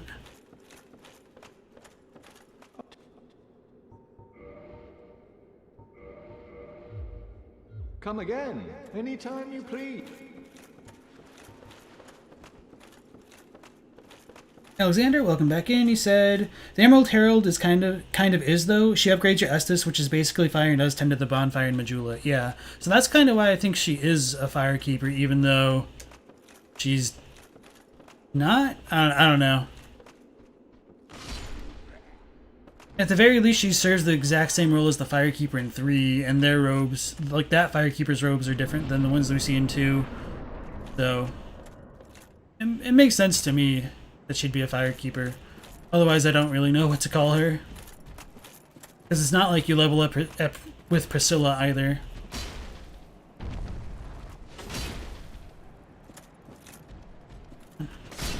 Go. Jump attack, that's scary. Stamina. Okay. Effervescent says, if Seath is still alive, you always get 1 soft humanity from that crystal soldier underneath the stairs when you drop down. It's to make up for dying to Seath the first time. Interesting. Okay, that's kind of cool. So yeah, with Sieglinde coming out of the golem, that does call into question what's in all of the blue ones. Maybe they're boys. But we do see a bunch of like the crystal hollows before coming into this area, so maybe this is like an advanced version of that. Bruh, what is with that tracking? So I did hit it the first time. It shouldn't have died in 1 hit, I don't think. I don't know. Weird. How many years has passed between this and Dark Souls 3? It's really hard to say. Enough for multiple kingdoms to rise and fall. According to... was it Olaphis? Or is it Strayed? Or Strayed of Olaphis? I don't remember.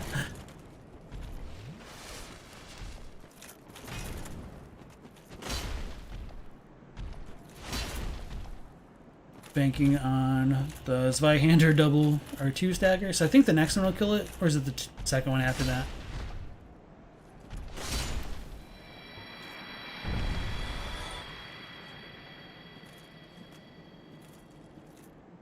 It's kind of also interesting that she spawns in backwards, comparatively.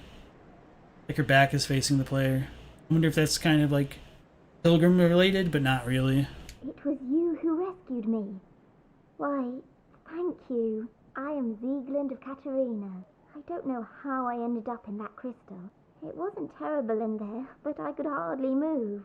I must think of some way to repay you. Oh, have you seen... You forgot how young she sounds? You wouldn't miss him. A suit of Ellen says, Channelad's a armor like firekeeper, but she's made by Aldi and Vendrick. With the second, he was referring to Shira, who was another one linked to Seath. I wasn't talking about Shira, because she's not like in the firekeeper capacity. I guess, I mean, Priscilla isn't, but Shira also doesn't look like a dragon. So, she might not be like a half-breed. She could maybe only be like 2% dragon for all we know. Thank goodness. I knew he was here somewhere. Well then, now I must find him. Thanks again, truly. Now if you'll just stay put and keep out of trouble. So I think she spawns in Firelink next. Thank goodness. I knew he was here somewhere. Well then, now I must find him. Thanks again, truly. Now if you'll just stay put and keep out of trouble. Or is this the rare instance where saying yes is bad? Oh man, I don't remember. I might want to look it up before continuing too much further, I suppose.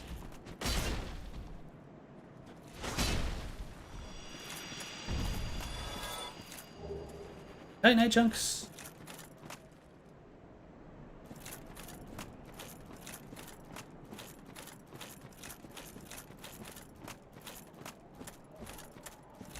Oh, there's 3 of them. Probably only wanted to aggro 1. Okay.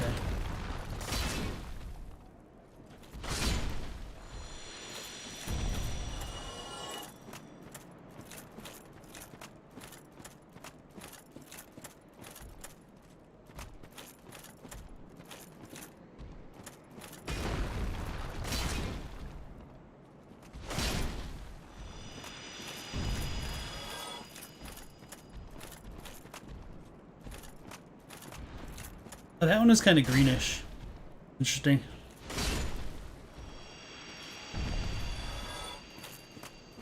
Nothing else over here. What did we pick up from that one corpse? Wasn't it just souls? I'm pretty sure that's what it was.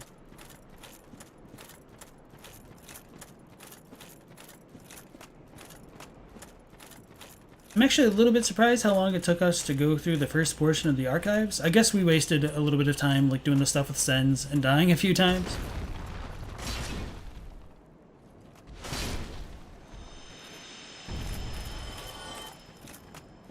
It's okay. I mean, overall, there's kind of a good pace of lore and not lore as you go through this area. So you just picked up the crystalline set, which is what the dude was wearing before we fought Seath. And so I think this is what talks about Idis or Edis, or however you want to pronounce it.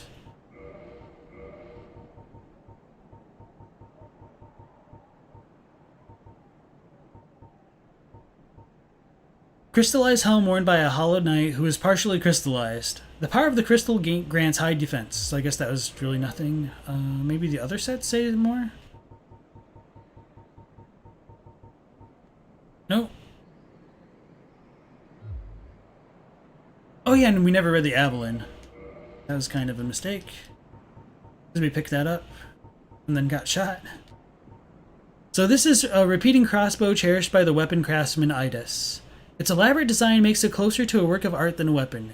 Intricate mechanism makes heavy damage possible through triple shot firing of bolts, but in fact each bolt inflicts less damage.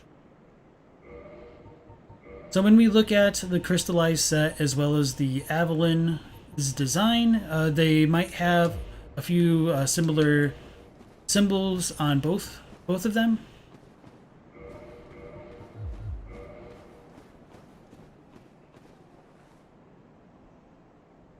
So when we look at that Avalon there, it has the exact same symbol kind of that we see on the chest piece for the armor. So it's kind of interesting that it works together.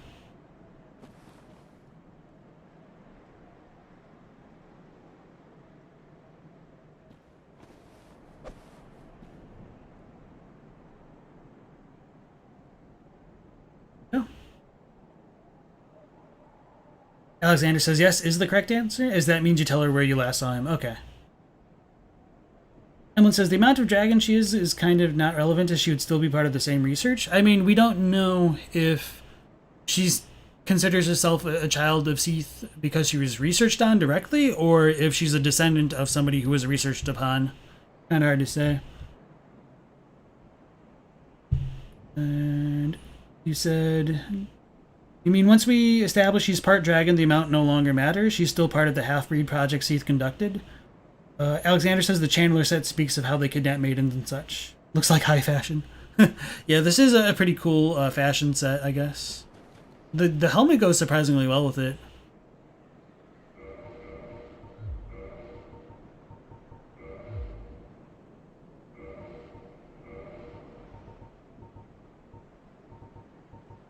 Put on his Zweihander again. Oh yeah, and I guess I didn't read the Serpent Sword a long time ago. Okay, no, we have two, so I did read one of them. Okay, so I'm not going to worry about that then. So with Sigland rescued and us hitting like the 4-hour mark, I think it's probably smarter to stop it for here today. Just because going into the next area, there's going to be a lot to talk about with like the level design, the enemies we find there, as well as the boss. So everybody, thank you again for stopping in as always and commenting or lurking. I've always appreciated that. I think I should be able to go live at the same time tomorrow. I might be getting another vaccine shot today. Hopefully actually going through with it and not having some like logistical errors screw everything up. But in case I do get sick, I'll make an announcement in the Discord, but I think I should be fine. So... Emlyn says, she calls herself a daughter of the Duke, a title we have only heard Seath having. That's not true. There's Duke Seldora. There's also the possibility of the Earl Arstor having the same title. But that's just kind of one of the idiosyncrasies of the language. So until next time, I hope you all stay safe, and hopefully we'll go live again tomorrow at the normal time of 1 p.m. Eastern Standard Time. Take care. Thank you, Crispin.